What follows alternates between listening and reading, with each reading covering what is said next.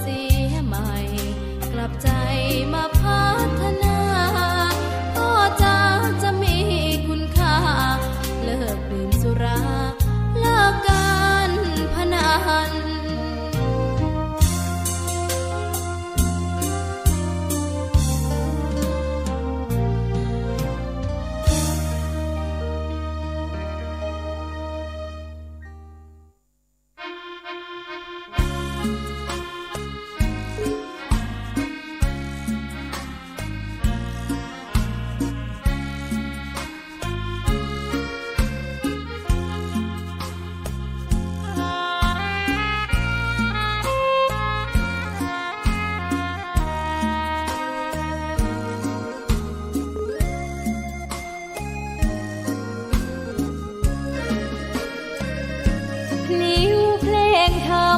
ถูกถ้อยคำเข้าถึงจิตใจ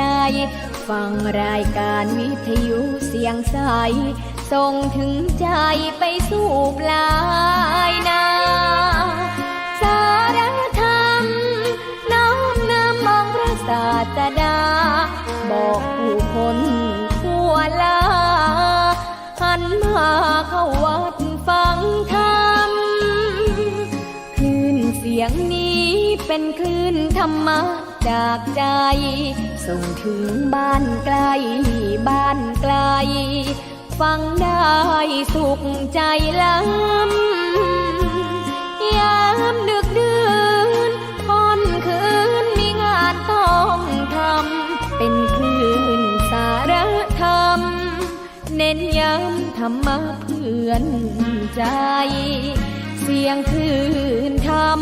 บอกหลักธรรมให้คลายความเหงาฟังเสียงธรรมะเบาเบาบอกเล่าถึงคนบ้านไกลสื่อธรรมะบอกลดละระหว่างด้วยใจสื่อไปถึงสวงในเข้าใจหลักธรรมหลักดีพลิ้วเพลงธรรมผูกสัมพันธ์จิตใจร่าเริงฟังสาระธรรมะบันเทิงรื่นเริงในชีวิตยามวันว่างเดินทางไปเยี่ยมสถานี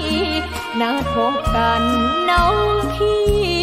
วันนี้วันดีวันเสาร์สวดมนต์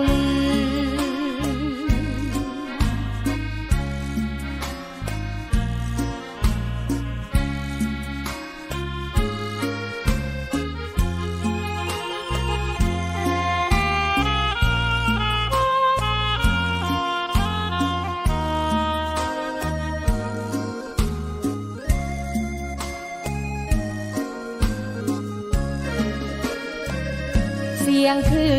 นธรรมบอกหลักธรรมให้คลายความเหงาฟังเสียงธรรมะเบาเบา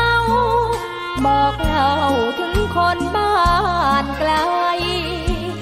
สื่อธรรมะบอกลดละระหว่างด้วยใจสื่อไปถึงสวงในเข้าใจหลักธรรมหลักดีเพลงธรรมผูกสัมพันธ์จิตใจร่าเริงฟังสาระธรรมะบันเทิงรื่นเริงในชีวิตยามวันว่างเดินทางไปเยี่ยมสถานีนัดพบกันน้องพี่วันนี้วันดีวันเสาร์สวดมนต์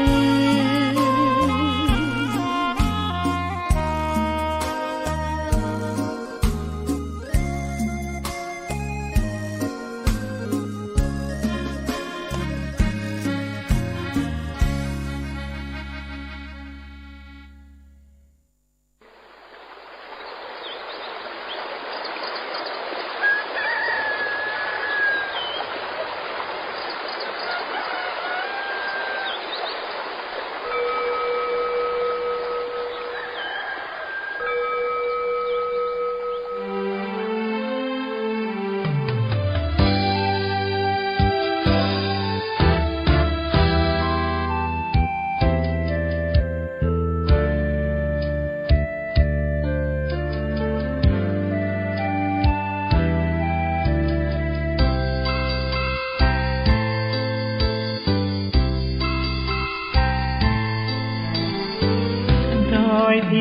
ปานน้ำงดงามสูงเด่น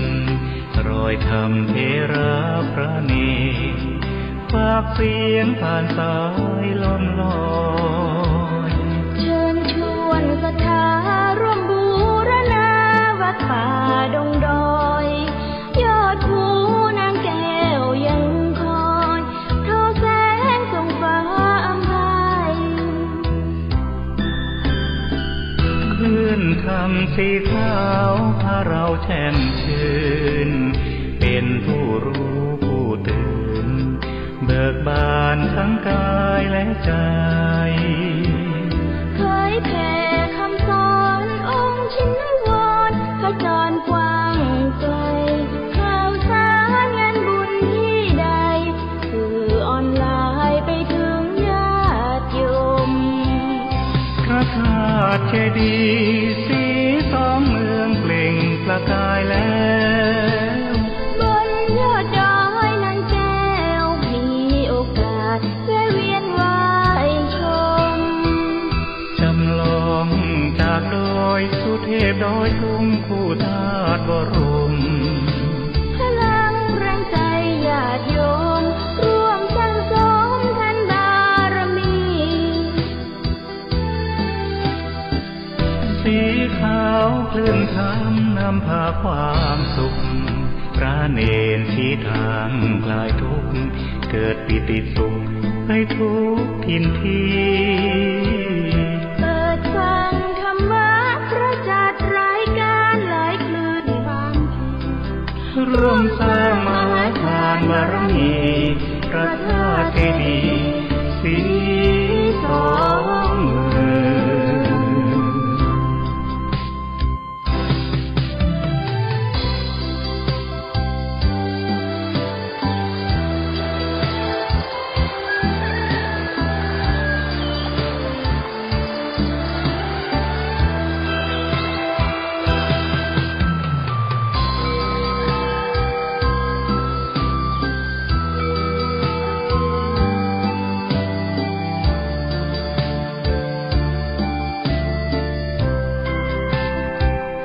พระธาตุเจดีย์สี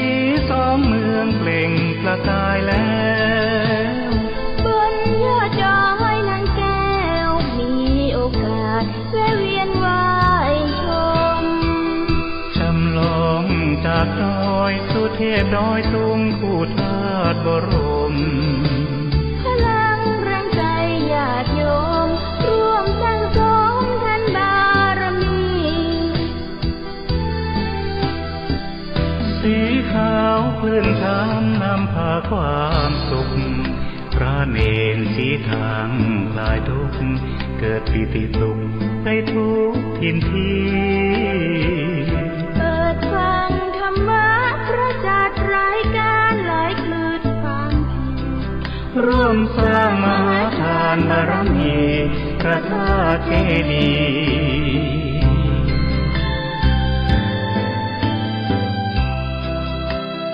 สีสองเมื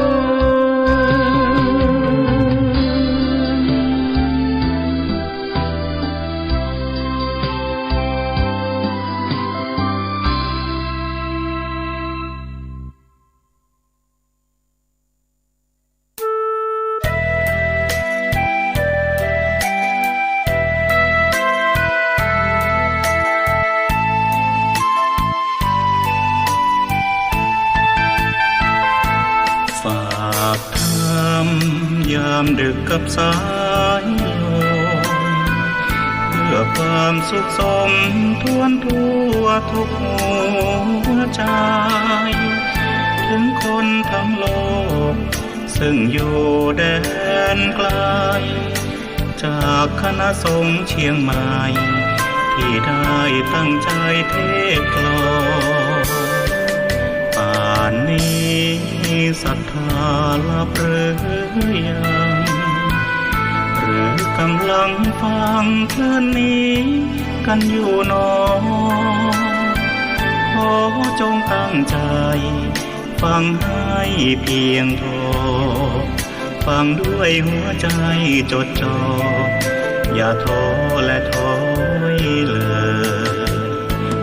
คืนไหนถ้ามีเวลาว่างจดหมายมาบ้างอย่าทำเงียบเฉ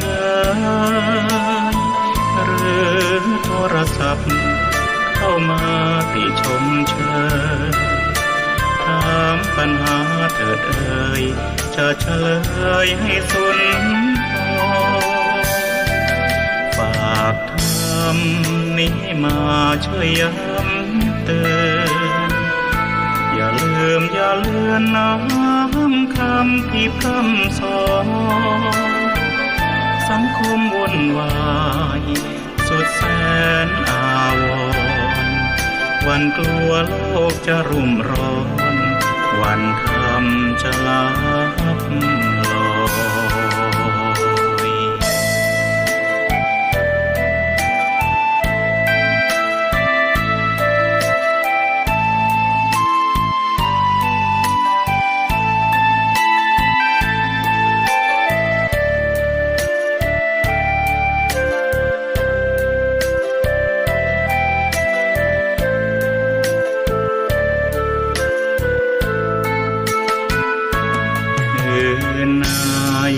ถ้ามีเวลาว่า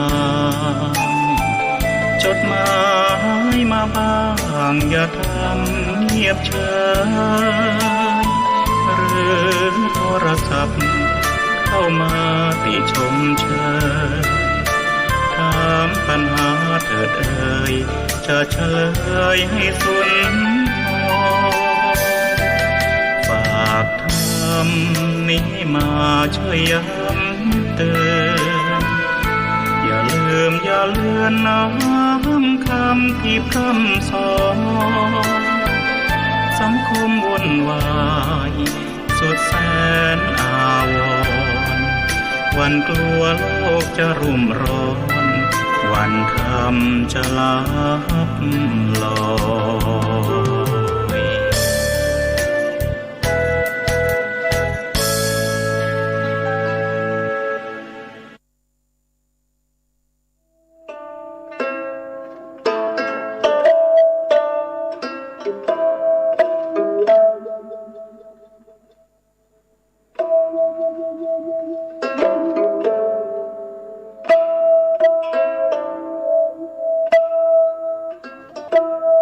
เดิกมาหมาบม้อย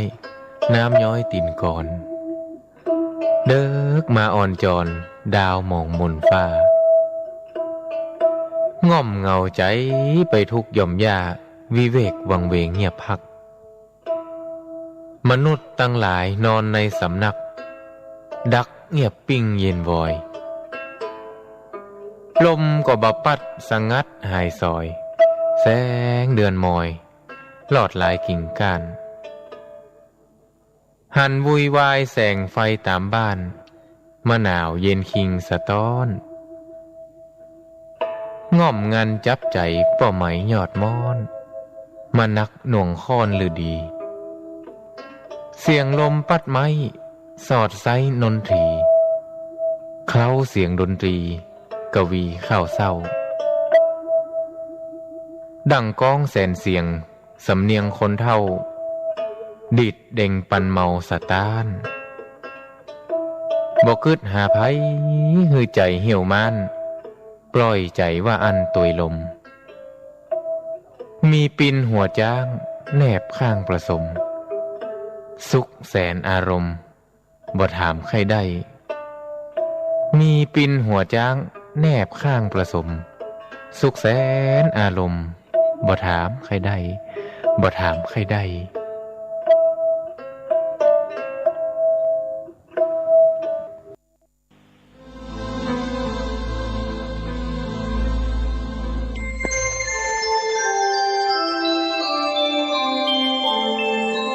ขณะนี้ท่านกำลังฟังสถานีวิทยุกระจายเสียงพระพุทธศาสนา FM 104.5 เมกะเฮิรตซ์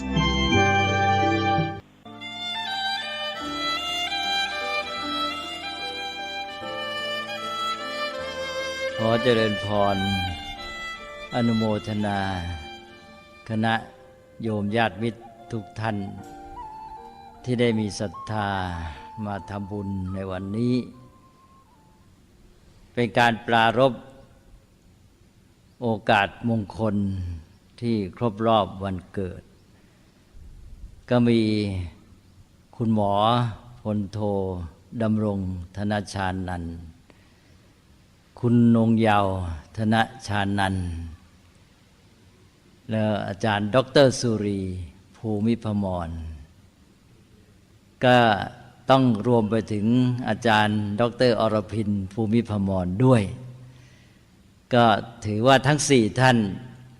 แม้ว่าของอาจารย์ดร.อรพินนั้นจะผ่านไปแล้ว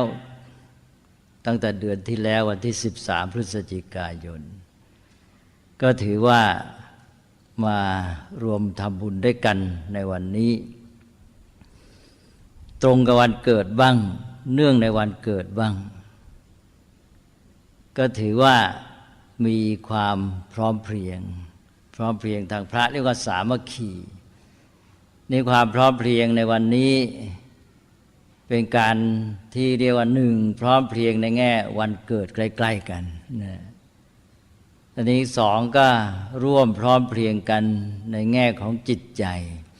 มีบุญกุศลเป็นศูนย์กลางเป็นที่รวมใจ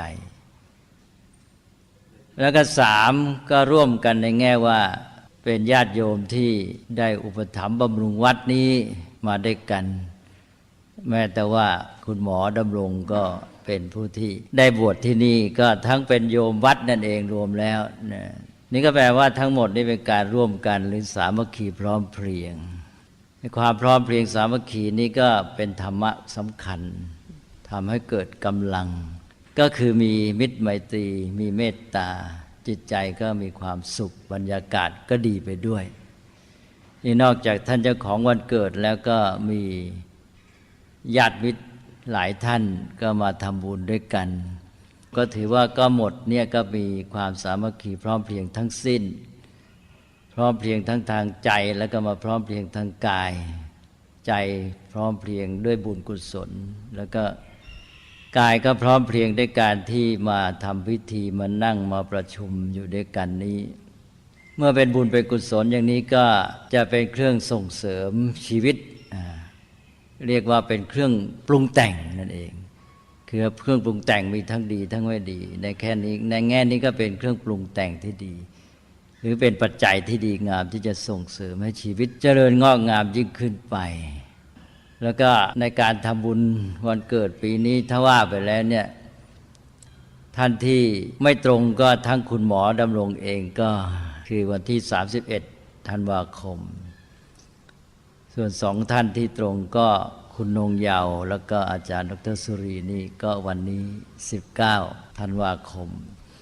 ทีนี้ก็ไม่ตรงอีกท่านหนึ่งล่วงไปแล้วคืออาจารย์ดร.อรพินทีนี้ขออาจารย์ดร.อรพินนี้ต้องถือว่าปีนี้พิเศษเพราะเหตุว่าครบ5 รอบอายุ60 ปีก็ถือว่าเป็นปีสำคัญแล้วก็ในแง่ของผู้ทำงานราชการก็เกษียณอายุราชการแต่ของอาจารย์อรพินนี่พอดีว่าเกิดเดือนพฤศจิกายนการเกษียณก็เลยเท่ากันได้อีกปีก็เท่ากับว่าเวลาสำคัญของอาจารย์ดร.อรพินนี่ก็มีทั้งหัวปีท้ายปีหัวปีก็นับเริ่มที่วันเกิดเป็นต้นปีของรอบอายุแล้วก็ไปมีตอนท้ายปีก็คือตอนเกษียณเมื่อเป็นวาระสำคัญอย่างนี้ก็ถือโอกาสเป็นพิเศษว่าในวันเกิดแล้วก็เป็นวันเกิดที่ครบ5 รอบด้วยนะนี่วันเกิดครบ5 รอบเป็นเรื่องเกี่ยวกับอายุที่สำคัญที่จริงทุกท่านที่เป็นเจ้าของวันเกิดวันนี้ก็อายุใกล้ๆกันแหละคืออายุก็ในช่วง60 ปีทีนี้เมื่ออายุระยะ60 ปีเป็นอายุที่สำคัญก้าวหน้ามาเราจะพูดกันว่าชักจะมีอายุมากแล้ว อายุมากนี่ในภาษาพระเนี่ยดีนะแต่ว่าภาษาไทยอยากให้อายุน้อยอันนี้ในภาษาพระกลับกันว่าถ้าอายุน้อยไม่ดีอายุมากดีทำไมจึงว่าอย่างนั้น เราให้พรกันบอกว่าอายุวันโนสุขังพลังก็เริ่มด้วยอายุก็คือให้มีทุกอย่างมากๆก็มีสุขก็มากๆมีกำลังก็มากเนี่ยมีวรรณะก็มากเนี่ยก็ต้องมีอายุมากด้วยนะอ้าวแล้วทำไมเราไม่ชอบล่ะเราต้องชอบสิอายุมากๆนะทีนี้ทำไมว่าอายุมากดีเราต้องมาดูคำแปลก่อนว่าอายุแปลว่าอะไรอายุในภาษาพระเนี่ยเป็นความหมายที่ดีมากญาติโยมต้องเข้าใจอายุถ้าแปลเป็นภาษาไทยง่ายๆก็แปลว่าพลังหล่อเลี้ยงชีวิตนั่นเองนะ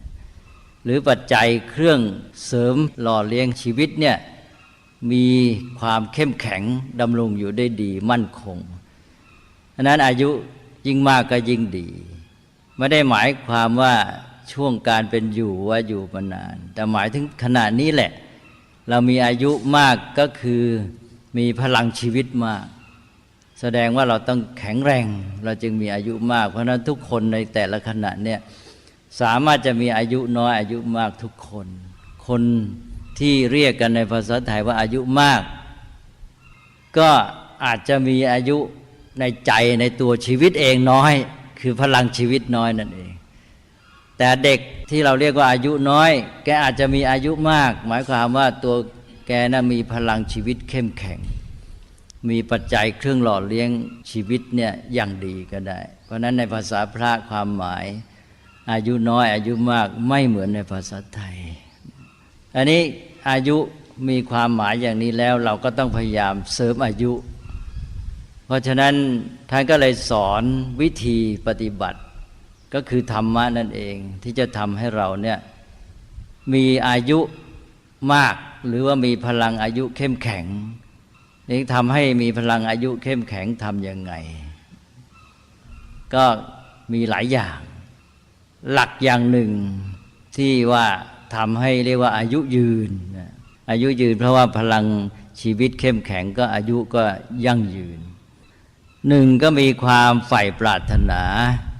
ชีวิตจะมีพลังเข้มแข็งเนี่ยต้องมีความใฝ่ปรารถนาที่จะทำอะไรบางอย่างถ้าเรายังมีความใฝ่ปรารถนาจะทำอะไรที่ดีงามเรานึกว่าโอ้สิ่งนี้ดีงามจะต้องทำฉันจะต้องอยู่ทำมันนี้ให้ได้นะอันนี้ชีวิตจะเข้มแข็งขึ้นมาทันทีพลังของชีวิตจะเกิดขึ้นเพราะนั้นสมัยโบราณเนี่ยเขาจึงมีวิธีการคล้ายๆเป็นอุบายให้คนแก่เนี่ยใจมีอะไรสักอย่างที่มุ่งหมายไว้ว่าอยากจะทำนั่นทำนี่แล้วมักจะไปเอาที่บุญกุศลนะเช่นอย่างบางท่านสมัยก่อนไม่ได้มีพระพุทธรูปมากอย่างนี้ก็จะบอกว่าจะต้องสร้างพระใจก็ไปคิดเนี่ยจะปรารถนาใฝ่จะคิดจะสร้างพระนั้นหรือว่าญาติโยมคิดจะทำอะไรที่ดีๆงามๆแม้แต่เกี่ยวกับลูกหลานว่าจะทำให้เขาได้มีความเจริญก้าวหน้าจะทำอันนั้นอันนี้ให้ได้เนี่ยใจที่ใฝ่ปรารถนาจะทำสิ่งที่ดีงามนั้นจะทำให้ชีวิตมีพลังขึ้นมาทันทีนี่เป็นตัวที่หนึ่งเรียกว่าความใฝ่ปรารถนาจะทำอะไรสักอย่างที่ดีงามจนกระทั่งว่าถ้านึกได้ว่าสิ่งนั้นดีงามควรจะทำแท้ๆใจอาจจะคิดถึงก็ถ้าหากว่างานนี้ยังไม่เสร็จฉันตายไม่ได้ว่างั้นเนี่ยถ้าหากว่ามีใจที่ใฝ่ปรารถนาจะทำอะไรที่ดีงามแรงกล้าเนี่ยจะเป็นตัวพลังใหญ่ที่หนึ่งนะเป็นตัวปรุงแต่งชีวิตเลยเรียกว่าอายุสังขารนะเหมือนอย่างพระพุทธเจ้าเนี่ยที่แม้จะทรงพระชราถ้าหากว่าทรงมีอะไรจะทำใช่ว่ายังมีพุทธประสงค์จะบำเพ็ญพุทธกิจก็จะดำรงพระชนอยู่ต่อไปนะตอนที่ปรงอายุสังขารเราจะใช้คำว่าปรงอายุสังขารก็คือว่าพรงวางแล้วไม่ปรุงแต่งอายุต่อแล้วนะอายุสังขารแปลว่าปรุงแต่งอายุก็คือหาเครื่องช่วยมาทำให้อายุเนี่ยมีพลังเข้มแข็งต่อไปว่าฉันจะต้องทำโน่นต้องทำนี่อยู่ถ้าอย่างนี้แล้วก็อยู่ได้ต่อไปนั่นข้อที่หนึ่งนี้สำคัญพระพุทธเจ้าพอตกลงว่าพระศาสนามั่นคงพอแล้วพระ พุทธบริษัทสี่เข้มแข็งพอแล้วเขารับมอบภาระไปได้แล้วพระองค์ก็เลยปลงอายุสังขารก็บอกว่าพอแล้วพอแล้วพระองค์ก็ประกาศได้เลยว่าจะปรินิพพานวันนั้นวันนี้นะหลักอันนี้ก็ใช้กับทุกท่านเลยข้อที่หนึ่งก็คือว่าต้องมีใจฝ่ายปรารถนาจะทำอะไรที่ดีงามตั้งไว้นะแต่มองให้ชัดว่าอันนี้ดีแน่จะคิดจะทำนี่สองพอมีใจฝ่ายปรารถนานั้นแล้วก็สองก็มุ่งหน้าไปก็มันก็ไปจุดเดียวกันแหละมุ่งหน้าจะไปทำอันนั้นก็มีพลังขึ้นมาความมุ่งหน้าก้าวไปเนี่ยทำให้เกิดพลังที่สำคัญแล้วก็จะประสานสอดรับกับข้อที่สามก็คือว่าใจแน่วพอมุ่งหน้าไปแล้วก็แน่วอยู่กันอีกนั่นแหละพอใจแน่วแล้วทีนี้ก็จดจ่อเรียกว่าอุทิศใจอุทิศตัวให้คราวนี้มีเรื่องอะไรมาโดยเฉพาะคนแก่คนอายุมากเนี่ยมักจะรับอารมณ์มากเนี่ยถ้าไม่มีอะไรจะทำเนี่ยหนึ่งก็ไปคิดเรื่องความหลังเรื่องเก่าสองก็รับกระทบอารมณ์ต่างๆลูกหลานทำโน่นทำนี่ถูกหูถูกตาบ้างขัดหูขัดตาบ้างนี่ก็บ่นแล้วทีนี้เก็บมาเป็นอารมณ์ใจคอก็อาจจะเศร้าหมองได้นี้ถ้าก็มีอะไรจะทำชัดเจนแล้วใจไปอยู่กันนั่นแล้วทีนี้อารมณ์กระทบไม่รับแหละหรือมาเดี๋ยวผ่านหมดไม่อยู่นี่ก็สบายที่ใจก็อยู่แต่บุญกุศลอยู่ความดีที่จะทำแต่นี้ท่านเรียกว่าได้ข้อสามแล้วใจแน่วตัดอารมณ์กระทบหมดเลยเนี่ยคนที่สูงอายุนี่มีปัญหานี้อันก็คือว่ารับอารมณ์กระทบอย่างที่ว่าเข้ามาทางตาทางหูแม้แต่กับลูกหลานนี่แหละเพราะฉะนั้นถ้าทำได้อันนี้ก็สบายเลยตัดทุกข์ตัดกังวลตัดอะไรไปหมดแล้วต่อไปข้อสี่ก็ใช้ปัญญาเรามีอะไรที่จะต้องทำอยู่แล้วนี่คิดจะทำอันนั้นอยู่ใจก็อยู่อันนั้นก็คิดว่าจะทำยังไงมันบกพร่องยังไงจะแก้ไขยังไงวางแผนคิดด้วยปัญญาคิดไม่เป็นอารมณ์แล้วตอนนี้ท่านไม่เรียกว่าคิดปรุงแต่งท่านคิดด้วยปัญญาคิดหาเหตุหาผลคิดวางแผนคิดแก้ไขปรับปรุงใช้ปัญญาพิจารณาสมองก็ไม่ฝ่อความคิดมันเดินอยู่เรื่อย4ข้อนี่แหละพระพุทธเจ้าตรัสไว้เลยเราบางทีก็ไม่ได้คิดว่าธรรมะ4ข้อเนี่ยจะทำให้อายุยืนเพราะเป็นเครื่องปรุงแต่งชีวิตหรือปรุงแต่งอายุเรียกว่าอายุสังขารพระพุทธเจ้าก็ตรัสบอกถ้ามีธรรม4ประการนี้แล้วอยู่ไปได้จนอายุไขเลยว่างั้นนะคือหมายว่าคนเราเนี่ยอายุไขในช่วงแต่ละยุคละยุคนี้ก็สั้นยาวไม่เท่ากันยุคนี้ถือว่าประมาณ100ปีก็แล้วกันก็อยู่ไปให้ได้100ปีใจคนถ้าวางได้ถูกต้องแล้วก็มีแนวทางที่ดีก็อยู่ได้ธรรมะ4ประการนี้พระพุทธเจ้าตรัสเรียกว่าอิทธิบาท4นะก็บอกภาษาพระให้ข้อที่1ก็คือฉันทะแปลว่าความฝ่ายปรารถนาจะทำความอยากจะทำนั่นเองมีอะไรที่อยากจะทำชัดเจนที่ดีงาม2ก็วิริยะความมีใจแกล้วกล้ามุ่งหน้าไปแล้วก็3ก็จิตตะความมีใจแน่วจดจ่ออุทิศต่อสิ่งนั้นและ4วิมังสาแปลว่าไตร่ตรองพิจารณาใช้ปัญญาใคร่ครวญในการที่จะปรับปรุงแก้ไขทำให้มันดียิ่งขึ้นไปจนกว่าจะสมบูรณ์อันนี้4ข้อเนี่ยก็เป็นหลักความจริงตามธรรมดาธรรมชาติโยมที่สูงอายุที่เราเรียกกันว่าสูงอายุเนี่ยนำไปใช้แล้วจะเป็นประโยชน์อย่างมากนะแล้วก็รับรองผลได้พอสมควรนะแม้แต่ลูกหลานท่านที่อายุที่ถือกันในภาษาไทยว่าอายุยังไม่มากก็ใช้ประโยชน์ได้แล้วก็เอาไปช่วยท่านผู้ใหญ่คุณปู่คุณย่าคุณตาคุณยายด้วยนะแม้แต่สิ่งที่ทำไปแล้วเนี่ยยังไปทำบุญทำกุศลทำความดีอะไรไว้ก็ลูกหลานก็คอยยกเรื่องนั้นมาพูดและให้ใจของปู่ย่าตายายอยู่กับสิ่งนั้นดีงามไม่ให้ใจท่านไปอยู่กับเรื่องวุ่นวายเดือดร้อนขุ่นมัวเศร้าหมอง พอมันจะเกิดขึ้นมาเราก็ใช้สติกันหมดเลยแล้วก็หยุดสติเนี่ยมันจะตัวจับไว้สติเป็นนายประตูเราจะเอาให้ตัวไหนเข้าตัวไหนไม่เข้าเราก็ใช้สตินี่แหละไอ้ตัวนี้ไม่เอากันเลยไม่ให้เข้ามาสู่จิตใจอันไหนที่ดีทำให้จิตใจดีงามเบิกบานผ่องใสก็เอาเข้ามาเนี่ยสติก็เปิดรับอย่างนี้ก็สบายชีวิตก็มีความสุขความเจริญงอกงามนี้วันเกิดนี่ก็เป็นวันที่เราจะได้เริ่มต้นนะวันเกิดก็คือวันเริ่มต้นของชีวิตแล้วก็ในแต่ละปีก็ถือว่าเริ่มต้นกันในรอบอายุของปีนั้นๆและที่สำคัญก็คือให้นำคติความหมายของการเกิดนี่มาใช้ประโยชน์ว่าการเกิดของชีวิตที่เราเรียกกันว่า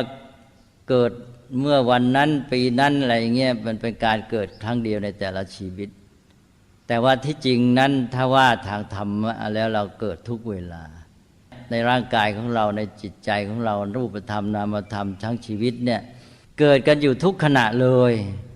ในทางร่างกายนี่เราก็มีเซลล์เก่าเซลล์ใหม่เซลล์มันก็เกิดของมันตลอดเวลา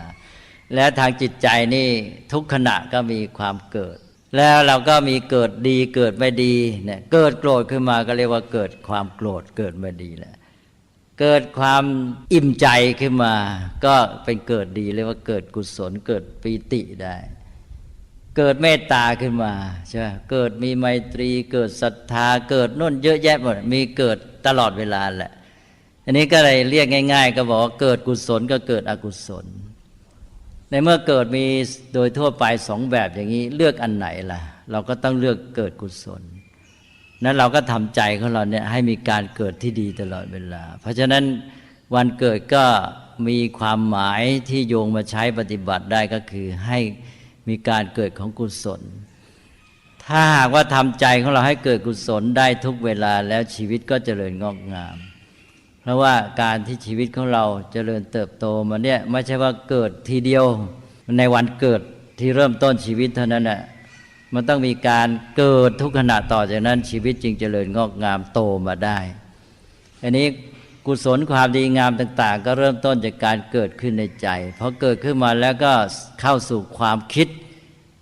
ออกมาสู่การพูดการทำเจริญงอกงามต่อไปแม้แต่ว่าเกิดบ่อยๆอย่างเกิดศรัทธาเกิดบ่อยๆเกิดเมตตาเกิดบ่อยๆต่อมาศรัทธาเมตตานั้นก็เจริญขยายงอกงามยิ่งขึ้นนั้นก็ทำให้เกิดบ่อยๆพอจากการเกิดก็เจริญงอกงามพอเจริญงอกงามแล้วไอ้ความเกิดของกุศลตัวนั้นมันจะมีการส่งต่อไปตัวอื่นรับช่วงอีกนะเช่นเราเกิดศรัทธาขึ้นมาเราอาจจะนึกต่อไปเราอยากจะทำบุญทำกุศลอีกแล้วนะทำบุญทำกุศลก็ก้าวไปจะทำอะไรแต่อะไรมันก็รับช่วงกันไปอีกก็เรียกว่าทำให้เป็นปัจจัยแก่กันก็หนุนเนื่องกันเพราะนั้นก็ตัวกุศลก็ตามอกุศลก็ตามนี่มันก็มีความสัมพันธ์ซึ่งกันและกันมันก็เป็นปัจจัยต่อกันพอตัวหนึ่งมาแล้วเราก็ทำให้มันเป็นปัจจัยกับอีกตัวหนึ่งก็ตามมาก็ไปกันใหญ่ก็ดีใหญ่ยิ่งคนที่ฉลาดในเรื่องระบบเหตุปัจจัยเนี่ยก็ทำสิ่งที่ดีงามได้ขยายเพิ่มพูนมากมายใช้ระบบเหตุปัจจัยระบบความสัมพันธ์ก็เลยเป็นเรื่องดีงามขยายเพิ่มพูนรวมแล้วก็อยู่ในคำว่าเจริญงอกงามนี้เมื่อวันเกิดเป็นนิมิตให้เราได้คติว่าเราจะต้องทำให้เกิดกุศลในใจของเราอย่างนี้ก็เลยว่าเราก็ให้เกิดมีธรรมะอย่างที่ว่าก็โยมเริ่มได้เกิดตัวฉันทะความใฝ่ปรารถนาจะทำสิ่งที่ดีงามนั่นแหละแล้วก็เกิดวิริยะความเพียรมุ่งหน้าจะไปทำสิ่งนั้นแล้วก็จิตตะความมีใจแน่วจ้องจะทำสิ่งนั้นพร้อมทั้งวิมังสาการใช้ปัญญาไตร่ตรองพิจารณาในเรื่องนั้นอาจารย์ดร.อรพินครบ5 รอบก็เอาเป็นว่าให้เป็นเครื่องหมายว่าทำ5 อย่างนะทำ5 อย่างก็คู่กับ5 รอบ5 อย่างคืออะไรบ้างให้มาเกิดเป็นกุศลในใจเอามารวมเข้ากับอิทธิบาท4เมื่อกี้เนี่ยท่านี้ดีใหญ่เลย5 ตัวนี่พระพุทธเจ้าตรัสเสมอถือว่าเป็นธรรมะคู่ชีวิตทุกท่านมันอยู่ในใจเราเลยนี่ถ้าเกิดขึ้นมา ถ้าใครทำได้ชีวิตเจริญงอกงามมีความสุขทุกเวลาและอายุก็จะยืนไปด้วย5อย่างอะไรบ้าง1ท่านบอกว่าให้มีความร่าเริงเบิกบานใจตลอดเวลาเรียกว่าปราโมทย์ข้อที่1ปราโมทย์นี่เป็นเรื่องสำคัญมากเป็นธรรมพื้นจิตถ้าใครอยากจะเป็นชาวพุทธที่ดีนี่ต้องพยายามสร้างปราโมทย์ให้ได้ปราโมทย์พระพุทธเจ้าตรัสถึงขนาดในธรรมบทเนี่ยว่าปราโมทชพหุโรภิกขุทุกขัดสันตังกริสติภิกษุผู้มากได้ปราโมทย์จะกระทำความสิ้นทุกข์ได้นะก็ใครที่ใจมีปราโมทย์อยู่เสมอเนี่ยจะหมดความทุกข์จะบรรลุนิพพานได้เลยนั้นชาวพุทธบางทีไม่ได้นึกถึงไปคิดอะไรแต่อะไรจะทำโน่นทำนี่ที่ยากเย็นนะทำไมทันได้ทำของง่ายๆนะปราโมทย์ใจที่จะไปนิพพานได้นี่ถ้าไม่มีปราโมทย์ยากจะไปเพราะฉะนั้นต้องทำให้ได้ก่อนใจมีปราโมทย์ก็คือใจร่าเริงเบิกบานจิตใจที่มันไปนิพพานต้องเป็นจิตใจที่โล่งโปร่งเบาไม่ขุ่นมัวไม่เศร้าหมองปราโมทย์มันก็ทำให้ไม่มีความขุ่นมัวเศร้าหมองนั้นญาติโยมจะต้องพยายามทำใจให้ปราโมทย์ทุกเวลาปราโมทย์ร่าเริงเบิกบานผ่องใสต่อไปข้อที่2ทีนี้ก็จะจำกัดเข้าไปแล้วในแต่ละเรื่องแต่ละกิจแต่ละเวลาทำอะไรอย่างโยมทำครัวเนี่ยก็รู้อยู่แล้วว่าทำบุญทำกุศลเดี๋ยวอาหารเสร็จได้ถวายพระเลี้ยงพระท่านได้อิ่มฉันแล้วท่านจะได้มีกำลังทำหน้าที่การงานทำศาสนกิจได้เล่าเรียนศึกษาปฏิบัติแม้เราได้มีส่วนช่วยอุปถัมภ์บำรุงพระศาสนาเสริมกำลังพระศาสนาเจริญรุ่งเรืองเรามองเห็นไปหมดโล่งทีนี้เราทำทุกอย่างนี้จะเป็นไปเพื่อผลนั้นเพราะนั้นเวลาเราทำเราเห็นหมดเลยผลจะเกิดดีงั้นแม้แต่ว่ากวาดครัว หรือว่าล้างจานหรือว่าหุงข้าวเนี่ยทุกขณะโยมนึกอย่างนี้แล้วก็อิ่มใจปลื้มใจท่านเรียกว่ามีปีติปีติเป็นตัวสำคัญพอมีปราโมทย์แล้วให้มีปีติทำอะไรทุกอย่างทำงานทำการอย่างอาจารย์ดร.สุรีไปปลูกต้นไม้เราจะได้ช่วยประเทศชาติ หรือว่ามาช่วยวัดให้วัดนี่รื่นรมร่มรื่นนะก็จะทำให้เชิดชูจิตใจคนมีความสุขหรือคุณหมอรักษาโรคทำให้คนป่วยหายป่วยแข็งแรงนึกขึ้นมาถึงภาพเขาแข็งแรงเขาหายป่วยสบายแล้วเรื่องไปสังคมที่ดีเข้มแข็งพอนึกไปอย่างเงี้ยเวลาทำงานเราก็ปลื้มใจอิ่มใจพอนึกอย่างนี้ได้เนี่ยปีติก็มาเรื่อยถ้าไม่งั้นถ้าเราไม่นึกอย่างนี้เวลาเราทำงานใจของเราจะเครียดได้ใจไม่สบายแต่ถ้าเรานึกไปไกลเห็นผลที่จะเกิดขึ้นในทางที่ดีเนี่ยปีติเกิดข้อที่2มาและปีติ3ก็ปัสสัทธิปัสสัทธิแปลว่าความผ่อนคลายความผ่อนคลายนี่เดี๋ยวนี้ต้องการมากมาตรงข้ามกับความเครียดนะคนเดี๋ยวนี้ทำงานเพราะความเครียดเพราะกังวลเพราะมีโลภมีโทสะมีความกังวลอะไรต่างๆมากก็ทำให้เครียดแต่ถ้าหากว่าใจไปนึกถึงผลดีที่จะเกิดขึ้นทำได้สบายใจก็ไม่เครียดนะใจก็สบายทำงานได้ความผ่อนคลายสงบเย็นเป็นปัสสัทธิถ้ากายเครียดใจก็เครียดถ้าใจเครียดกายก็เครียดทีนี้พอใจผ่อนคลายกายก็ผ่อนคลายด้วยก็เรียกว่ามีปัสสัทธิข้อที่3ต่อไปก็ข้อที่4ก็สุขมาแหละพอมีปราโมทย์มีปีติมีปัสสัทธิคราวนี้ก็มีความสุขความสุขนี่จะแปลง่ายๆก็แปลว่าความฉ่ำชื่นรื่นใจคือใจมันรื่นสบายมันไม่ติดขัดไม่มีอะไรบีบคั้นมันโล่งมันโปร่งมันคล่องมันสะดวกนะตรงข้ามกับทุกข์ที่มันติดขัดบีบคั้นขัดข้องอันนี้ก็ได้ความสุขพอได้ความสุขแล้วต่อไปก็ได้ข้อที่5พอข้อที่5ก็พอมีความสุขใจก็อยู่ตัวพออยู่ตัวมันก็ตั้งมั่นมันก็ไม่มีอะไรมารบกวนมันไม่กระสับกระส่ายไม่พลุ่งพล่านไม่กระวนกระวายเนี่ยมันอยู่ตัวใจกำลังคิดจะทำอะไรก็อยู่กับสิ่งนั้นการที่ไม่มีอะไรมารบกวนได้เลยใจอยู่ตัวตั้งมั่นอย่างเงี้ยท่านเรียกว่าสมาธินะ พอใจเป็นสมาธิก็เป็นที่ชุมนุมของสิ่งที่ดีงามก็รวมบรรจบกันที่นี่หมด5ตัวเนี่ยเข้ากับว่าอายุ5 รอบก็ทวนซะอีกครั้งหนึ่งว่า1ปราโมทย์ความร่าเริงเบิกบานใจแจ่มใส2ปีติความอิ่มใจปลื้มใจ3ปัสสัทธิแปลความผ่อนคลายสงบเย็นกายใจแล้วก็4สุขความฉ่ำชื่นรื่นใจแล้วก็5สมาธิความอยู่ตัวของจิตใจตั้งมั่นสงบแน่วแน่ก็คือพูดง่ายๆว่าสมาธิได้5ตัวนี้แล้วสบายแน่เลย5ตัวนี้เรียกว่าธรรมสมาธิคือความที่ธรรมะที่เป็นองค์ประกอบสำคัญเนี่ยมันมาแน่วรวมกันประชุมพร้อมแล้วต่อจากนี้ก็จะเกิดจิตสมาธิพอจิตเป็นสมาธิแล้วก็เอามาใช้ส่งต่อไปสู่ปัญญาก็ได้เอาไปใช้นั่นเองเป็นปัจจัยของการที่ว่าจะคิดจะอะไรจะอะไรจิตใจก็ผ่องใสก็คิดโล่งคิดโปร่งคิดได้ผลดีนั่นก็พระพุทธเจ้าก็ให้ใช้สมาธิเป็นฐานของปัญญาต่อไปหรือแม้จะไปทำงานทำการอะไรก็ทำได้ผลดียังไงก็ให้เกิดอยู่ในใจประจำแหละ5ตัวเนี่ยที่ว่าวันเกิดก็ขอให้ได้เป็นนิมิตหมายว่าต่อไปนี้ให้เราเกิดกุศลทุกเวลาและกุศลสำคัญที่เกิดง่ายเพราะมันอยู่ในใจแน่นอนก็คือ5ตัวเนี่ยปราโมทย์ปีติปัสสัทธิสุขสมาธิแล้วมันเกิดขึ้นมาแล้วเราก็ให้มันไปประสานกับอิทธิบาท4ที่ว่านั่นเป็นช่วงยาวเลยคราวนี้ก็ว่ากันนานเลยอิทธิบาท4นี่ใจปรารถนาจะทำอะไรที่ดีงามนะคิดขึ้นมาให้ชัดแล้วก็มีความเพียรมุ่งหน้าไปทำมันแล้วมีจิตตะแน่วแน่แล้วก็ใช้ปัญญาวิมังสาคิดการไปโดยไม่มีอารมณ์วุ่นวายเข้าไปเกี่ยวข้องจิตใจไม่ขุ่นมัวเศร้าหมองก็ได้ผลดีอันนี้ก็เป็นธรรมะประจำวันเกิดท่านเจ้าของวันเกิดทุกท่านใจที่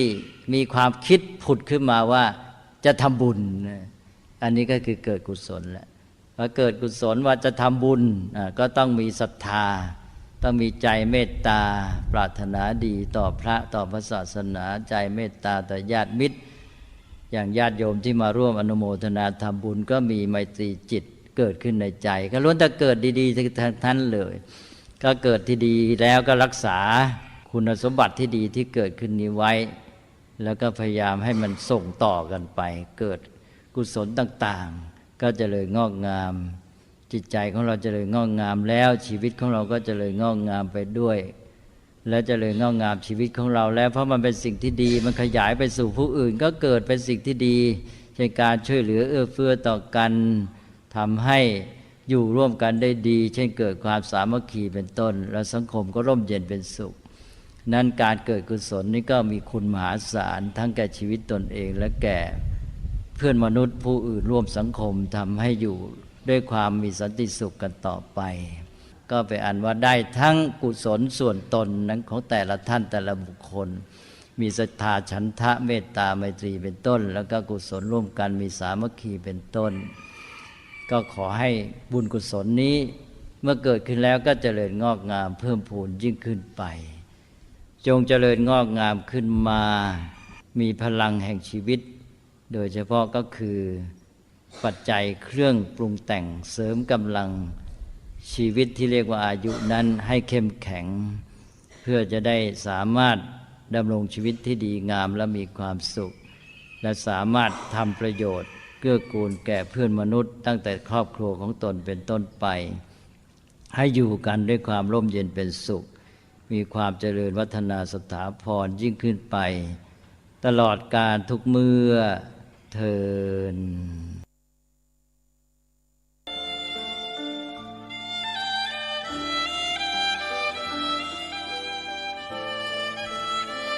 ขอเจริญพร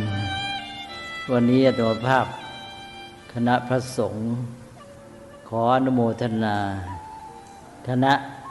อาจารย์ญาติมิตรลูกศิษย์ทั้งหลายที่ได้มาทำบุญร่วมกันด้วยมีน้ำใจปรารถนาดีต่อท่านศาสตราจารย์ดร.อภิชัยพันธเสน ในโอกาสที่ท่านจะครบเกษียณอายุราชการพูดง่ายๆอย่างชาวบ้านก็เรียกว่ามาทำบุญกับท่านกับท่านอาจารย์ก็เป็นเรื่องของบุญกุศลเริ่มแต่น้ำใจที่ดีมีความปรารถนาดีต่อกันก็ทำให้เกิดความร่วมแรงร่วมใจมีความสามัคคีเป็นความสามัคคีทางใจก่อน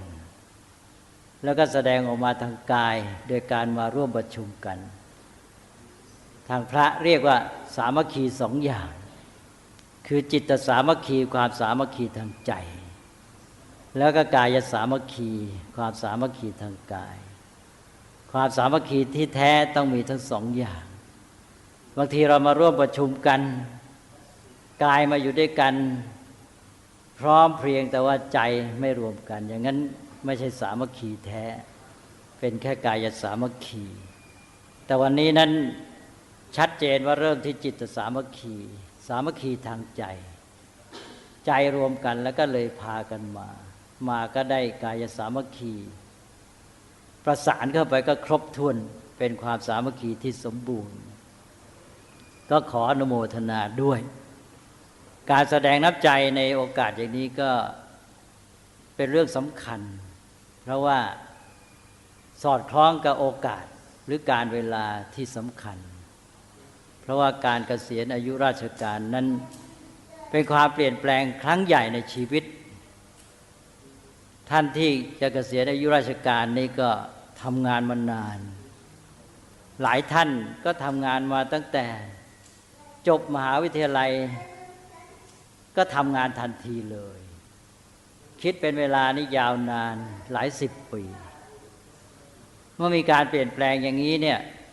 บางทีให้รู้สึกเหมือนว่าใจหายเลยจะต้อง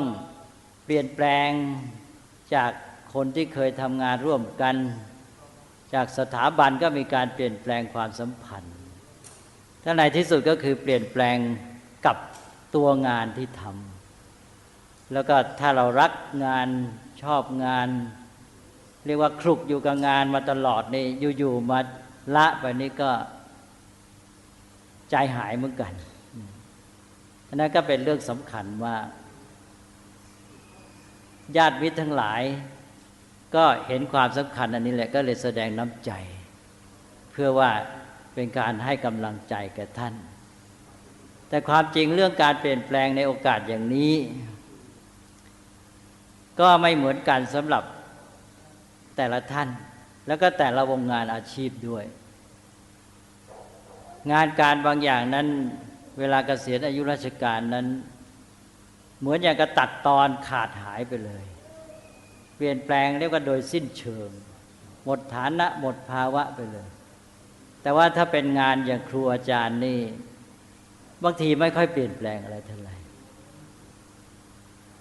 เกษียณไปแล้วก็ยังมาช่วยลูกศิษย์ลูกหามาสอนต่อไปอีกแล้วก็งานการประเภทของครูอาจารย์เนี่ยถึงไม่สอนใครตัวเองก็ค้นคว้าหาความรู้แต่งตำรับตำราต่อไปก็เลยบางทีก็ไม่ค่อยเปลี่ยนแปลงอะไรมากแต่ไม่ว่าจะยังไงก็ตามก็รวมแล้วก็เรียกว่าโดยกำหนดกันทั่วไปนี่ก็ถือว่าเป็นการเปลี่ยนแปลงครั้งใหญ่และจะเป็นการตัดตอนขาดหายอะไรก็ตามที่จริงถ้ามองให้ดีแล้วก็มีแง่มุมที่เป็นประโยชน์หมายความว่าอยู่ในราชการทำงานไปตอนไม่เกษียณก็ดีเกษียณแล้วก็ดีแหละเพราะว่าการเกษียณอายุราชการนี้ทำให้มีความหมายได้ความหมายได้ประโยชน์หลายอย่างเหมือนกันแต่ว่าถ้าพูดโดยย่อในขั้นต้นนี่การเกษียณอายุราชการก็มีความหมายอย่างที่กล่าวเมื่อกี้ว่าท่านเจ้าของอายุได้ทำงานทำการสร้างสรรค์ประโยชน์แก่ประเทศชาติแก่สังคมอย่างครูอาจารย์ก็ได้สั่งสอนลูกศิษย์ลูกหาให้ความรู้สร้างปัญญามาให้เยอะแยะแล้วเมื่อได้ทำงานมาพอสมควรมากแล้วก็น่าจะได้มีเวลาพักผ่อนบ้าง การมีเวลาพักผ่อนก็ได้มีเวลาเป็นของตัวเองนอกจากพักแล้วก็คือจะได้มีเวลามาชื่นชมกับผลงานชื่นชมกับประโยชน์ที่ได้ทำไว้สร้างสรรค์เรียกว่ามีปีติและความสุขอิ่มใจปลื้มใจกับสิ่งที่ได้ทำไว้ซึ่งเป็นประโยชน์แก่ประเทศชาติแก่สังคมใครก็ตามที่ได้ทำงานอย่างนี้สร้างสรรค์ประโยชน์ไว้แล้วเนี่ยก็มีสิทธิที่จะได้ชื่นชมผลงานนั้นนึกขึ้นมาในใจว่าเราได้ใช้ชีวิตให้เป็นประโยชน์ได้สร้างสรรค์ความดีไว้เนี่ยนึกขึ้นมาเมื่อไหร่ก็มีความสุขถ้าเรียกว่าเป็นความสุขที่ประณีตเป็นความสุขที่ลึกซึ้งอยู่ภายในจิตใจแล้วนึกขึ้นมาก็สุขเมื่อนั้นไม่เหมือนอย่างกับความสุขภายนอกทางวัตถุที่ว่าพอได้เสพได้บริโภคเสร็จแล้วก็แล้วไปพอนึกขึ้นมาก็เสียดายแต่ว่าถ้าเป็นความสุขแบบการได้บำเพ็ญประโยชน์การท่านให้มีชีวิตที่มีคุณค่าเนี่ยนึกขึ้นมาเมื่อไรก็สุขเมื่อนั้นอันนี้ก็เป็นสิ่งหนึ่งที่เป็นแง่ดีก็เรียกง่ายๆเป็นโอกาสที่จะได้ชื่นชมความเสียสละการบำเพ็ญประโยชน์สิ่งที่ได้สร้างสรรค์ไว้คุณงามความดีต่างๆนี่ในอีกแง่หนึ่งถ้ามองไปยังผู้อื่นก็คือสถาบันสังคมประเทศชาติตลอดจนบุคคลที่เกี่ยวข้องเช่นลูกศิษย์ลูกหาท่านที่เกษียณอายุราชการได้ทำงานไว้ทำประโยชน์ไว้ให้แล้วแก่สังคมประเทศชาติก็ถึงเวลาที่สังคมประเทศชาติจะได้มาแสดงน้ำใจตอบแทนคุณความดีของท่านโดยให้โอกาสท่านได้พักผ่อนบ้างเหน็ดเหนื่อยมาเยอะแล้วตอนนี้เราก็แสดงน้ำใจต่อท่านบ้างถ้าเป็นประเทศชาติแสดงออกไปรูปธรรมก็อย่างที่ตอนนี้ก็ให้พักผ่อนได้รับบำเหน็จบำนาญอะไรอย่างนี้ก็ถือว่าเป็นการแสดงน้ำใจตอบแทนคุณแล้วก็ช่วยดูแลต่อไปด้วย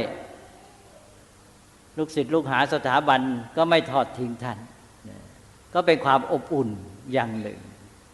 ถ้าเรียกภาษาพระก็ถือว่าเป็นความกตัญญูกตเวทีแต่ว่านอกจากนั้นก็คือว่าด้วยการที่มีท่านผู้ทำงานมาก่อนมีประสบการณ์ทำงานไปสร้างสรรค์ประโยชน์ทำความดีไปเนี่ยก็เป็นแบบอย่างกับคนรุ่นหลังมีคุณความดีที่ได้ทำไว้ซึ่งคนที่เป็นอนุชนจะได้ถือเป็นแบบอย่างทางนี้เขาเรียกว่าเป็นการบูชาคุณก็คือยกย่องคุณความดี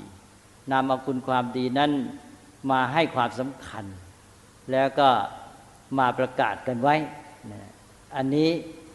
ก็เป็นหน้าที่ในฝ่ายสังคมประการต่อไป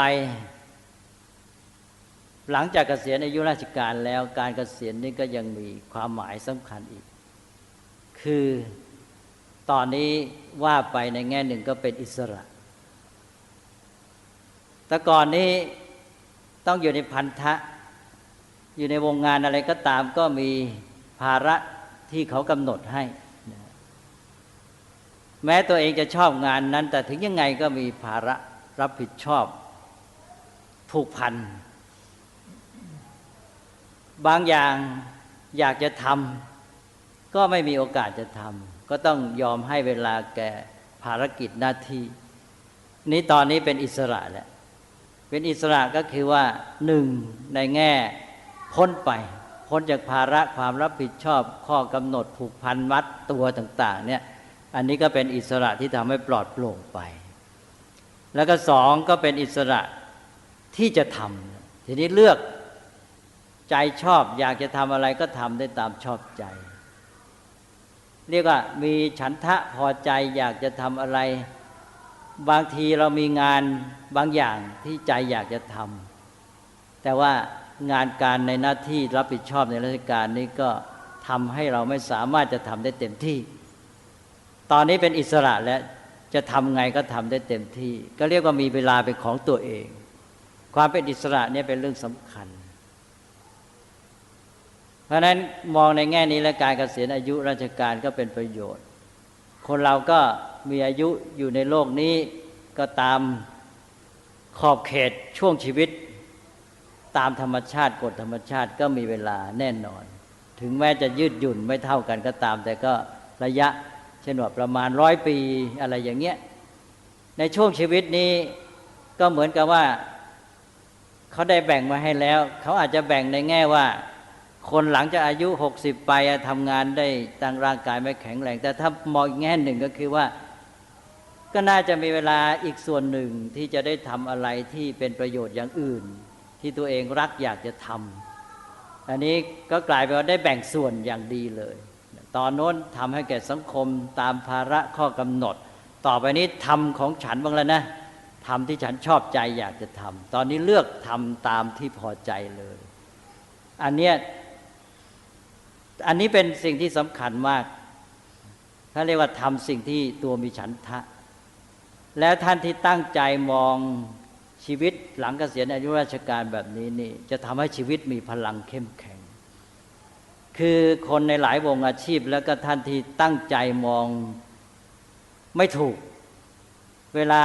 เกษียณอายุราชการเนี่ยบางทีจิตใจรู้สึกเหงาว้าเหวรู้สึกขาดหายไปแล้วก็เลยหลังเกษียณอายุราชการก็เลยเหี่ยวเฉาใจคอก็ไม่สบายแต่ว่าทีนี้ถ้าหากว่าตั้งใจถูกมองว่าเป็นโอกาสของเราแล้วก็มากำหนดคิดเลือกแหละว่าอะไรนะที่เราจะทำที่ดีงามเป็นประโยชน์ใจรักที่สุดตอนนี้เลือกเอามาเลยแล้วพอใจอยากจะทำสิ่งนั้นขึ้นมากลับดีใจเลยทีนี้ว่าตอนนี้เป็นโอกาสของเราแล้วจะทำงานนี้ได้เต็มที่เลยไม่มีอะไรมาเป็นอุปสรรคมากีดขวางมาแย่งเวลาอันนี้ตอนนี้พลังชีวิตจะเกิดขึ้นนี่แหละสิ่งที่ท่านเรียกว่าอายุคำว่าอายุในภาษาพระเนี่ยเป็นความหมายที่ดีถ้าอายุมากหมายความว่ามีพลังชีวิตมากไม่ใช่หมายความว่าอายุมากแล้วหมดแรงทีนี้เราใช้กันผิดไม่งั้นพระจะให้พรทำไมอายุวันโนสุขังพลังขอให้ท่านมีอายุวันนะสุขภละก็อายุคนไทยเราก็นึกกันในแง่อายุยืนก็ถูกในแง่หนึ่งแต่ว่าอายุนั้นที่จริงมีความหมายว่าเป็นพลังชีวิตคือพลังสืบต่อให้ชีวิตยืนยาวนี่คนที่จะมีพลังชีวิตก็ตัวสำคัญในทางพระศาสนาท่านบอกว่าตัวอะไร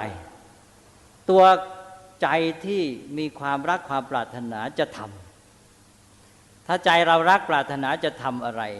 ซึ่งเราเห็นว่าดีมีคุณค่าเป็นประโยชน์อันนั้นแหละจะทำให้เกิดพลังชีวิตทางภาษาพระเรียกว่าฉันทะฉะนั้นพระพุทธเจ้าจึงตรัสว่าฉันทะเนี่ยเป็นตัวปัจจัยที่จะทำให้อายุยืนยาวอยู่ในหลักที่เรารู้กันดีเรียกว่าอิทธิบาท4พระพุทธเจ้าตรัสบอกว่าถ้าเราต้องการจะอยู่ให้ครบอายุกับคือช่วงชีวิตที่คนเขาอยู่กันตามปกติเช่นว่าไม่อยู่แค่80 ปีจะอยู่ต่อไปอีกพระองค์ก็อยู่ได้โดยที่ว่ามีฉันทะเรียกว่าเจริญอิทธิบาทเริ่มต้นข้อหนึ่งมีฉันทะก็คือว่างานพระศาสนาตอนนี้ยังมีเรื่องจะต้องทำอันนั้นอันนี้ใจมุ่งไปแล้วก็เดี๋ยวก็มีพลังชีวิตทำต่อแต่นี้ตอนนั้นพระองค์ได้พิจารณาเห็นแล้วว่าตอนนี้พระศาสนาก็ตั้งมั่นคงพุทธบริษัททั้ง4ก็มีความรู้ความสามารถที่จะทำงานแทนพระองค์ได้แล้วพระองค์ก็เลยปลงสังขารบอกว่าเอาแค่นี้แหละนี่เรียกว่าปลงอายุสังขารนี้ถ้าหากว่าพระองค์ต้องการจะทำท่านเรียกว่ามีฉันทะจะเกิดพลังขึ้นมาก็ดูธรรมดาละคนเราเนี่ยมันอยู่ที่ตัวฉันทะซึ่งทำให้เกิดกำลังใจเป็นข้อแรกเลยคนเราเนี่ยใจห่อเหี่ยวไม่มีความอยากไม่พอใจจะทำอะไรใจมันก็แห้งมันก็เฉาหมดแรงแม้แต่มีกำลังยังหมดแรงเลยกำลังกายมีแต่กำลังใจไม่มีหมดแรงแต่คนที่แม้แต่ร่างกายไม่ค่อยแข็งแรงเนี่ยถ้าเกิดมีอะไรที่ใจชอบใจรักอยากจะทำขึ้นมาเนี่ยมันมีแรงขึ้นมาเลยแล้วมันจะส่งผลให้ร่างกายพลอยดีขึ้นมาด้วยเพราะนั้นท่านจึงถือว่าฉันทะเนี่ยเป็นตัวแรกที่จะทำให้ชีวิตเรามีพลังเกิดอายุหรือพลังอายุขึ้นมานี่ก็เลยถือเป็นหลักว่าอิทธิบาทเริ่มด้วยข้อที่1มีฉันทะก่อนมีฉันทะกำหนดได้ว่าอันนี้เราอยากจะทำตอนนี้มีเวลาแล้วตั้งใจอยากจะทำเต็มที่ ไอ้ตัวความอยากอันนี้ท่านเรียกว่าเป็นความอยากที่เป็นกุศลนะเรียกว่าฉันทะไม่ใช่ตัณหาความอยากที่เป็นกุศลเนี่ยเป็นพลังชีวิตซึ่งจำเป็นพระพุทธเจ้านี่มีคุณสมบัติอย่างหนึ่งคือมีฉันทะไม่ลดหย่อนลงเลยหมายความว่าพระองค์นี่ทรงดำรงพระชนอยู่นี่บำเพ็ญพุทธกิจจะไปช่วยใครไปเผยแผ่สั่งสอนธรรมคิดถึงคนโน้นคนนี้ว่าเขาควรจะได้ประโยชน์นี้เขาควรจะพ้นจากปัญหาอันนี้มีพลังใจอยากจะทำงานนั้นอยู่เรื่อยเนี่ยท่านเรียกว่าฉันทะพระพุทธเจ้าเนี่ยมีฉันทะไม่ลดถอยเลยแล้วเรียกว่าเป็นพุทธธรรมประการ18ประการคนที่จะมีความสามารถแล้วก็มีพลังเข้มแข็งทำการงานต้องมีตัวนี้เป็นตัวแรกเลยมีพลังฉันทะความใฝ่ความปรารถนาความรักอยากจะทำอะไรสักอย่างหนึ่งที่ตนเห็นว่าดีมีคุณค่าเป็นประโยชน์แล้วใจก็จะมุ่งไปต่อไปนั้นมันก็จะเกิดเองตัวที่สองวิริยะความเพียรพยายามความมีใจแกล้วกล้าเข้มแข็งก็ตามมาที่เราเรียกว่าเป็นอิทธิบาทข้อสองวิริยะสามต่อไปก็มีจิตตะจิตตะก็แปลว่าความมีใจมุ่งอุทิศตัวอุทิศใจให้กับสิ่งนั้นที่เราเรียกว่าใจฝักใฝ่นะก็ภาษาสมัยนี้พูดให้เข้าใจง่ายก็คืออุทิศตัวอุทิศใจให้กับสิ่งนั้นอย่างเรามีงานอะไรอยากจะทำนี่เรารักมันจริงๆเดี๋ยวใจเรามันก็มุ่งไปที่สิ่งนั้นแหละไม่คิดไปเรื่องอื่นแหละตอนนี้คนแก่เนี่ยสำคัญเรื่องนี้เวลาอายุมากๆขึ้นแล้วถ้าไม่มีอะไรทำนะทีนี้ไปเที่ยวเก็บเล็กเก็บน้อยตาเห็นโน่นหูได้ฟังนี่บางทีลูกหลานมาพูดอะไรนิดหน่อยกระทบใจ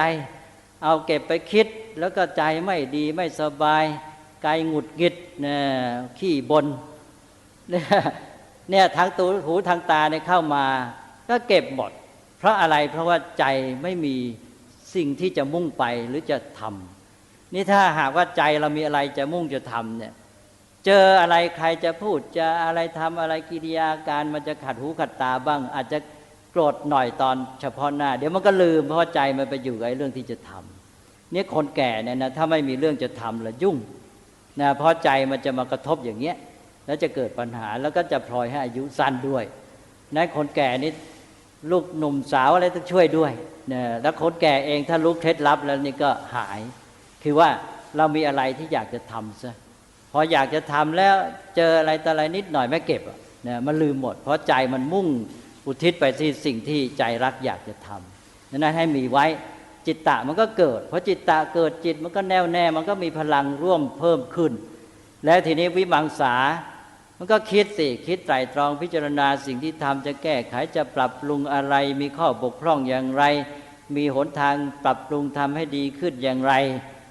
ปัญญาก็ใช้ในทางที่เป็นประโยชน์ไม่ใช่ปัญญามาคิดปรุงแต่งคิดเรื่องไม่เป็นเรื่องอะไรแต่อะไรเอาเรื่องโน้นเรื่องนี้มาถ้าเรียกคิดปรุงแต่งนั้นก็เกิดโทษกับตนเองแต่ถ้าคิดในเรื่องของงานการที่จะทำใจรักอย่างนี้แหละท่านเรียกว่าวิมังสาพอวิมังสาเกิดนะปัญญามันก็ได้เจริญงอกงามแทนที่จะสมองฝ่อก็ไม่ฝ่อนี่คนแก่นี่ต้องระวังอย่างหนึ่งก็คือสมองฝ่อเพราะว่าไม่ได้ใช้ความคิดหรือใช้ความคิดผิดไปคิดมัวปรุงแต่งกลุ้มใจไม่สบายใจเรื่องโน้นเรื่องนี้ฉะนั้นเนี่ยถ้าได้ครบ4แล้วลองคิดดูไม่ต้องไปพิจารณาอะไรมากมาเห็นชัดๆอยู่แล้วมันก็ทำให้อายุยืนเนี่ยเพราะฉะนั้นหลักพระพุทธเจ้าเนี่ยมันแน่นอนเด็ดขาดอยู่แล้วอิทธิบาท4เนี่ย1มีฉันทะมีใจรักอยากจะทำอะไรสิ่งที่ดีมีคุณค่ามองไว้ตั้งใจเลย2ก็มีวิริยะมีความเพียรมีใจเข้มแข็งเกิดกำลังใจที่จะทำแล้วก็3จิตตะมีใจฝักใฝ่อุทิศตัวที่ใจให้กับสิ่งนั้นแล้วก็วิมังสามีปัญญาใช้ปัญญาไตร่ตรองพิจารณาแก้ไขปรับปรุงเป็นต้นแม้แต่ว่าไม่มีอะไรจะทำมีงานอดิเรกอย่างบางท่านนี่พออายุมากเกษียณแล้วก็ไปทำสวนไปปลูกต้นไม้ใจก็อยู่กับเรื่องจะทำนั่นแหละนะก็มีฉันทะอยากจะทำแล้วก็มีความเพียรจะทำแล้วใจก็ไปอุทิศตัวที่ใจฝักใฝ่มุ่งอยู่ที่นั่นไม่เอาอะไรกับเรื่องเล็กๆน้อยๆไม่หงุดหงิดไม่จู้จี้แล้วก็มาอยู่ใช้ปัญญาอีกวิมังสาเกิดครบอิทธิบาท4ตอนนี้ก็เลยทำให้มีความสุขด้วยพลังชีวิตก็เข้มแข็งขึ้นมาอายุยืนเลยฉะนั้นคนแก่ก็ไม่ต้องใจห่อเหี่ยวไม่ต้องเฉาไม่ต้องแห้งนะแต่ว่าให้สดชื่นมีพลังด้วยอิทธิบาท4เป็นพลังอายุอย่างที่กล่าวมาเนี่ย นี่ก็ไปอ่านว่านี่ก็เป็นคุณค่าประการหนึ่งการเกษียณอายุราชการก็เท่ากับว่าเป็นโอกาสอย่างที่กล่าวมาแล้วก็คือว่าได้เป็นอิสระพ้นไปจากภาระผูกพันข้อกำหนดแต่พร้อมกันนั้นก็เป็นอิสระในแง่ที่ว่าสามารถจะเลือกทำสิ่งที่ต้องการได้และยังมีอีกประการหนึ่งที่เหนือจากนั้นอีกก็คือว่าคนเราในธรรมดาเกิดมาเนี่ยชีวิตของมนุษย์นี่พระพุทธศาสนาถือว่าเป็นผู้ที่ต้องพัฒนาถ้าเรียกว่ามนุษย์เป็นสัตว์ที่ต้องฝึกหรือฝึกได้เมื่อพัฒนาไปแล้วเราก็เจริญงอกงามยิ่งขึ้นทางพฤติกรรมทางจิตใจทางปัญญาจนกระทั่งไม่มีที่สิ้นสุดตั้งใจอยากจะเป็นพระพุทธเจ้าก็สามารถบำเพ็ญบารมีเพื่อเป็นพระพุทธเจ้าได้ทุกคนมีสิทธิ์เท่านั้นนี่คนเราเกิดมาแต่ละชีวิตเนี่ยเราก็มีสิ่งที่จะต้องเข้าถึงหรือเจริญงอกงามไปอีกเยอะแยะหมดเลยเนี่ยในงานการในราชการเป็นต้นเนี่ยในหน้าที่บางทีมันก็กลายเป็นว่าแม้จะทำดีงามเป็นคุณประโยชน์แต่อีกด้านหนึ่งมันก็มาบีบมากรอบเป็นกรอบเราเหมือนกันทำให้เราได้อยู่ในขอบเขตจำกัดเรายังมีอะไรที่ต้องทำเพื่อพัฒนาชีวิตเข้าถึงสิ่งที่ดีงามสูงสุดขึ้นไปเวลาเกษียณอายุราชการแล้วก็เป็นโอกาสที่ว่าจะพัฒนาชีวิตให้ไปถึงสิ่งที่ดีงามสูงสุดให้เป็นชีวิตที่อุดมที่สมบูรณ์ที่เกิดมาทั้งทีแล้วได้สิ่งที่ประเสริฐที่สุดตอนนี้แหละจะเป็นโอกาสของเราเต็มที่อย่างในทางพระท่านบอกว่าจัดอัฏฐะหรือจุดหมายของชีวิตไว้3 ระดับคนเราเกิดมาก็ควรให้ได้ครบทั้ง3 ระดับระดับที่1อะไรท่านบอกว่าได้แก่จุดหมายขั้นตาเห็นจุดหมายชีวิตขั้นตาเห็นคืออะไรก็คือ1สุขภาพร่างกายเนี่ยทำร่างกายให้แข็งแรงมีสุขภาพดีก็เป็นประโยชน์ตาเห็นขั้นหนึ่ง2อะไร2ก็เรื่องเงินทองทรัพย์สินเศรษฐกิจการที่เราจะทำมาหาเลี้ยงชีพเก็บเงินเก็บทองไว้ให้มีทรัพย์เลี้ยงชีวิตของตัวเองให้ดีให้มีความสุขให้ญาติมิตรคนในความรับผิดชอบมีความสุขก็เป็นจุดหมายชีวิตอันหนึ่งทางพุทธศาสนาก็ให้ความสำคัญมากโดยมากจุดหมายขั้นตาเห็นเนี่ยเราจะมาเน้นเรื่องเศรษฐกิจเนี่ยทั้งที่ข้ออื่นมันก็น่าเน้นแต่ว่าเรามักจะเน้นข้อนี้ซึ่งพุทธศาสนาก็ให้ความสำคัญมากเพื่อจุดหมายทางเศรษฐกิจทางด้านทรัพย์สินเงินทองแล้วต่อไป3ก็สถานะทางสังคมการเป็นที่ยอมรับในสังคมการมีตำแหน่งหน้าที่การงานมียศมีศักดิ์มีอิสริยยศมีเกียรติยศมีบริวารยศเนี่ยก็ถือว่าเป็นจุดหมายชีวิตอย่างหนึ่งเราก็ตั้งใจการสร้างสรรค์ทำให้เกิดความเจริญก้าวหน้าแล้วก็4ถ้ามีครอบครัวก็มีครอบครัวที่ผาสุกอยู่กันร่มเย็นมีความอบอุ่นอย่างเงี้ย4อย่างเนี่ยเป็นประโยชน์หรือเป็นจุดหมายในระดับตาเห็นท่านถือว่าคนที่เกิดมาแล้วนี่โดยเฉพาะเมื่อยังเป็นคฤหัสถ์นี่ต้องพยายามเข้าถึงให้ได้เอาไว้ตรวจสอบตัวเองแต่ทีนี้มันไม่พอท่านบอกว่านี่เป็นเพียงอัฏฐะขั้นที่1ประโยชน์สุขจุดหมายชีวิตขั้นที่1นี้ได้บรรลุถึงก็ดีแล้วแต่ว่ายังไม่เป็นหลักประกันชีวิตที่ดีงามเป็นชีวิตที่มีแต่ไม่แน่เป็นชีวิตที่ดีหรือเปล่าเนี่ยไอ้มีนะมีแน่แต่ดีหรือไม่ดีนี่ต้องดูอีกทีทำไมล่ะบางคนนี่พอมีทรัพย์สินเงินทองมียศมีตำแหน่งมีอำนาจมีบริวารมากก็ลุ่มหลงมัวเมาใช้ชีวิตไม่เป็นประโยชน์แถมบางทีไปข่มเหงเบียดเบียนอีกคนอื่นอีกไอ้ทรัพย์สินเงินทองแล้วก็อำนาจต่างๆเหล่านั้นก็กลายเป็นเครื่องเบียดเบียนเพื่อนมนุษย์ก็เสียหายเพราะฉะนั้นไม่เป็นหลักประกันมีแล้วไม่พอต้องดีด้วยเพราะฉะนั้นท่านก็บอกว่าให้ก้าวไปสู่จุดหมายอีกขั้นหนึ่งจุดหมายขั้นต่อไปนั้นท่านเรียกว่าจุดหมายเลยตาเห็นจุดหมายเลยตาเห็นก็เป็นนามธรรมลึกเข้าไปในจิตใจจนกระทั่งไปถึงโลกหน้าอะไรต่ออะไรเป็นหลักประกันได้หมดเลยอันนี้ก็เป็นเรื่องของด้านจิตใจก็มีอะไรเช่น1มีอุดมคติมีสิ่งยึดเหนี่ยวจิตใจมีศรัทธาในคุณงามความดีมีศรัทธาในหลักพระศาสนาในธรรมะในพระรัตนตรัยมีศรัทธาในการกระทำความดีหรือในกรรมดีเรียกว่ามีอุดมคติที่จะสร้างสรรค์ทำความดีเนี่ยคนที่มีใจประกอบด้วยศรัทธามีความเชื่อมีความมั่นใจในอุดมคติในสิ่งที่สร้างสรรค์ดีงามอะไรกันในพระศาสนาในบุญในกุศลเนี่ยเรียกว่าอยู่ในข้อนี้คนที่มีศรัทธานี้แม้แต่อยู่คนเดียวใจก็ไม่เหงาไม่ว้าเหวคนที่ไม่มีศรัทธาไม่มีหลักยึดเหนี่ยวจิตใจนี่ ต้องมีเพื่อนข้างนอกเวลาไม่มีเพื่อนข้างนอกแล้วใจเหงาใจว้าเหวแต่คนมีศรัทธานี่ท่านเรียกว่ามีเพื่อนใจอยู่ได้เพราะฉะนั้นอันนี้ก็สำคัญแล้วมันมีหลักให้ดำเนินชีวิตได้แล้วต่อไปอะไรเนี่ยจุดหมายเลยตาเห็นประการที่สองก็คือว่าการดำเนินชีวิตที่สุจริตสะอาดเนี่ยเราดำเนินชีวิตของเรานี่ชีวิตของเราไม่ได้ทำอะไรเสียหายไม่ได้เบียดเบียนใครไม่ได้ทำร้ายเพื่อนมนุษย์อะไรแต่อะไรนึกขึ้นมาก็สบายใจได้ก็เป็นความมั่นใจในชีวิตประการหนึ่งต่อไปที่ยิ่งกว่านั้นก็คือนอกจากดำเนินชีวิตสุจริตสะอาดแล้วก็ได้ทำชีวิตให้มีคุณค่าได้สร้างสรรค์ประโยชน์สุขไว้นี่แหละที่ว่าท่านผู้เกษียณอายุราชการเนี่ยได้เปรียบในข้อนี้ก็คือได้ทำประโยชน์ไว้แล้วก็เป็นคุณค่าเป็นจุดหมายชีวิต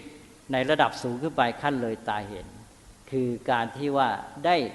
ทำชีวิตนี้ให้มีคุณค่าเป็นประโยชน์แล้วนึกขึ้นมาเมื่อไหร่ก็มีความอิ่มใจมีความสุขได้นี่ก็เป็นประการที่สามต่อไปก็คือมีปัญญาที่จะแก้ไขปัญหารักษาตนเองได้แล้วก็ได้ทำไว้แต่กรรมดีเนี่ยได้ทำไว้กับกรรมดีก็ไม่ต้องกลัวภัยโลกหน้าคนที่ทำกรรมดีไว้แล้วนี่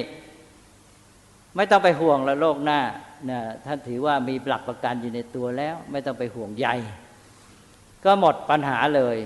อันนี้นอกจากนั้นข้อสำคัญก็คือเมื่อเรามีจุดหมายขั้นเลยตาเห็นทางจิตใจเช่นมีศรัทธาในอุดมคติในการทำความดีในการสร้างสรรค์ประโยชน์มีตัวจาคะการเสียสละการปรารถนาดีอยากจะช่วยเหลือเพื่อนมนุษย์เนี่ยให้ตัวจุดหมาย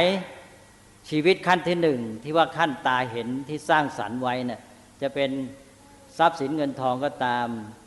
ยศศักดิ์บริวารก็ตามหรือแม้แต่กำลังร่างกายเนี่ยมันจะถูกนำมาใช้ในการสร้างสรรค์เป็นประโยชน์หมดเลยตอนนี้ให้ตัวจุดหมายเลยตาเห็นขั้นที่สองเนี่ยมันจะมาคุมและเป็นหลักประกันให้ประโยชน์หรือจุดหมายขั้นแรกเนี่ยเป็นไปในทางที่ดีงามเป็นประโยชน์ยิ่งขึ้นอย่างเรามีคุณความดีใจรักอยากจะทำประโยชน์กับเพื่อนมนุษย์เรามีจิตใจที่สุจริตมีศรัทธาในการกระทำความดีเรามีทรัพย์มากเราก็ใช้ทรัพย์นั้นมาสร้างสรรค์ประโยชน์เรามียศศักดิ์มีตำแหน่งหน้าที่มีบริวารมากเราก็ได้ยิ่งทำประโยชน์ได้มากในกรณีนี้ถ้าคนที่แม้แต่จิตใจดีมีความดีในจิตใจมากแต่ว่าขาดเงินทองไม่มีตำแหน่งไม่มีอำนาจไม่มีบริวารทำอะไรก็ติดขัดได้แคบๆแต่คนที่มียศศักดิ์บริวารมีตำแหน่งมีเงินทองมากนี่ถ้าหากว่ามีจุดหมายขั้นที่สองเข้ามาคือมีเรื่องของความดีเข้ามาเนี่ยคราวนี้แหละทำประโยชน์ได้มากมายเลยนะเป็นประโยชน์แก่โลกมหาศาลไอ้จุดหมายขั้นที่หนึ่งถ้าคนไม่ดีนี่ทำโทษแก่มนุษย์ได้มหาศาลฆ่าคนเป็นล้านๆหรือแทบทั้งโลกทำสงครามโลกก็ได้แต่ถ้าหากว่าเป็นคนดีใจดีในจุดหมายขั้นที่สองแล้วก็มาคุมให้ทรัพย์สินเงินทองยศศักดิ์บริวารเป็นประโยชน์เลยสร้างสรรค์ประโยชน์กับเพื่อนมนุษย์นะได้เป็นมหาบุรุษที่ทำชีวิตให้เป็นประโยชน์แก่เพื่อนมนุษย์เป็นไม่รู้กี่ร้อยล้านคนหรือว่าเป็นเวลาก็เป็นร้อยพันปีหมื่นปีเหมือนอย่างพระศาสดาที่ได้สร้างสรรค์ประโยชน์สุขให้คำสอนที่ดีงามไว้เนี่ยเพราะนั้นประโยชน์จุดหมายเลยตาเห็นนี้ก็นอกจากดีกับตนเองแล้วเนี่ยก็สำคัญที่ว่าจะมาช่วยทำให้ประโยชน์สุขขั้นที่หนึ่งหรือจุดหมายชีวิตขั้นที่หนึ่งที่ตาเห็นเนี่ยมันเกิดประโยชน์อย่างแท้จริงด้วยนี่ก็เป็นจุดหมายขั้นที่สองอย่างท่านที่เกษียณในราชการนี้ก็นับว่าได้ทำประโยชน์สองขั้นนี่แหละคือขั้นที่หนึ่งขั้นตาเห็นก็มีร่างกายสุขภาพก็พยายามรักษากันมาแต่ว่าอีกด้านหนึ่งก็ทรัพย์สินเงินทองก็มีกันพอสมควรยศศักดิ์ฐานะตำแหน่งหน้าที่การยอมรับในสังคมก็ได้แล้วครอบครัวก็ได้มีมาก็เรียกว่าประโยชน์ชีวิตที่เป็นจุดหมายขั้นที่หนึ่งก็ได้แล้วนี้ต่อไปขั้นที่สองก็ได้ทำประโยชน์กับเพื่อนมนุษย์ได้ดำเนินชีวิตมาดีงามก็พิสูจน์ตนเองมาแล้วก็เรียกว่าได้ประโยชน์สองขั้นเมื่อได้ประโยชน์สองขั้นนี้ทั้งจุดหมายที่ตาเห็นและจุดหมายที่เลยตาเห็นพระพุทธเจ้าบอกว่าเนี่ยท่านผู้นี้เป็นบัณฑิตคนเราจะเป็นบัณฑิตนี่ทางพระศาสนาถือว่าวัดด้วยอันนี้ ท่านเรียกว่าอัฏฐาภิสมยาธีโรปันดิโตติปวุจติ แปลว่าผู้ที่บรรลุจุดหมายสองขั้นเนี่ยคือทั้งตายเห็นและเลยตายเห็นนี่เรียกว่าเป็นบัณฑิตถ้ายังไม่ครบสองขั้นนี่ท่านยังไม่ถือเป็นบัณฑิตนะอันนี้เป็นบัณฑิตในความหมายที่แท้จริงดั้งเดิมแท้บัณฑิตเดิมแท้เป็นอย่างนี้นี่ก็คนที่เป็นบัณฑิตจบมหาวิทยาลัยถ้ายังไม่ได้พิสูจน์ตัวเองนี่ทางพระยังไม่ยอมรับหรอกนะเอาละทีนี้แปลว่าตอนเป็นบัณฑิตนี่ได้สองขั้นแต่ทางพระบอกว่าจุดหมายชีวิตยังไม่จบมีสามขั้นคือตอนนี้เรามีดีมีหนึ่งละมีแล้วสองดีแล้วแต่ว่ามีแล้วก็ดีก็ยังไม่พอนะเพราะอะไรเพราะว่าคนมีก็ตามคนดีก็ตามเนี่ยยังมีทุกข์ได้เนี่ยเพราะอะไรเพราะว่าชีวิตมนุษย์เราเนี่ยไม่ว่าคนดีคนมีอะไรต่างๆเนี่ยคนร้ายคนบัณฑิตอะไรต่างๆคนพาลคนบัณฑิตคนยากจนคนมั่งมีเนี่ยมีอันหนึ่งที่ร่วมกันคือตกอยู่ภายใต้กฎธรรมชาติกฎธรรมชาติใช่ว่าเกิดแก่เจ็บตายความเปลี่ยนแปลงความไม่แน่นอน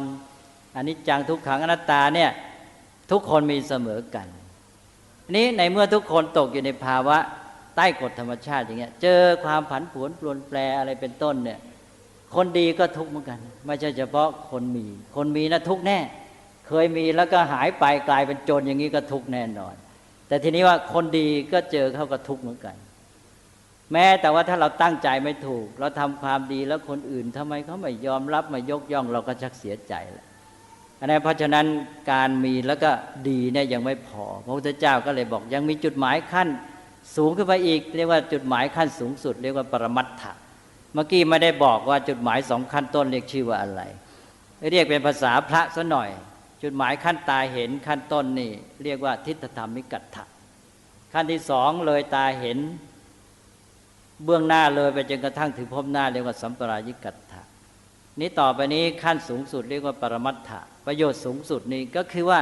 เมื่อเราอยู่ใต้กฎธรรมชาติเราก็ต้องทันมันไม่ให้มันมาครอบงำเราได้ไม่ให้กฎธรรมชาติมาทำให้เรามีความทุกข์การที่จะทำให้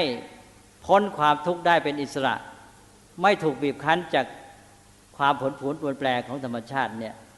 ด้วยอะไรล่ะก็ด้วยจิตใจเราต้องเป็นอิสระจิตใจจะเป็นอิสระได้ยังไงท่านบอกต้องมีปัญญารู้เท่าทันความจริงของสิ่งทั้งหลาย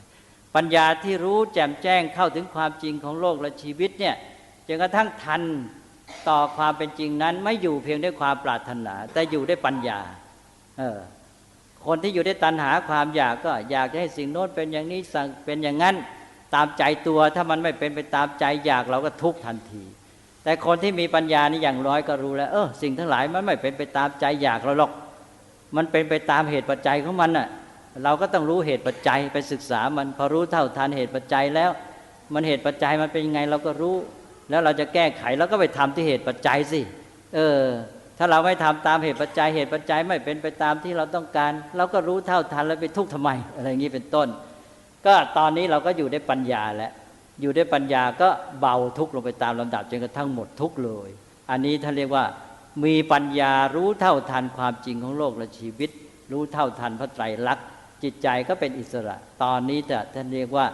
เป็นอิสระจากโลกธรรมโลกธรรมนั้นก็คือว่าคนอยู่ในโลกเนี่ยจะต้องเจอท่านเรียกว่าธรรมะประจำโลกมีอะไรมีดีมีร้ายเรียกว่ามีลาภได้ลาภเสื่อมลาภได้ยศเสื่อมยศถูกนินทาได้รับการสรรเสริญเจอความสุขแล้วจะเจอพบความทุกข์เนี่ยลาภเสื่อมลาภยศเสื่อมยศนินทาสรรเสริญสุขทุกข์เนี่ยเป็นโลกธรรมคนเราอยู่ในโลกต้องเจอนี้ถ้าเราไม่มีปรมัตถ์เราไม่รู้เท่าทันไม่มีปัญญาเจอฝ่ายไม่ดีเสื่อมลาภเสื่อมยศขึ้นมาก็มีความทุกข์เหี่ยวแห้งท่านเรียกว่าแฝกเนี่ยพอเจอฝ่ายได้ขึ้นมาได้ลาภได้ยศได้สรรเสริญขึ้นมาก็ฟูเนี่ยพองเนี่ยก็เลยมีพองยุบพองยุบนี่พอเจอฝ่ายชอบกับพองพอเจอฝ่ายไม่ชอบก็ยุบเนี่ยพอเจอฝ่ายไม่ชอบฝ่ายไม่พึงใจก็แฝกพอเจอที่ชอบก็ฟูอะไรเงี้ยอันนี้พอเรารู้เท่าทันความจริงมีปัญญาเข้าใจสัจธรรมทันกฎธรรมชาติแล้วคราวนี้ไม่ฟูไม่ยุบไม่ฟูไม่แฝกมีใจหนักแน่นมั่นคงไม่หวั่นไหวไม่หวั่นไหวไปตามโลกธรรม ดีมาฉันก็ใช้ประโยชน์ได้ร้ายมาฉันก็ใช้ประโยชน์ได้ไอ้ร้ายมาก็อย่างน้อยเป็นชาวบ้านนี่ร้ายมาเราได้เป็นบททดสอบความเข้มแข็งของเราแล้วปัญหามานี่เป็นแบบฝึกหัดให้เราคิดแก้แล้วเราจะได้พัฒนาตัวเองเจอไอ้ที่ร้ายมันก็ดีแหละเราจะได้พัฒนาตัวเองเนี่ยพอเจอที่ดีก็เป็นโอกาสให้เราสร้างสรรค์ความดีเรามีจุดหมายชีวิตขั้นที่2แล้วนี่ได้ลาภได้ยศมาแล้วก็ถือเป็นโอกาสที่สร้างสรรค์ความดีได้มากขึ้นก็มีแต่ดีอย่างเดียวฉะนั้นคนที่ตั้งใจถูกต้องแล้วเนี่ย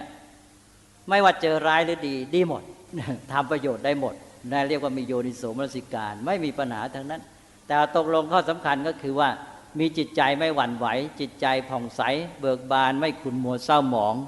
ตอนนี้แหละก็จะเป็นที่พึ่งให้คนอื่น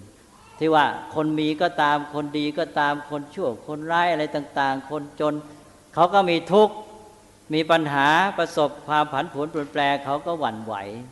เนี่ยทีนี้คนที่มาถึงปรมัตถ์เนี่ยเป็นคนมั่นคง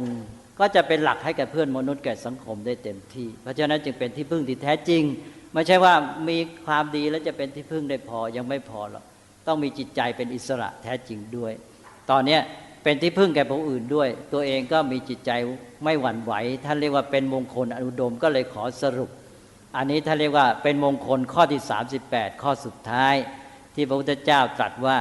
พุทธสโลกธรรมเมหิจิตตังยัสสนกรรมปฏิอโศกังวิรชังเขมังเอตัมมังคลมุตตมังก็แปลว่าบุคคลใดถูกโลกธรรมทั้งหลายไม่ว่าร้ายหรือดีกระทบกระทั่งแล้วจะได้ลาภเสื่อมลาภได้ยศเสื่อมยศนินทาสรรเสริญสุขทุกข์ก็มีใจไม่หวั่นไหวไม่ขุ่นมัวเศร้าหมองเบิกบานผ่องใสได้ตลอดเวลานี่แลเป็นมงคลอันอุดมนะก็เนี่ยเรียกว่าเข้าถึงจุดหมายสูงสุดของชีวิตก็เป็นอันว่าท่านที่เกษียณอายุราชการเนี่ยมองดูให้ดีแล้วได้เยอะ ได้มากก็เสียเป็นโอกาสที่ดีเหลือเกินเนี่ยก็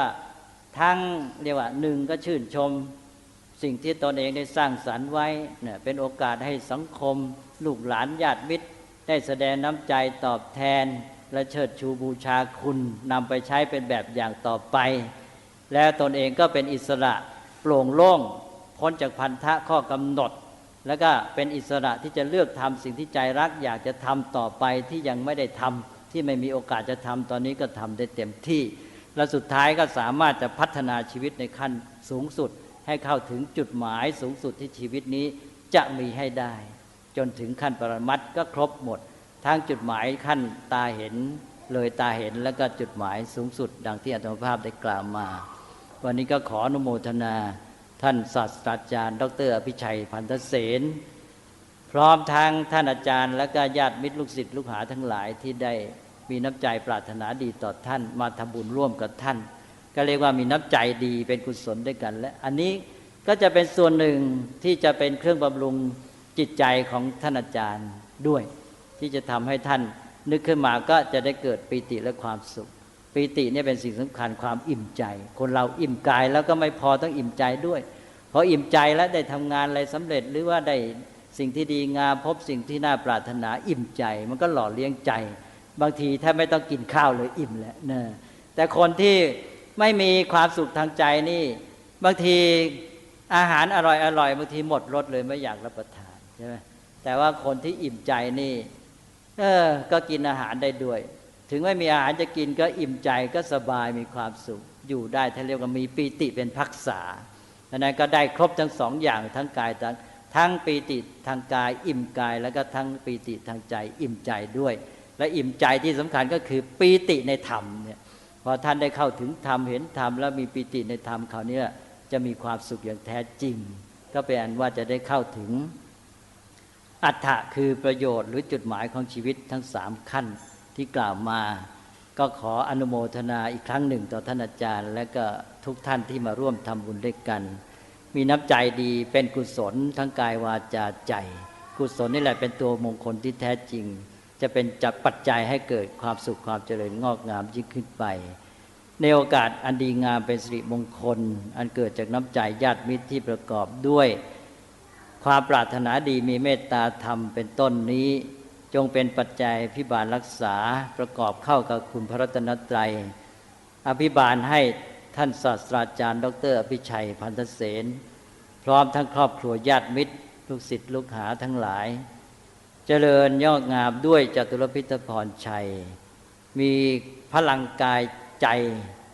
ปัญญาและความสามัคคีที่จะดำเนินชีวิตและกิจการงานทั้งหลายให้ก้าวหน้ายิ่งขึ้นไปและบรรลุผลสำเร็จสมความมุ่งหมายสามารถทำประโยชน์สุขให้เกิดขึ้นแก่ชีวิตแก่ครอบครัวแก่สังคมประเทศชาติตลอดแก่ชาวโลกทั้งหมดได้ยั่งยืนสืบไปตลอดกาลนานเทอญ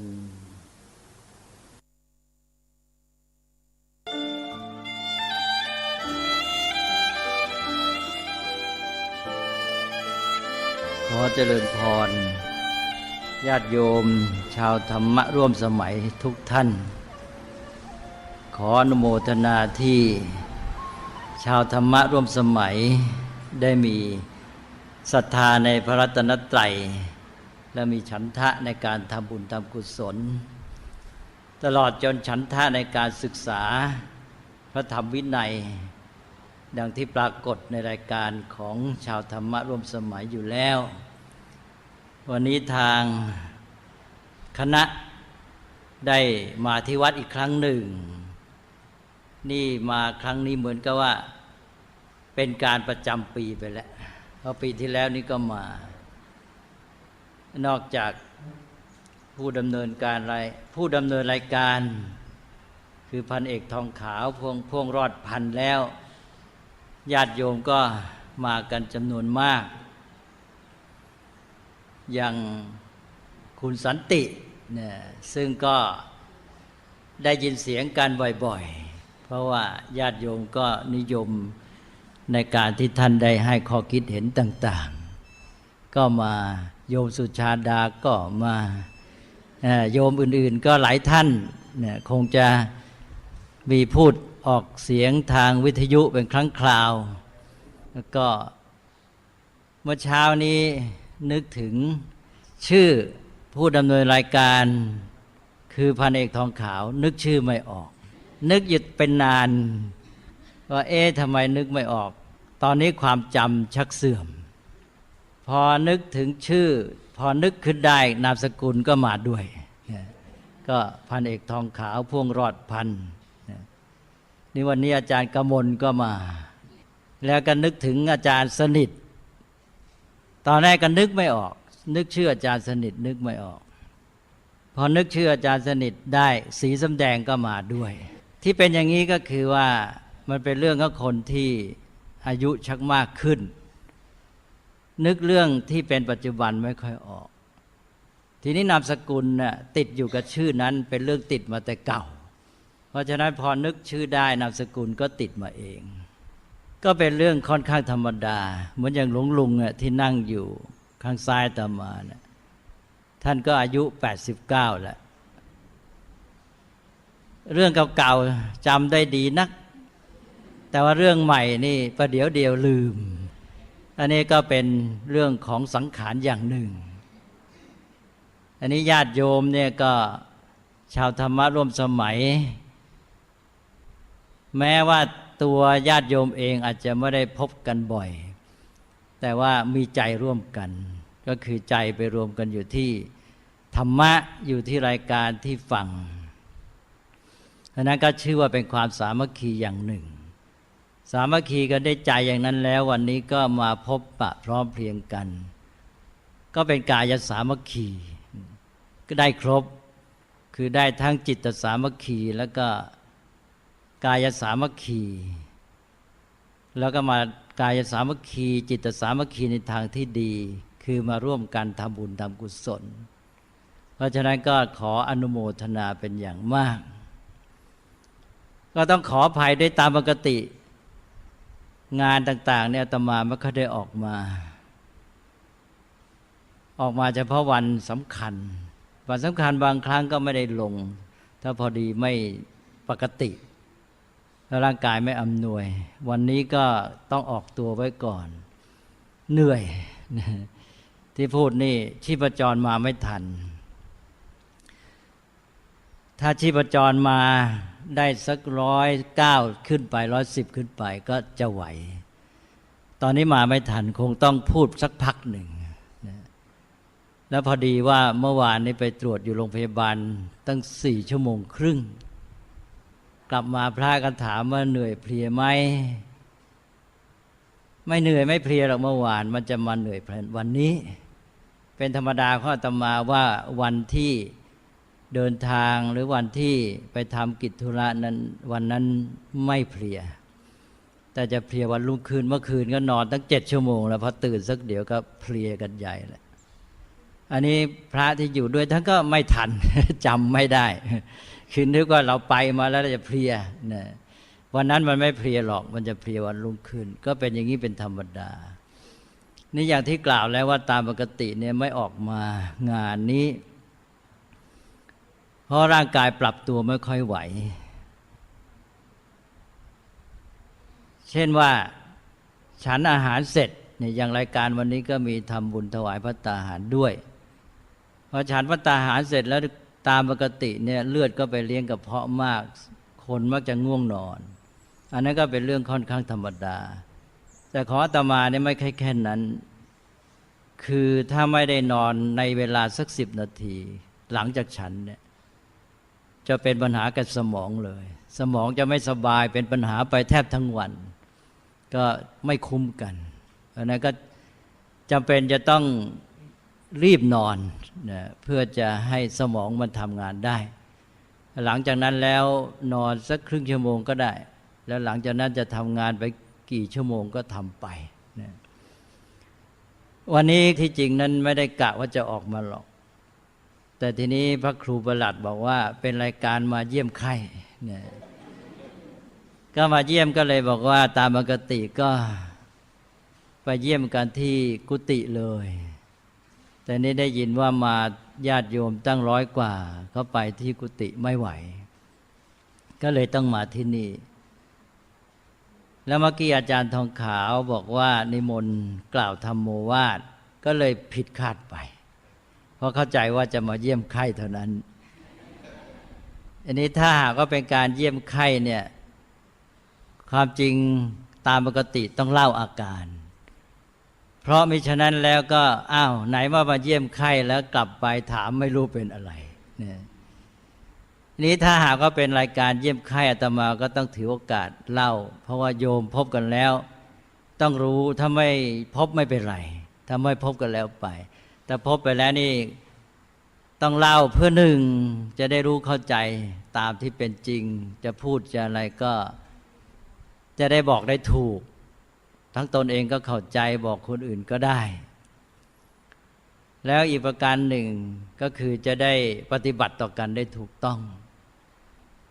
แล้วก็ประโยชน์พิเศษเหนือจากนั้นก็คือ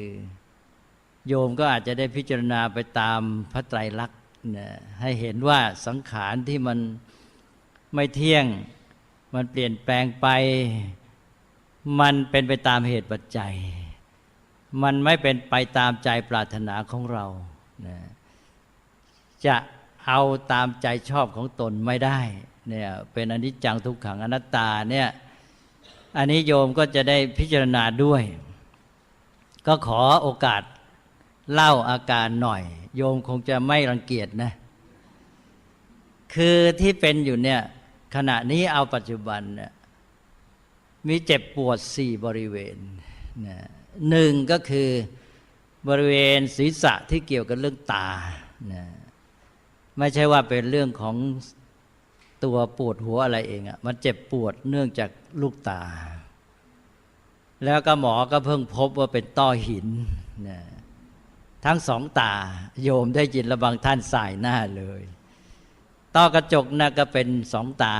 นะต้อหินก็2 ตาอันนี้ต้อหินนี่เป็นเรื่องใหญ่ที่ว่าเมื่อวานนี่ไปอยู่โรงพยาบาลไปตรวจกันนะอันนี้ต้อหินก็เป็นเรื่องที่ต้องรักษากันตลอดชีวิตไปโรงพยาบาลเมื่อครั้งก่อนไปศิริราชท่านที่ทำงานที่นั่นบอกว่าเมื่อตอนที่ท่านมาเข้าเริ่มทำงานเนี่ยสมัยนั้นยังไม่มีทางรักษาใครเป็นต้อหินทำได้อย่างเดียวคือควักลูกตาทิ้งว่างั้นนะแต่ตอนนี้การแพทย์เจริญขึ้นมาก ก็เลยมียาที่จะหยอดลดความดันแต่ต้องคอยตรวจกันอยู่เสมอว่าหยอดไปได้ผลไหมเพราะว่าบางทีมันดื้อยาก็ต้องเปลี่ยนทีนี้ถ้าหากว่ามันไม่รับยาแล้วจะต้องผ่าตัดเลเซอร์แล้วมันก็ไม่ยั่งยืนแล้วมันก็ตันได้อีกแล้วตาเรามันเป็นอวัยวะที่เล็กหมอก็อธิบายว่าจะผ่าได้สัก3 ครั้งก็ไม่ไหวแล้วนะฉะนั้นถ้าไม่มีความจำเป็นเขาจะหลีกเลี่ยงไม่ยอมผ่าก็ใช้ยาหยอดไปแต่ต้องหยอดกันตลอดชีวิตนะอันนั้นนี่ก็เป็นเรื่องที่หนึ่งเรื่องต้อหินพอรู้เป็นต้อหินแล้วก็เลยโยงไปหาเรื่องเก่าซึ่งอาจจะเป็นเหตุของการเป็นต้อหินนี่ก็ได้ก็คือพอไปตรวจที่โรงพยาบาลเนี่ยคุณหมอท่านหนึ่งที่เกษียณไปแล้วท่านก็มาดูที่ตรวจท่านก็มาพูดบอกว่าท่านตรวจอาตมาเมื่อ20 ปีมาแล้วนะตาอาตมานะเอียงมากแล้วท่านใช้ตามาได้อย่างไรเพราะงั้นนะคือตาของอาตมาเนี่ยเป็นตาที่ไม่เหมาะกับการใช้งานหนังสือเลยแล้วมาอ่านหนังสืออย่างไรวันละ12-15 ชั่วโมงนะมาตั้ง20-30 ปีตาเอียงขนาดนี้แม้แต่ทำแว่นก็ทำให้ไม่ได้ต้องทำได้แค่ขีดจำกัดหมอก็เลยอธิบายเราก็ได้ความรู้บอกว่าตาเอียงเนี่ยจะทำแว่นได้แค่เอียง200แต่ถ้าเกินกว่านั้นไปก็ทำได้แค่200ประมาณนั้นของอาตมานี่เอียง300นะนะเกิดขีดจริงอยู่คนที่เอียงไป400-500ก็มีก็คือผิดปกตินั้นก็เป็นตาที่ผิดปกติทีนี้ใช้งานมามันก็โดยไม่รู้ตัวเนี่ยกล้ามเนื้อมันทำงานมากเกินปกติไปก็อาจจะเป็นเหตุหนึ่งที่ทำให้มาลงท้ายได้เป็นต้อหินนะก็ไม่ทราบสัมพันธ์กันยังไงหรือเปล่าแต่เวลานี้ก็คือทั้งสองอย่างมันก็มาระดมเพราะว่าไอ้เจ้ากล้ามเนื้อตาเนี่ยมันใช้งานมานานมันถูกกดดันมากแล้วก็ร่างกายก็อ่อนแอลงเพราะความชราด้วยเพราะฉะนั้นมันก็ทนไม่ไหวเวลานี้อ่านหนังสือบางทีตื่นขึ้นมายังสบายดีอยู่พอมาจับอ่านหนังสือสัก2 นาทีเริ่มปวดเลยขออภัยปวดที่เนี่ยข้างในเนี่ยนี่ถ้าฝืนต่อไปก็จะปวดแผ่ไปทั่วหน้าผากแล้วจากปวดจะกลายเป็นมึนศีรษะไปบางทีมึนไปหลายวันก่อนที่อาตมาเข้าโรงพยาบาลนั้นมึนศีรษะทั้งวันทั้งคืนโดยไม่ทราบสาเหตุมา3 เดือนแล้วง่วงอย่างหนักจนทนไม่ค่อยไหวเนี่ยพอจับเหตุได้ว่าเป็นต้อหินแล้วหมอหยอดยาลดความดันวันรุ่งขึ้นอาการมึน3 เดือนหายไปเป็นปลิดทิ้งเลยเพราะนั้นนี่ก็เป็นเรื่องหนึ่งก็เล่าให้ญาติโยมฟังเพราะนั้นตอนนี้ก็เลย บอกญาติโยมบอกว่าถ้าใครไม่มีเรื่องจำเป็นอย่าส่งเอกสารไปให้อ่านนะมีผู้ส่งจดหมายมาบางที2 หน้าแต่มาก็ต้องวางทิ้งไว้ก่อนแหละนะยังไม่อ่านนี้ท่านผู้ที่ส่งมาก็อาจจะหาว่าไม่เอาใจใส่ก็เลยต้องบอกให้รู้กันว่ามันมีเหตุจำเป็นนะเวลานี้ต้องใช้งานเฉพาะที่มันก็เรียกว่างานที่จำเป็นนั่นแหละนี่ก็เป็นเรื่องที่1คือเรื่องตานะนี่เรื่องที่2ก็คือเรื่องเจ็บบริเวณหน้าอกอันนี้เป็นมานานอาตมาเป็นวัณโรคอย่างร้ายแรงมาเมื่อสมัยก็ตอนเป็นเนรได้ซ้ำกำลังใกล้จะบวชพระแหละเป็นวัณโรครุนแรงมากอาเจียนเป็นเลือดจนเอากระโถนรับเลือดไม่ทันเนี่ยอันนั้นก็บอบช้ำมากนี่เมื่อหายจากวัณโรคก็พังผืดก็จับปอดก็เป็นฝ้าเวลาถ่ายเอ็กซเรย์ถ้าหมอที่ไม่คุ้นไม่รู้เรื่องเก่าเนี่ยจะค่อนข้างตกใจนะว่าขั้วปอดเป็นฝ้าทั้ง2 ข้าง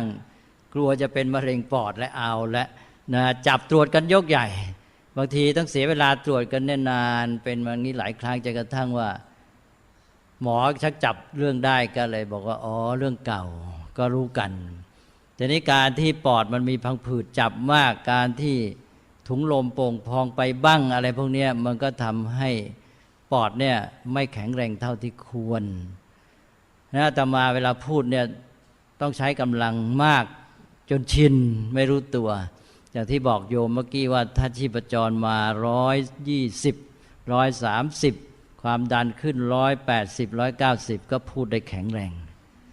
หมอเคยมาวัดขณะที่กำลังพูดเลยหมอพี่ชายกำลังพูดอยู่แกมาวัดบอกว่าได้ความดัน190กว่าเกือบ200หมอก็เลยไม่ค่อยอยากให้พูดบอกอันตรายเหลือเกินนี่ก็เป็นเรื่องที่เล่าให้โยมฟังเพราะว่าถ้าอาตมาชีพจรความดันสูงอย่างนั้นแล้วตัวเองสบายแต่หมอไม่สบายนะ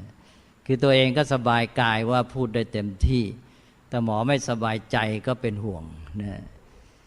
อันนี้ก็เป็นเรื่องของสังขารนี่เมื่อพูดไปแล้วหลังจากนั้นตามมาด้วยการไออย่างรุนแรง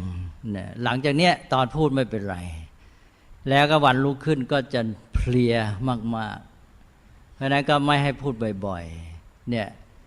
ก็เป็นอย่างนี้เป็นธรรมดาอยู่นี่ญาติโยมไม่รู้ว่าเจอกันก็เห็นท่านพูดได้แข็งแรงนี่ว่างั้นนะแต่ไม่รู้ว่าหลังจากนั้นเป็นยังไงเพราะนั้นก็เลยต้อง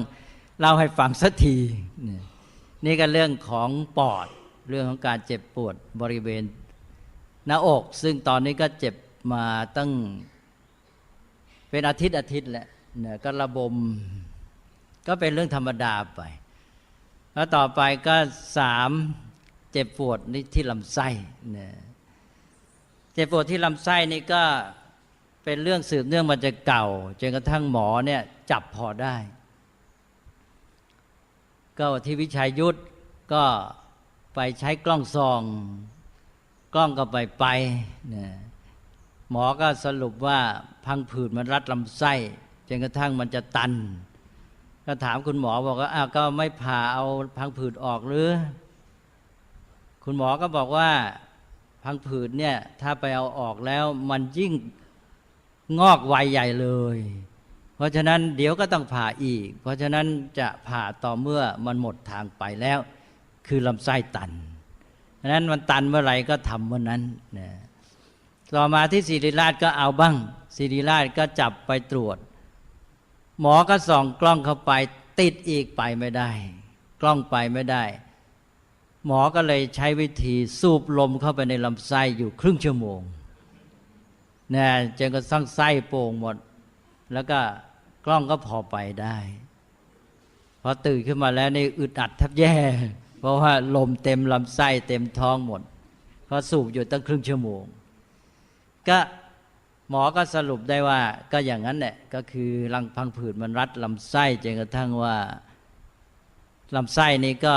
เคลื่อนไหวไม่สะดวกเวลาตรวจอย่างอุลตราซาวน์เนี่ยหมอเขาบอกว่าบริเวณนั้นตามปกติลำไส้มันเคลื่อนเดี๋ยวมันก็หยุดมันจะหยุดทำงานเป็นพักๆแต่ของอาตมาที่เป็นตรงนั้นเนี่ยมันจะเคลื่อนไหวตลอดเวลาไม่มีหยุดก็คือมันดิ้นที่จะให้หลุดจากอาการที่มันถูกรัดอยู่ฉะนั้นมันก็จะทำให้การเจ็บปวดเป็นระยะก่อนที่เข้าโรงพยาบาลนั้นก็เพราะมันเจ็บปวดติดกันตั้ง 7-8 วันแล้วมาหยุดอาตมาก็ว่ามันเป็นเรื่องเก่าหมอก็ไม่ยอมบอกว่าไอ้เรื่องท้องไว้ใจไม่ได้หรอกมันอาจจะคืบหน้าเป็นอื่นไปก็ได้ก็เลยให้ไปตรวจก็ไปตรวจก็ไปอันว่าก็เอาเรื่องพังผืดรัดลำไส้ก็รัดไปก็รอจนกว่าจะตันแต่ว่ามันพบอีกอันหนึ่งก็คือนิ่วในถุงน้ำดีก็เลยได้อีกเรื่องหนึ่งก็เลยหมอก็ไม่แน่ใจว่าไอ้ที่เจ็บปวดนี่เจ็บปวดจากพังผืดรัดลำไส้หรือเจ็บปวดจากเรื่องนิ่วในถุงน้ำดีแต่เรื่องเหล่านี้ก็ง่ายหมดนิ่วในถุงน้ำดีก็เดี๋ยวนี้ง่ายมากเอาออกเดี๋ยวก็เสร็จก็ไม่รีบร้อนหมอบางท่านก็บอกให้รีบเถอะเพราะว่าการที่ปล่อยไว้เนี่ยเหมือนกับเก็บลูกระเบิดเวลาไว้ว่างั้นก็เลยอาตมาก็เรามีลูกระเบิดเวลาหลายลูกก็เลยลูกนี้เก็บไว้ก่อนอันนี้ต่อไปก็ที่สี่นี่เป็นเรื่องประกอบปลีกย่อยเล็กน้อยก็คือปวดฟันปวดฟันนี่ก็คือพอฉันน้ำเปล่าๆไม่ต้องน้ำเย็นไม่ต้องมีน้ำแข็งอะไรน้ำเปล่าๆพอเข้าปากมันก็ปวดฟันแหละนี้ปวดฟันนี่มันก็มีเรื่องมาคือทำรากฟัน กรามล่างแล้วก็ทำรากฟันบนอักเสบแล้วก็ไปทำฟันอุดมาอะไรมันก็ยังเป็นปัญหาอยู่ที่เรื่องรากฟันก็เรื่องใหญ่เหมือนกันนะแต่ว่าอันนี้ก็ถือเป็นเรื่องประกอบไปก็เลยเล่าให้ญาติโยมฟังจะได้รู้กันว่าเป็นอะไรบ้างนะอันนี้ญาติโยมก็อาจจะนึกว่าอาตมานี่เป็นโรคอะไรเยอะแยะความจริงที่เป็นอยู่เนี่ยไม่ใช่เรื่องมากมายเคยเป็นมามากกว่านี้นะเป็นเรื่องใหญ่โตเป็นมาตั้งแต่เกิดเป็นธรรมดานะคือเล่าให้ฟังเพื่อความเข้าใจกันเหนื่อยก็ต้องยอมคือพบกันแล้วก็ต้องพูดกันให้รู้กันไปนะอันนี้อาตมาเนี่ยรอดตายมาตั้งแต่เกิดนี่ก็แปลกอยู่แล้วนะ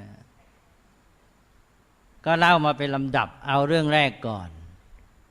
เรื่องแรกก็คือเมื่อเกิดใหม่ๆตัวแดงๆนะอันนี้พี่สาวที่เป็นลูกของโยมลุงเล่าให้ฟังตัวท่านเล่าเองว่าเพิ่งมาเล่าให้ฟังไม่นานนี้เองนะโยมพี่สาวนี่ก็ตอนนั้นอาตมาเกิดใหม่ๆตัวท่านก็อายุสัก12 ขวบก็ได้ข่าวว่ามีน้องเกิดใหม่ก็อยากจะดู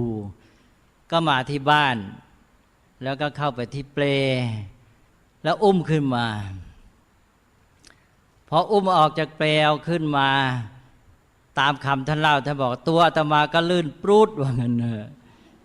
แล้วลื่นปรูดตกลงไปในช่องระหว่างแขนกับเอวของท่านลงไปบนพื้นบ้านนะแต่ว่าลงไปพื้นบ้านไม่พอกลิ้งต่อไปอีกตกลงไปบนนอกชานอันนี้ถ้าตกมาอยู่ที่นอกชานก็ต้องไหลต่อไปก็ลงใต้ถุนบ้านใช่ไหมลงที่นอกชานก็ต่อกับพื้นดินแล้วทีนี้ลงไปพื้นดินก็สุนัขอาจจะคาบเอาไปกินแล้วก็ได้เนี่ยอันนี้ก็เป็นการที่ผจญภัยครั้งที่1เนี่ยก็รอดมาได้เนี่ยอันนี้พี่สาวก็เลยถามบอกว่าเนี่ยเป็นบาปหรือเปล่าอาตมาก็บอกไม่บาปแล้วเป็นบุญเป็นบุญเพราะว่าโยมพี่มีน้ำใจดีมีเมตตามีความรักใคร่แล้วก็เป็นบุญแล้วจึงมาอยู่ด้วยกันทั้ง2 คนจนบัดนี้และพี่สาวท่านนี้ก็ไม่เคยได้พบกันหรอกบางที5 ปี10 ปีจะได้พบกันสักครั้งหนึ่งแต่จะด้วยความผูกพันอันนี้หรือเปล่าก็ไม่ทราบก็เป็นเหตุให้ในใจเป็นความรู้สึกที่ดีงามต่อพี่ท่านเนี้ยอยู่เสมอรู้สึกใกล้ชิดสนิทสนมเป็นความใกล้ชิดสนิทสนมที่ประทับใจอันนี้ก็เป็นเรื่องที่1จะมองไปในแง่ดีก็เป็นการทดสอบความแข็งแรงก็รอดมาได้นี่ในขวบที่1นั่นเอง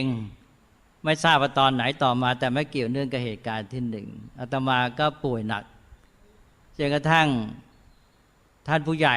เล่าให้ฟังบอกว่ามีคนขึ้นบันไดเรือนมาไหวนิดหน่อยอาตมาก็ชักตาตั้งแล้วว่างั้นนี่ขวบที่1ก็รอดมาได้อีกจนกระทั่งมา 4-5 ขวบได้โดยประมาณตอนนี้เริ่มจำความได้นิดหน่อยแต่ว่าเรื่องต้นที่เล่ามานั้นฟังจากท่านผู้ใหญ่ผู้เก่าในเรา 4-5 ขวบจำได้ว่าอาการปัจจุบันอะไรอย่างหนึ่งเกิดขึ้นแล้วก็มีท่านผู้ใหญ่กว่าเอาตัวพาดบ่าไปรีบเอาไปหาหมอแล้วต่อมาก็หมอบอกว่าหัวใจรั่วว่างั้นอันนี้ก็เหตุการณ์อีก1ต่อมาก็เรียนชั้นประถมก็เวลาเขาสอบปลายปีบางปีอาตมาก็ไม่ได้สอบก็ป่วยซะก็หลังจากเขาสอบเสร็จกันแล้วทางคุณครูอาจารย์ก็จัดสอบให้เป็นพิเศษอีกที1ก็เป็นมาอย่างนี้จนกระทั่งต่อมาก็มาเรียนมัธยมที่โรงเรียนมัธยมวัดปทุมคงคาเดี๋ยวนี้ก็ย้ายออกไปจากวัดแล้วก็เหลือแค่โรงเรียนปทุมคงคาเรียนไปก็ออดแอดมาถึงชั้นมัธยมปีที่3ภาคปลายพอเปิดเรียนวันแรกไปโรงเรียนก็ต้องกลับมาจากโรงเรียนกลางคันเพราะป่วยเนี่ยตอนนี้ก็เป็นเหตุที่ทำให้มาบวช เนี่ยเพราะนั้นการป่วยนี่ก็เป็นเรื่องสำคัญที่ทำให้ได้มาบวชคือตอนนั้นโยมพี่คนที่สองเนี่ยเป็นผู้ที่สนใจธรรมะศึกษาพุทธศาสนาอย่างมากสะสมหนังสือของท่านอาจารย์สุชีพปุญญานุภาพตอนนั้นเป็นสุชีโวภิกขุเจ้าคุณศรีวิสุทธิญาณแล้วก็หนังสือท่านพุทธทาสอย่างมากมายเอาจริงเอาจังเรียกว่าดูเหมือนว่าจะเอาจริงเอาจังเรื่องเรียนธรรมะมากกว่าเรียนหนังสือของตัวเองที่โรงเรียนอันนี้จนกระทั่งว่าเพื่อนๆเนี่ยเรียกพี่อาตมาว่าสุชีโวนะคือเขารู้กันน่ะเรียกสุชีโวสุชีโวอันนี้ตอนนี้ก็อาจจะเป็นการประจวบเหมาะที่พี่ชายกำลังรักทางพระศาสนาอยู่แล้วคงจะเห็นเป็นโอกาสว่าตัวเองก็ยังบวชไม่ได้เนี่ยเพราะว่าก้าวมาในการเล่าเรียนศึกษาขั้นนั้นยังหาโอกาสจังหวะไม่เหมาะก็น้องเป็นอย่างนี้แล้วให้บวชซะดีนะก็นึกว่าถ้ามองในแง่หนึ่งเหมือนกับบวชแทนตัวหรือท่านจะคิดยังไงก็ไม่ทราบแหละแต่ว่าอย่างน้อยท่านก็คิดว่าการบวชนี่ดีก็เลยไปปรึกษากับโยมพ่อคุยกันไปกันมาก็มาเกลี้ยกล่อมอาตมานะว่าบวชเนนดีกว่าไปเล่าเรียนทางพระอาตมาก็เป็นคนที่ว่าง่ายนะก็โยมพ่อโยมพี่ชวนไปชวนมาก็ใจเห็นคล้อยไปตาม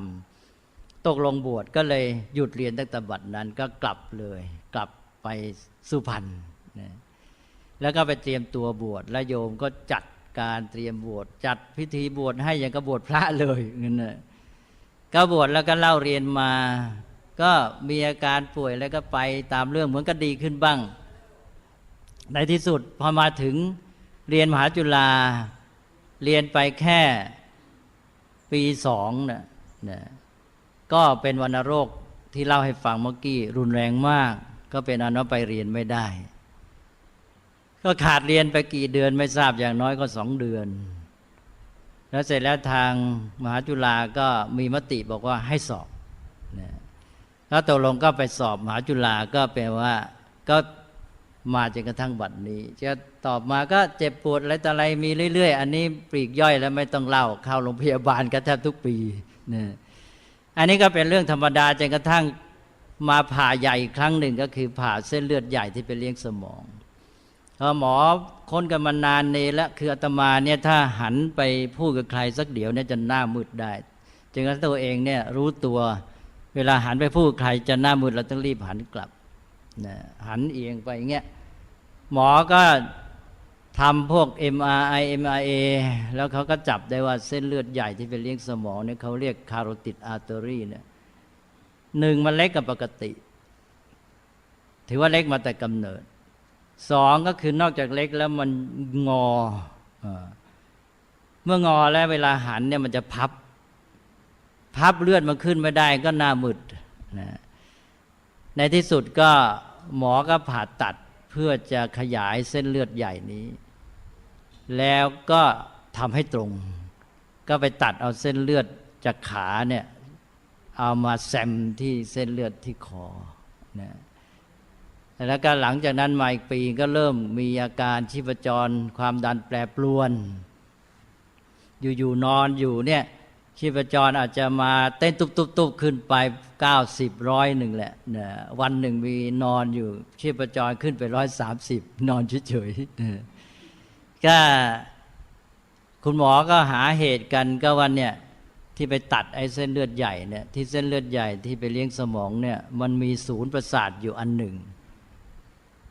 ซึ่งเป็นตัวควบคุมความดันและชีพจรมันจะเป็นตัวส่งสัญญาณให้สมองรู้ว่าเวลาเนี้ยสมองร่างกายต้องการเลือดปริมาณเท่าไรแล้วก็หัวใจก็จะเต้นปรับความดันชีพจรให้พอทีนี้หมอบอกว่ามันมองไม่เห็นหรอกเวลาผ่าเนี่ยก็แล้วแต่โชคทีนี้มีดไปกรีดเอาไอ้ศูนย์นี้เข้าไปศูนย์นี้ก็เสียมันก็บังคับควบคุมไม่ได้เนี่ยและการเหลืออยู่ข้างขวาเขาบอกว่าหมอที่ชำนาญคุณหมอนิพนธ์ที่พวงวรินทร์ที่ธรรมศิริราช เพราะว่าข้างขวาเนี่ยศูนย์นี่มันทำงานแค่ 20-30% เพราะว่าศูนย์ใหญ่มันอยู่ข้างซ้ายมันเป็นข้างเดียวกับหัวใจอันนี้ศูนย์ใหญ่นี่ก็ถูกทำลายไปแล้วก็ร่างกายก็ต้องปรับตัวเอานะอันนี้ก็เป็นเรื่องราวต่างๆที่เล่าให้ญาติโยมฟังก็นี้จะได้เข้าใจแจ่มแจ้งนะก็เป็นอะไรนะก็รอดมาได้นี่ก็ใช้ได้แล้วนะก็เป็นเรื่องที่ว่าก็ชีวิตนี้ก็เป็นเรื่องอนิจจังทุกขังอนัตตาอย่างที่บอกโยมร่างกายสังขารแต่ละคนไม่เหมือนกันมีเหตุปัจจัยต่างๆกันเช่นเหตุปัจจัยทั้งหลายเหตุปัจจัยหนึ่งที่สำคัญก็คือกรรมใช่ไหมแล้วก็เหตุปัจจัยอื่นอีกพีชนิยามก็คือเรื่องของพันธุกรรมนะแล้วก็ยังมีเหตุปัจจัยอื่นอีกอุตุนิยามนะสภาพแวดล้อมอะไรต่างๆเนี่ยอย่างที่เคยยกตัวอย่างบอกว่า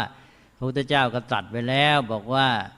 อย่างแม้แต่โรคภัยไข้เจ็บเนี่ยมันก็เป็นด้วยปัจจัยต่างๆอย่าไปบอกอย่างใดอย่างหนึ่งตายตัวมันอาจจะประกอบกันนะพระองค์ก็ตรัสไว้ที่บอกว่าเป็นเรื่องของการบริหารร่างกายไม่สม่ำเสมอก็มีเป็นเรื่องของอุตุแปรปรวนก็มีเรื่องของระบบอวัยวะภายในก็มีแล้วก็เรื่องกรรมก็มีโครงสร้างร่างกายแต่ละคนก็เหมือนกันวันนี้ก็ดีที่หลวงลุงท่านมานั่งด้วยโยมจะได้เห็นตัวอย่างอย่างอาตมาเนี่ยถือว่าร่างกายโครงสร้างไม่ดีมีปัญหาอะไรต่างๆเยอะแล้วปัจจัยประกอบอื่นก็เข้ามาอีกนี่อย่างหลวงลุงเนี่ยอายุ89แล้วเนี่ยต้องถือว่าแข็งแรงกว่าอาตมาท่านยังเดินนำขึ้นเขาได้อยู่นะเวลาไปภูเขาเนี่ยเก่งมากคนอายุน้อยๆยอมแพ้เลยเนี่ยขนาดอายุ89แล้วท่านเดินขึ้นเขาเนี่ยความดันชีพจรท่านตั้งแต่ขึ้นจนกระทั่งถึงยอดนี่แทบจะไม่เปลี่ยนนะใช่ว่าชีพจร80กว่าถึงยอดเขาก็อยู่แค่89หรืออย่างมาก90 91เท่านั้นนะขออาตมานี่ก่อนขึ้นเขาเช่นว่าวัดไว้81ขึ้นไป5นาที120แหละชีพจรขึ้นไปอีก5นาที147นะชีพจร147แหละขึ้นไปแค่กลางเขาเท่านั้นนะอย่างนี้เป็นต้นความดันก็ขึ้นไป180อะไรเงี้ยของลุงท่านก็อยู่แค่นั้นแล้วก็ที่จะแปลกนี้อาตมาว่าเป็นการเรียนรู้ด้วยอย่างหลวงลุงนี่เป็นกรณีศึกษาได้เลยสำหรับนักโภชนาการนักสุขภาพเนี่ยเพราะร่างกายของท่านเนี่ยไม่เป็นไปตามกฎหรือหลักโภชนาการคืออยู่แต่ไหนแต่ไรมาตั้งแต่เด็กมาแล้วเดี๋ยวนี้ท่านก็ไม่ฉันผักโยมแปลกใจแล้วนะ1ไม่ฉันผักญาติโยมที่มาทำบุญที่วัดจนชินจนเป็นธรรมดาก็จะรู้กันแม้แต่จัดอาหารให้ก็จัดให้ต่างหากแล้วไม่ใส่แม้แต่ผักชีแล้วผลไม้ที่มีรสเปรี้ยวนิดหน่อยไม่ฉันมังคุดไม่ฉันองุ่นไม่ฉันสับปะรดไม่ฉันส้มไม่ฉันเป็นต้นเยอะแยะหมดไม่ฉันที่ฉันเป็นปกติชอบก็คือทุเรียนเนี่ยตกลงก็อาหารคาวก็ฉันขาหมูอาหารหวานก็ฉันทุเรียนแล้วอ้วนก็ไม่อ้วนผอมก็ไม่ผอมก็อยู่อย่างเงี้ยทรงสม่ำเสมอแล้วก็แข็งแรงอายุ80กว่าที่วัดเนี่ยมีสะพานข้ามคลองตอนนั้นยังไม่ได้ทำราวสะพานก็มีแต่ขอบสะพานวันหนึ่งท่านก็เดินหลับตาเดินหลับตาไปจะทดลองดูปรากฏว่าเดินเอียงเฉียงไปเท้าไปสะดุดเอาขอบสะพานเข้าก็เลยหัวขมำลงไปในคลองลงไปในคลองไม่ลงเปล่านะเอาไหล่เอาหายปลาร้าเนี่ยไปฟาดเข้ากับขอบคันซีเมนต์เข้าหักหล่นลงไปในคลองศีรษะลงด้วยนะเพราะความที่ท่านแข็งแรงเนี่ยท่านตวัดศีรษะขึ้นมาเนี่ยแล้วพอดีว่ามันไม่ลึกนักก็เมตรกว่าก็ขึ้นมายืนอยู่ได้คนที่เขาอยู่นั่งอยู่ในรถยนต์นั่นเขามองเห็นจอดรถรอพักอยู่มองเห็นก็มาช่วยเอาลุงขึ้นมาส่งโรงพยาบาลก็ต้องไปเข้าเฝือกหายปลาร้า ข้าวเฟือกหายปลาร้าไม่กี่วันติดเป็นปกติแข็งแรงเนี่ยความแข็งแรงเวลาเป็นอะไรไม่ยอมฉันยาเนี่ยยาก็ไม่ฉันหายเองอันนี้ก็เป็นเรื่องของลักษณะพิเศษเฉพาะตัวอาตมาอย่างว่าเนี่ยหมอโดยเฉพาะนักโภชนาการเนี่ยน่าจะเอาเป็นกรณีศึกษาว่าร่างกายของคนเนี่ยมีความเป็นไปต่างๆกันนะนี่ก็คือปัจจัยอย่างหนึ่งในปัจจัยทั้งหลายที่แต่ละคนไม่เหมือนกันเพราะนั้นจะไปใช้หลักการเดียวกันเนี่ยต้องพิจารณาปัจจัยประกอบต่างๆหลายอย่างด้วยอย่างหลวงลุงนี่ก็หมายความปัจจัยทางด้านโครงสร้างร่างกายท่านอาจจะเป็นพีชนิยามเนี่ยเป็นตัวที่ช่วยมากนั้นโยมจะไปเอาอะไรเป็นแน่นอนไม่ได้ก็อย่างที่ว่าและสิ่งทั้งหลายไม่เที่ยงแท้แน่นอนแต่ว่าเป็นไปตามเหตุปัจจัยทีนี้ปัจจัยเนี่ยมันมีมากมายเราจะไปยุติเอาแค่นั้นแค่นี้อันนั้นก็เนี่ยโยมจะได้นำมาน้อมมาพิจารณาสิ่งทั้งหลายเหตุการณ์ต่างๆที่เกิดขึ้นเป็นไปเนี่ยว่าเราต้องใช้ปัญญาพิจารณาให้รอบคอบให้ทั่วถ้วนที่ท่านเรียกว่าปัญญาก็แปลว่าทั่วชัดคือรู้ให้ทั่วด้วยและชัดด้วย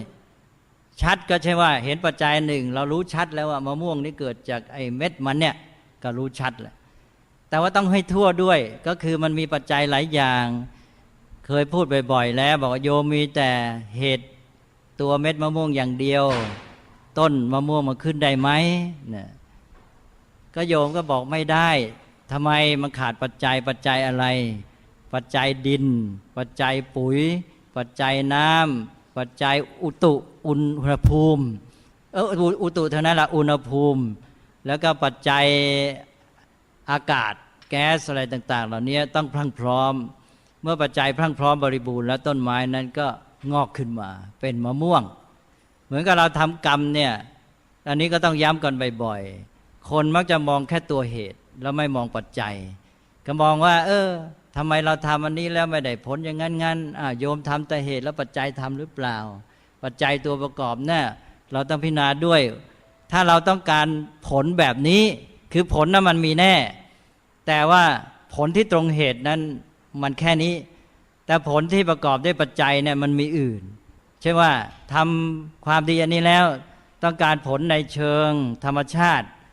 ก็คือทำความดีได้ผลดีได้ความดีได้จิตใจที่เบาสบายไม่ขุ่นข้องหมองมัวแล้วต้องการผลทางด้านสังคมให้คนชื่นชมสรรเสริญแม้แต่ได้ต้องการผลทางอามิตรต้องการเงินทองตอบแทนเป็นต้นเนี่ยอันนี้เรียกว่าเป็นผลที่เกิดจากการที่มีปัจจัยประกอบเหตุหลายอย่างโยมก็ต้องดูว่าไอ้ผลที่เราต้องการเนี่ยมันต้องอาศัยปัจจัยอะไรประกอบอีกนอกจากตัวเหตุนั้นอย่างเช่นว่าต้องการผลทางสังคมความชื่นชมต้องการผลในการที่เขาจะตอบแทนเนี่ยมันต้องการปัจจัยต่างหากเพิ่มขึ้นแล้วเราทำปัจจัยเหล่านั้นครบไหมเราจะได้ใช้ปัญญาพิจารณาวิเคราะห์แยกแยะหาตัวปัจจัยให้ครบคราวนี้เราทำแล้วไม่ได้ผลที่ต้องการเราทำปัจจัยไม่ครบขาดปัจจัยตัวไหนแล้วก็ไปพัฒนาปรับปรุงทำปัจจัยเหล่านั้นให้ครบนี้สำหรับคนที่ต้องการผลแท้ๆเขาก็จะต้องการผลเพียงตามตัวเหตุโดยตรงตามธรรมชาติใช่ว่าทำความดีเพื่อความดีเพื่อให้ความดีนี้มันเจริญงอกงามขึ้นมาในโลกนี้เพื่อให้จิตใจของเราพัฒนาขึ้นมาเราเจริญในไตรสิกขาถ้าอย่างนี้แล้วทำปุ๊บได้ปั๊บนี่ถ้าโยมต้องการผลที่พ่วงมาด้วยเรื่องอื่นๆโยมก็ต้องไปดูปัจจัยประกอบว่าเราทำหรือเปล่าเราจะมาพูดปุ๊บปั๊บเอาว่าฉันทำเหตุดีนี่แล้วไม่เห็นได้ผลดีอย่างนี้ไม่เห็นมีคนสรรเสริญไม่เห็นมีคนตอบแทนเจ้านายไม่เห็นรักไม่เห็นเลื่อนขั้นก็อันนั้นมันปัจจัยประกอบมันไม่เท่านั้นแล้วนะฮะถ้าต้องดูปัจจัยเพราะนั้นคนที่เป็นชาวพุทธเนี่ยถ้าปฏิบัติตามหลักธรรมแล้วเนี่ยจะฉลาดพัฒนาอยู่เสมอเพราะแม้แต่ทำกรรมอันหนึ่งก็จะรู้จักใช้ปัญญาวิเคราะห์แยกแยะว่าเหตุมันเป็นอย่างไรปัจจัยเป็นอย่างไรปัจจัยมีตัวไหนบ้างจะเป็นคนที่มีปัญญาละเอียดอ่อนขึ้นรู้จักคิดวิเคราะห์แล้วรู้จักพัฒนาปัจจัยตัวไหนขาดไปแล้วก็ทำปัจจัยตัวนั้นให้งอกงามขึ้นมาว่าเรามีความต้องการอย่างนี้ผลอย่างนี้ต้องการเหตุปัจจัยแค่ไหนแล้วก็พัฒนาตัวเองในแง่ความต้องการด้วยว่าเราจะมี ไปมัวต้องการผลในทางที่เขาตอบแทนเป็นอามิตรเลยเราเอาผลที่ดีที่เป็นไปเพื่อพัฒนาชีวิตพัฒนาสังคมดีกว่าถ้าแต่ละคนมัวมุ่งเอาผลในทางอามิตรตอบแทนแล้วสังคมมันก็จะยิ่งเสื่อมลงไปได้ถ้าหากว่าเรายอมไม่เอาผลทางสังคมนะเราเอาผลแต่ความดีตามกฎธรรมชาติเนี่ยเราจะแก้ไขปัญหาสังคมช่วยสังคมดีงามขึ้นไปด้วยอันเนี้ยโยมก็จะได้นั้นก็ให้พิจารณาเนี่ยจากเรื่องทางวัตถุก็ตามเป็นรูปธรรมเนี่ยแล้วก็นามธรรมเราก็จะต้องมีการใช้ปัญญาพิจารณาใช้โยนิโสมนสิการวันนี้อาตมาก็เลยดึงเรื่องนี้เข้ามาหาธรรมะแต่ก็รวมความก็คือเรื่องเจ็บเรื่องป่วยเรื่องโรคภัยไข้เจ็บเนี่ยมันเกิดขึ้นมาอย่างน้อยในทางธรรมะเราก็เห็นอนิจจังทุกขังอนัตตาและในแง่หนึ่งก็คือเราสามารถปฏิบัติต่อมันได้ต่างๆกันแม้แต่โรคภัยไข้เจ็บที่เกิดขึ้นเนี่ยมันมีผลแต่ละคนไม่เหมือนกันเช่นว่ามันมีผลก็คือเกิดปัญหาต่อร่างกายแล้วปัญหาต่อร่างกายนี้จะมีผลต่อตัวคนนั้นแค่ไหนมันก็สุดแต่ความต้องการด้วยเช่นคนนี้ต้องการเอาร่างกายไปใช้อะไรถ้าเขาต้องการเอาร่างกายไปใช้ประโยชน์บางอย่างไปสนุกสนานเป็นต้นไอ้โรคนี้มันอาจจะขัดเป็นปัญหาแก่เขาทำให้เขาเกิดทุกข์แต่ทีนี้ถ้าเกิดเขาต้องการเอาร่างกายไปใช้อีกอย่างหนึ่งบางทีโรคมันกลับเป็นโชคใช่ไหมเพราะฉะนั้นไอ้ตัวโรคกับตัวโชคมันก็ใกล้กันก็คือเปลี่ยนรอเป็นชอใช่ไหมเพราะฉะนั้นโรคมันก็เป็นโชคไปเลยเหมือนกับบอกแล้วว่าปัญหากับปัญญานี่มันใกล้กันนะโยมเปลี่ยนซะนะปัญหาเปลี่ยนเป็นปัญญา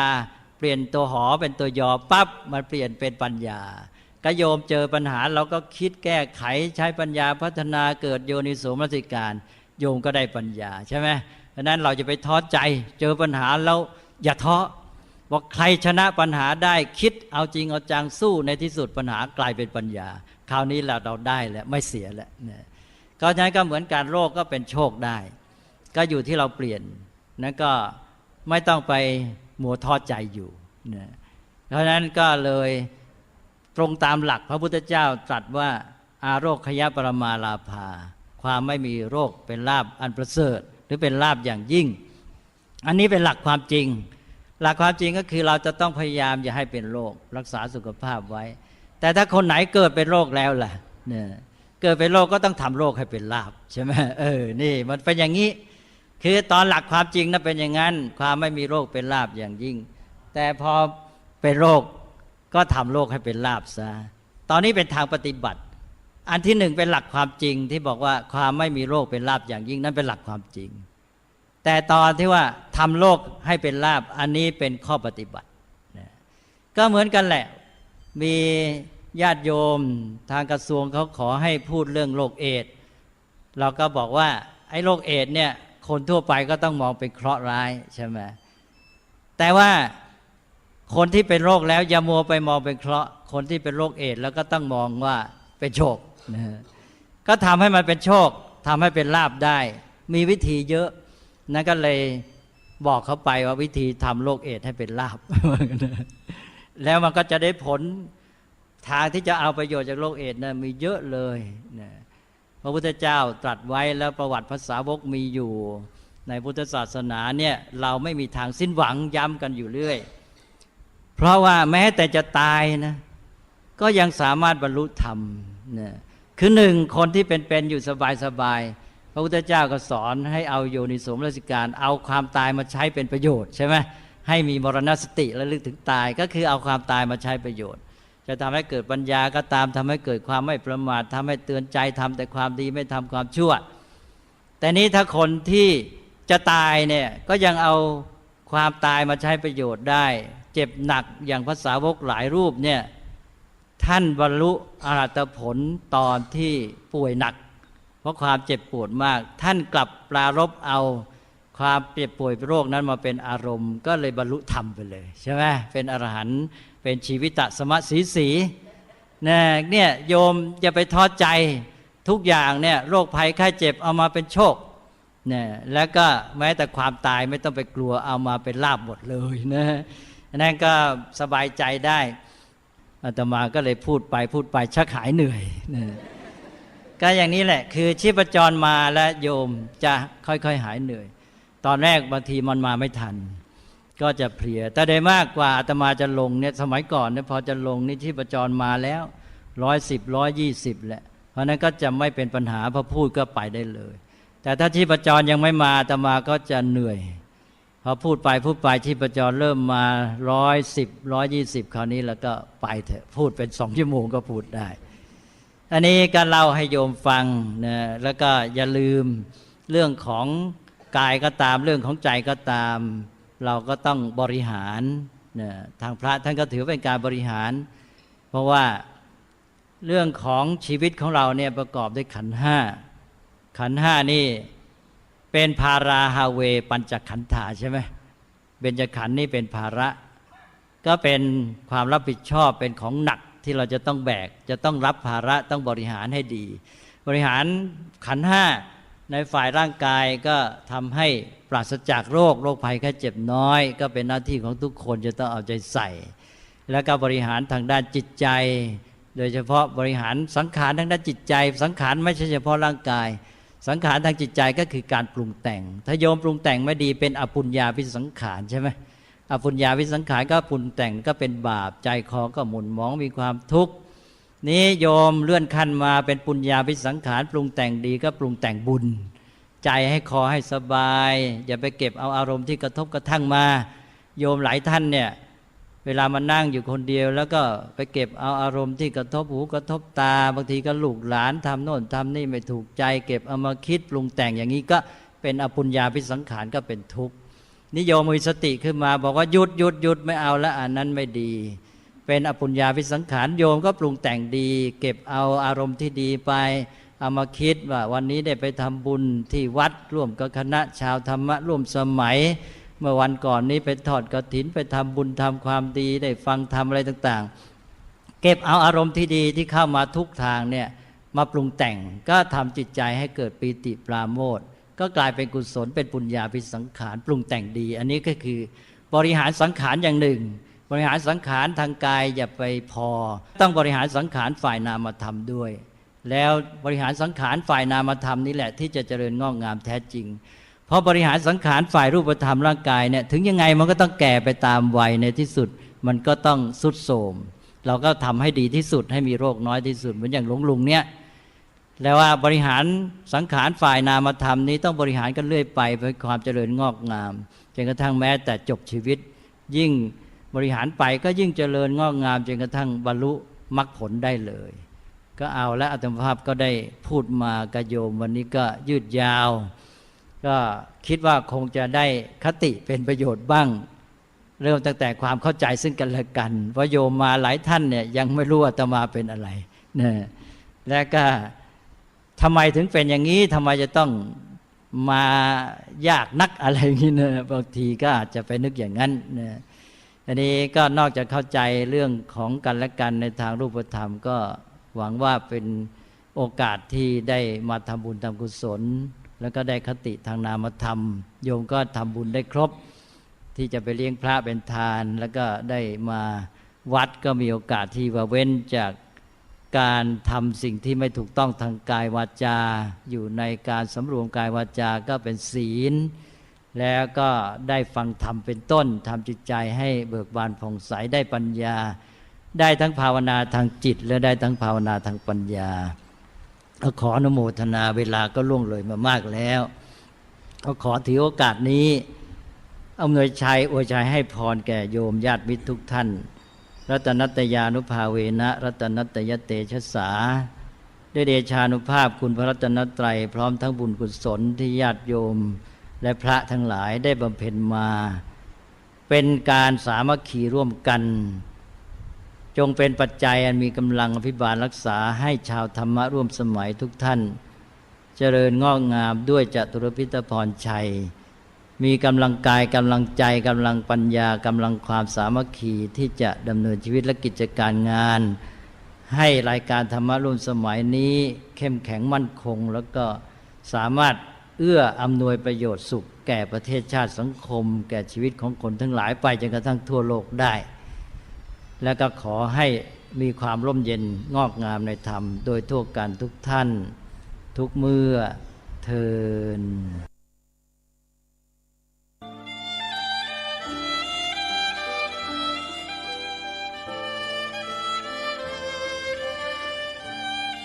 นี่คราวที่แล้วนี่คุยกันได้ปรารภเรื่องคำพูดในภาษาพระซึ่งเป็นเรื่องของธรรมะเนี่ยพอเข้ามาในภาษาไทยแล้วเนี่ยความหมายก็พูดกันไป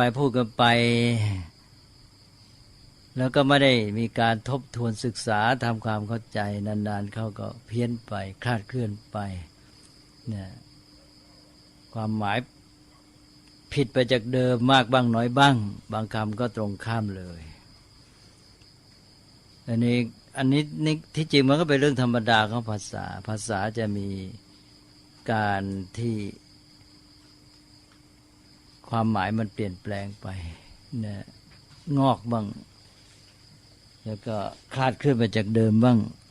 ก็เป็นกันเรื่อยๆแต่ทีนี้สำหรับศัพท์ทางพุทธศาสนามันมีความสำคัญในแง่ว่ามันโยงไปถึงคำสอนของพระพุทธเจ้าที่เรานับถือแล้วก็เข้าไปเกี่ยวข้องกับหลักใหญ่ๆอื่นๆด้วยถ้าเข้าใจผิดเพี้ยนไปแล้วก็ทำให้พลอยเข้าใจผิดต่อหลักสำคัญด้วยแล้วยิ่งพุทธศาสนาเป็นศาสนาประเภทที่ต้องอาศัยปัญญาเนี่ยไม่ได้บังคับศรัทธาก็เลยกลายเป็นเหมือนจุดอ่อนว่าพุทธศาสนาจะเสื่อมก็เพราะอันนี้ด้วยง่ายเคยย้ำบ่อยๆว่าถ้าเป็นศาสนาแห่งศรัทธาเนี่ยเขาก็จะมีกำหนดเลยบอกว่าหนึ่งต้องเชื่ออย่างนี้นะแล้วก็กำหนดมาเลยว่า1 2 3 4 5ต้องเชื่ออย่างนี้ตายตัวใช่ไหมเหมือนอย่างถ้าพูดกับชาวบ้านจะบอกเอ้าเธอต้องเชื่อว่าโลกแบนจบไม่ต้องพูดกันแล้วนะถ้าสมัยก่อนก็ถ้าแกไม่ยอมเชื่อใครก็จับฆ่าเลยใช่ไหมหมดเรื่องไปเลยนะเขาตายตัวอย่างนี้สองก็ปฏิบัติเมื่อกี้นี้เชื่อสองปฏิบัติก็บอกไปเลย1 2 3 4 5เนี่ยวันหนึ่งให้ทำอันนี้เท่านี้ครั้งแล้วก็สองให้ทำอย่างนั้นสามทำอย่างนั้นนะมันตายตัวไปหมดเนี่ยก็เชื่อไปตามนั้นทำไปตามนั้นไม่ต้องมาซักมาถามกันอีกเมื่อความเชื่ออย่างนี้การปฏิบัติอย่างนี้ยังอยู่ศาสนานั้นก็อยู่ก็ในแง่หนึ่งก็ง่ายดีทีนี้พุทธศาสนานี่เปิดโอกาสบอกว่าให้ใช้ความคิดพิจารณาโดยเฉพาะก็คือให้ปฏิบัติด้วยมีปัญญาแล้วก็ยิ่งพัฒนาปัญญามากขึ้นยิ่งดีให้ทำด้วยความรู้ความเข้าใจให้ชัดเจนที่สุดอันนี้พอไม่ศึกษาไม่ทำความรู้เข้าใจมันก็ค่อยๆแปรปรวนคลาดเคลื่อนไปหมดเพราะนั้นก็เสี่ยงต่อความเสื่อมมากพุทธศาสนาจึงต้องขึ้นต่อการศึกษาถ้าการศึกษาไม่มีก็แปลว่าพุทธศาสนาก็เสื่อมอย่างเวลานี้เราก็เห็นได้ว่าประชาชนไม่ค่อยมีการศึกษาในเรื่องพุทธศาสนาไม่มีความรู้ความเข้าใจก็สักแต่ว่าพูดตามๆกันไปถ้อยคำต่างๆก็ความหมายก็เพี้ยนคลาดเคลื่อนไปแล้วไม่เฉพาะถ้อยคำเท่านั้นนะพวกหลักการอะไรต่างๆเนี่ยก็เพี้ยนหมดแล้วหลักการเหล่านั้นมันก็แฝงอยู่หรืออิงอยู่กับพวกถ้อยคำเหล่านี้ด้วยคราวที่แล้วนี้มุ่งเน้นไปที่ถ้อยคำนะแล้วถ้อยคำเหล่านั้นก็ยังมีอีกมากมายซึ่งต้องพูดกันยืดยาวอย่างเช่นคำว่าเวทนานะเวทนานี่เดี๋ยวนี้ภาษาไทยก็บัญญัติให้อ่านสองแบบถ้าอ่านเวทนาก็มีความหมายเป็นความรู้สึกสุขทุกข์เป็นต้นแต่ถ้าอ่านว่าเวทนาก็แปลว่าสงสารใช่ไหมอย่างเงี้ยก็ตัวเดียวกันนั่นแหละก็ต้องหาทางยักเยื้องเพื่อให้รู้ว่าอ่านยังไงความหมายยังไงให้มันแปลกกันซะบ้างอันนี้เป็นเพียงยกตัวอย่างไม่ต้องสนใจหรืออย่างคำว่าวาสนาเนี่ยนี่ก็เพี้ยนไปไกลเลยจนกระทั่งคนไทยนี่พูดกันว่าแข่งอะไรแข่งได้แข่งวาสนาแข่งไม่ได้ นี่เป็นเรื่องของคนไทยนะไม่ใช่สำนวนพระของพระไม่มีนะแข่งอะไรแข่งได้แข่งวาสนาแข่งไม่ได้นี่พุทธศาสนาไม่ได้สอนทีนี้คนไทยเราก็ได้ยินคำว่าวาสนาก็นึกว่ามาจากพุทธศาสนาแถมบางทีพูดรวมกับอีกคำเป็นบุญวาสนาใช่ไหมก็แล้วแต่บุญวาสนาเป็นอย่างนั้นไปวาสนานี่เป็นคำที่เพี้ยนไกลมากนะยกตัวอย่างเช่นในพุทธศาสนาบอกว่าพระอรหันต์จะละทั้งกิเลสและวาสนาอ้าวเมื่อกี้คนไทยบอกว่าแข่งอะไรแข่งได้แข่งบุญแข่งวาสนาแข่งไม่ได้นะหรือว่าแล้วแต่บุญวาสนาแล้วแต่บุญแต่กรรมแต่ของพุทธศาสนาบอกว่าต้องปฏิบัติไปจนละได้ทั้งกิเลสและวาสนาเนี่ยคนฟังก็ไม่มีความรู้ชัดเจนไม่ได้ศึกษาก็จะอธิบายไม่ได้เลยว่าอะไรกันเนี่ยอันหนึ่งว่าแข่งบุญแข่งวาสนาแข่งไม่ได้อีกทางหนึ่งบอกว่าให้ละบุญละวาสให้ละวาสนาให้ละกิเลสเลยเป็นเรื่องต้องเรียนทั้งนั้นใช่ไหมหรือคำว่าบารมีเนี่ยในภาษาไทยก็ไม่ได้มีความหมายเหมือนเดิมแล้วบารมีมาจากศัพท์พระที่สำคัญพระพุทธเจ้าจะสำเร็จโพธิญาณได้ก็ต้องบำเพ็ญบารมีนะตอนที่บำเพ็ญบารมีก็เป็นพระโพธิสัตว์บารมีของท่านมาถึงภาษาไทยนี่มันมีบารมีของผู้ยิ่งใหญ่นะเจ้าพ่อคนนั้นบารมีเยอะใช่ไหม อย่างนี้นะเป็นผู้กว้างขวางมีบารมีก็เนี่ยเสร็จแล้วความหมายมันก็มาเป็นความหมายปัจจุบันแบบที่พูดกันในสังคมซึ่งเพี้ยนไปแล้วเนี่ยผมก็จะมาอธิบายถ้อยคำเหล่านี้มันเยอะแต่ทีนี้วันนี้อยากจะพูดเลยต่อไปว่า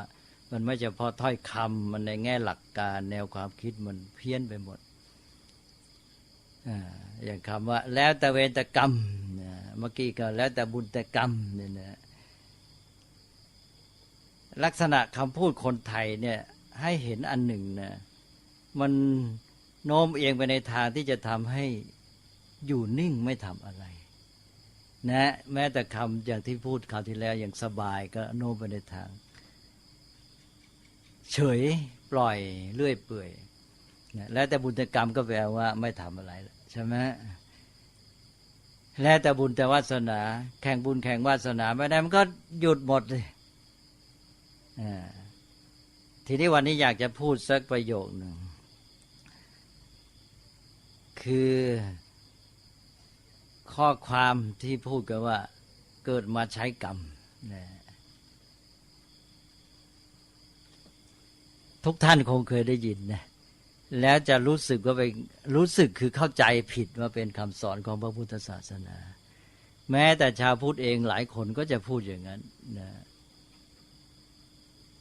แต่เสร็จแล้วก็ไม่ทำความเข้าใจให้ชัดเจนตัวคำพูดเองว่าเกิดมาใช้กรรมเนี่ยหรือเกิดมาเพื่อใช้กรรมก็ไม่ชัดเจนว่าตัวการมีชีวิตขึ้นมาคือการเกิดเนี่ยเป็นการชดใช้กรรมเก่าเนี่ยการที่เกิดมีชีวิตขึ้นมาหรือว่าบางทีก็หมายความไปทำนองว่าเกิดมาใช้กรรมหมายความว่าที่มีชีวิตมาแล้วก็จะอยู่ต่อไปเนี่ยอยู่เพื่อใช้กรรมใช่ไหมนี่ผมอยากจะถามท่านก่อนที่จะมาพูดจาชี้แจงอะไรในเรื่องนี้ว่าท่านเข้าใจว่าอย่างไรหนึ่งในแง่ของความหมายของถ้อยคำว่าการมีชีวิตขึ้นมาเนี่ยเป็นการใช้กรรมนะหรือว่าที่เราจะอยู่ไปเนี่ยคือการปฏิบัติต่อชีวิตเนี่ยก็คือเราให้อยู่ไปแบบใช้กรรม หรือเป็นจุดหมายของชีวิตอยู่ไปเพื่อใช้กรรมแล้วก็อันนี้เป็นแง่ความหมายนะเข้าใจความหมายอย่างไรแล้วก็สองในแง่ของความคิดเห็นต่อข้อความนี้นะว่าเมื่อเข้าใจอย่างไรนั่นคือความรู้แล้วทีนี้ต่อไปก็ความคิดเห็นต่อ ข้อมูลหรือความรู้อันนี้นะนี่เป็นของท่านเองและตัวที่สองก็เป็นของท่านเองทั้งสองตอนแหละแต่ว่าอันแรกเป็นแง่ความรู้ความเข้าใจนะที่อาจจะรับมาจากคนอื่นตอนที่สองก็เมื่อมีความรู้เข้าใจข้อมูลอย่างนั้นแล้วเนี่ยตัวเองมีความคิดเห็นอย่างไรว่ามันดีหรือไม่ดีที่จะทำอย่างนั้นมันผิดหรือจะถูกเกิดโทษเกิดภัยยังไงอะไรเงี้ยนะเราถามเอาเป็นอย่างนี้ก่อนใครอยากแสดงความเห็นก่อนนะถ้าไม่แสดงผมจะถาม ใครอยากแสดงความเห็นบ้างคุยกันอย่างเงี้ยดีคือเราอยู่ไปเนี่ยนะในแง่ของพุทธศาสนิกก็ควรจะชัดเจนว่านี่มันเรื่องพุทธศาสนาเนี่ยความหมายมันเป็นยังไงนะอยู่ไปได้ยังไงไม่รู้เรื่องชัดเจนใช่ไหมสองถึงไม่มองในแง่พุทธศาสนามันเป็นคำพูดที่ใช้ในสังคมมันอาจจะกลายเป็นแนวคิดเป็นค่านิยมแล้วอยู่กันไปได้ยังไงคนในสังคมนี้อยู่ทำอะไรเป็นไปโดยไม่มีความเข้าใจอะไรชัดเจนเนี่ยมันจะเป็นสังคมที่ดีได้ยังไงใช่ไหมมนุษย์จะมีชีวิตที่ดีมันต้องอยู่ด้วยความรู้ความเข้าใจแล้วก็ถ้ายังไม่เข้าใจก็ต้องศึกษาให้มันเข้าใจให้มันชัดเจนให้ได้นะมันจะได้รู้ว่ามันผิดหรือมันถูกมันมีคุณมีโทษนะจะได้ชีวิตมันก็จะดีขึ้นสังคมมันก็จะดีขึ้นนี่เรื่อยๆเปื่อยๆอยู่กันไปได้นะฮะทีนี้ถามอีกทีย้ำว่าท่านไหนมีความเห็นยังไงนะหนึ่งในแง่ของความหมายนิมนต์นะดีช่วยกันดีตามความเข้าใจนะครับกรรมคือการกระทำการเกิดมาเพื่อใช้กรรมเนี่ยหมายถึงเราได้เคยกระทำในสิ่งที่ดีและไม่ดีในอดีตเราถึงมีกรรมก็คือมีกรรมที่ทำให้เกิดมาเป็นคนก็เกิดมาเนี่ยไม่ใช่ว่าเกิดมาเพื่อที่จะใช้กรรมเก่าอย่างเดียวก็คือการที่เราเกิดมาเนี่ยเราก็จะมีกรรมเก่าที่เราเคยได้ทำมาแล้วเนี่ยเป็นตัวทำให้เราได้รับทุกขเวทนาหรือได้รับสุขแต่ว่าเราก็ต้องสร้างกรรมใหม่ต่อไปด้วยเพื่อที่จะเป็นบุญกุศลต่อไปในภายภาคหน้าครับครับโมทนาด้วยดีและได้แสดงความเห็นกันก็เป็นการแสดงความเห็นทั้งความหมายของถ้อยคำด้วยแล้วก็ทั้งในแง่ของท่าทีหรือทัศนคติต่อข้อความนี้ด้วยทีนี้นิมนต์จะพูดอะไรหรือเปล่าจริงๆแล้วมันก็อธิบายมันก็สับสนอยู่ครับว่าเกิดมาใช้กรรมนี่ก็คือแบบว่ามันเหมือนกับว่าคนเราเนี่ยโทษอะไรอย่างเงี้ยครับคือโทษว่าเราเกิดมาใช้กรรมอะไรเงี้ยฮะมันลักษณะเหมือนว่าท้อแท้อะไรเงี้ยครับ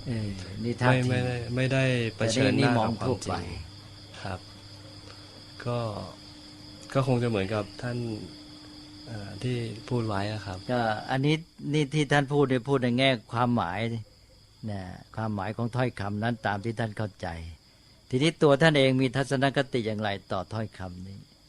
ว่าผิดถูกเป็นคุณเป็นโทษ มีผลดีต่อชีวิตต่อสังคมหรือผลเสียต่อชีวิตต่อสังคมมันก็ต้องเข้าใจถึง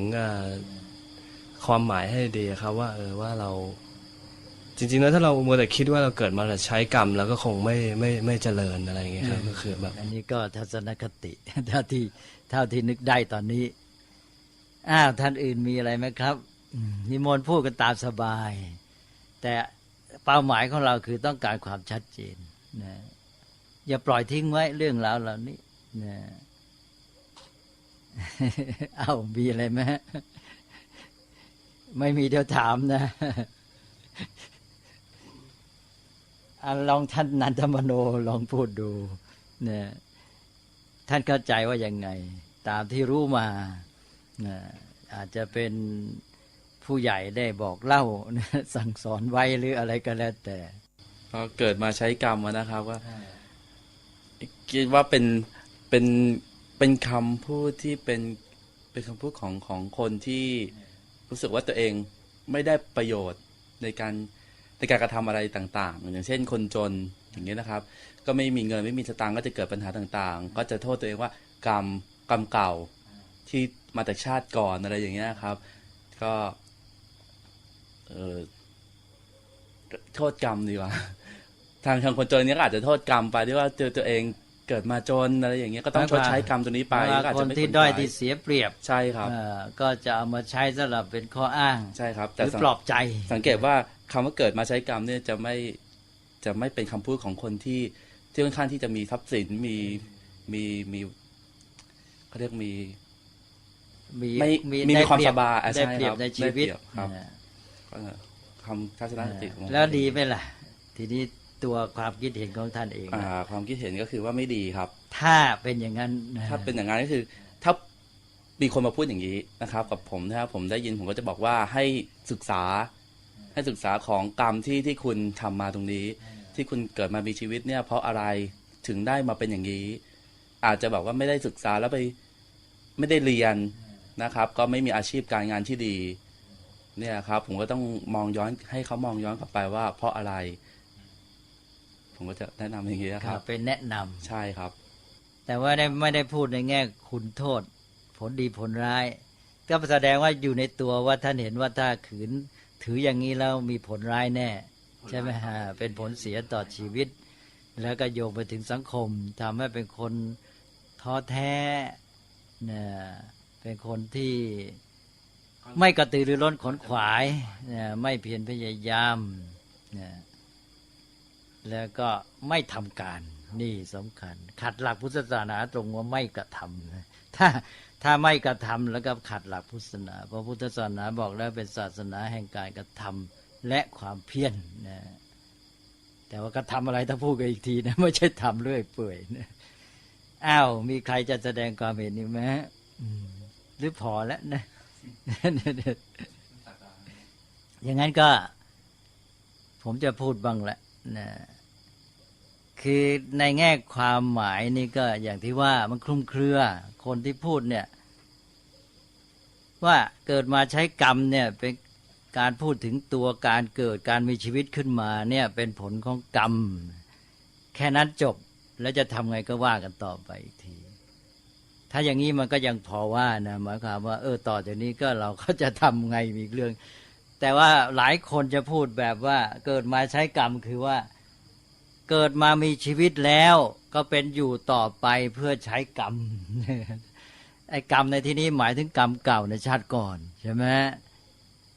ก็หมายความว่าก็รอไปสิแล้วแต่กรรมเก่ามันจะมีผลยังไงแล้วก็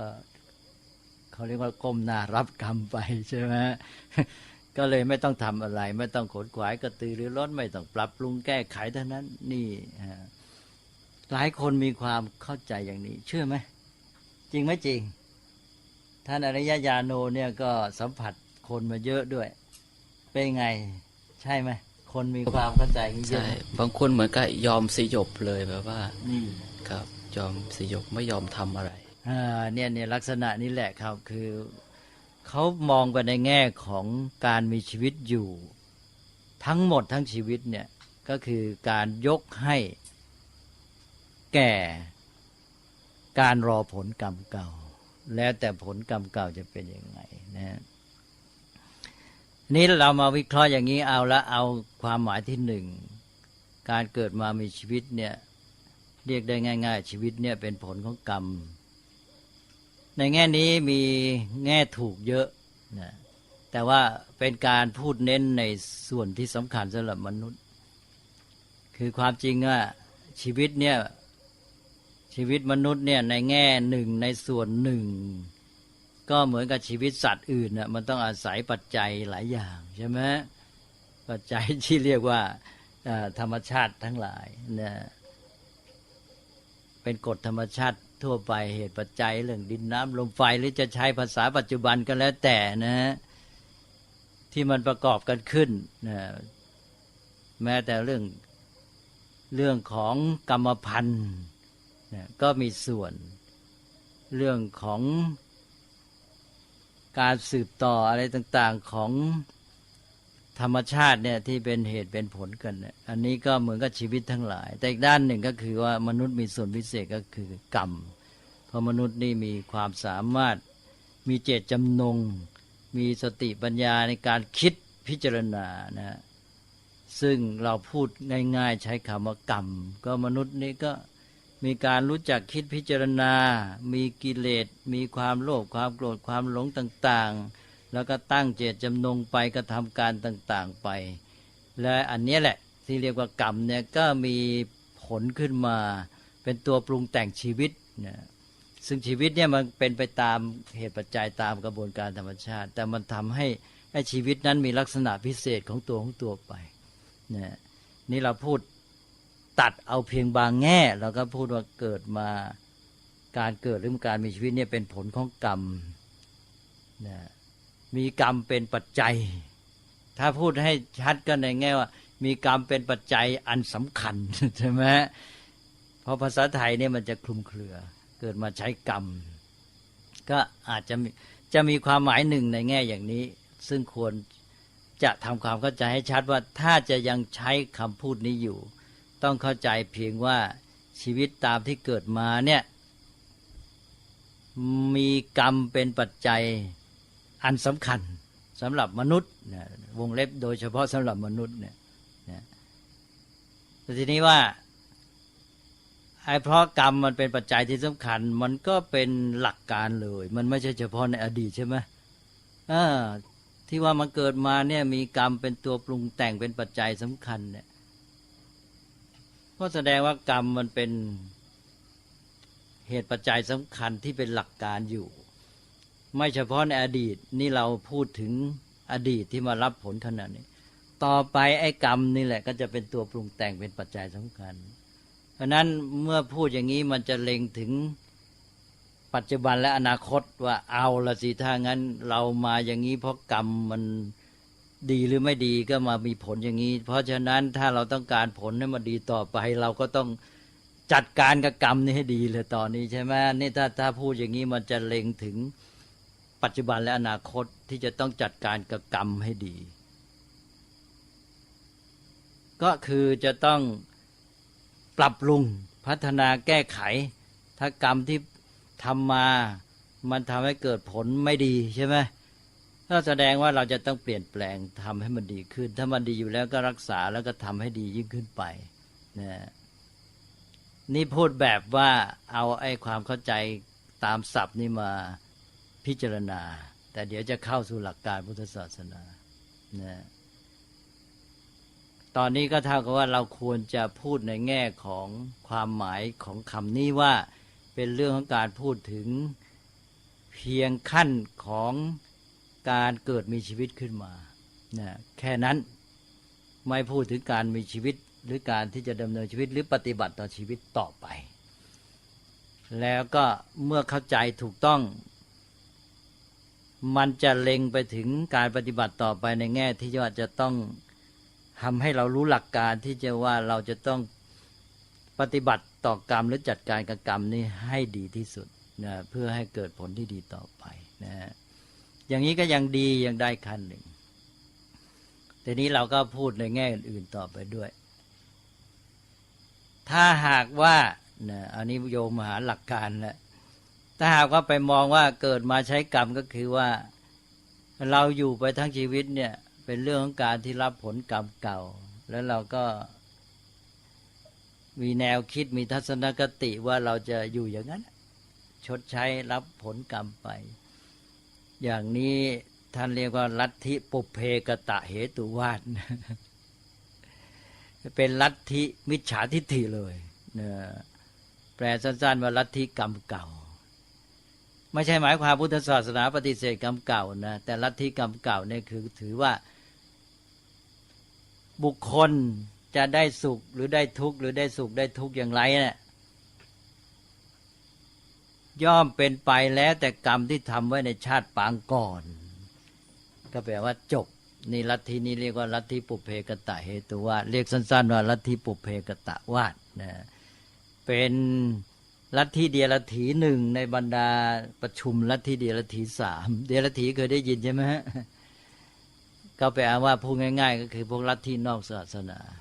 นอกพุทธศาสนามัน3ลัทธินี้ก็เลยถือโอกาสพูดไปซะด้วยเลยลัทธิเดียรถี3ลัทธิ1ลัทธิที่ถือว่า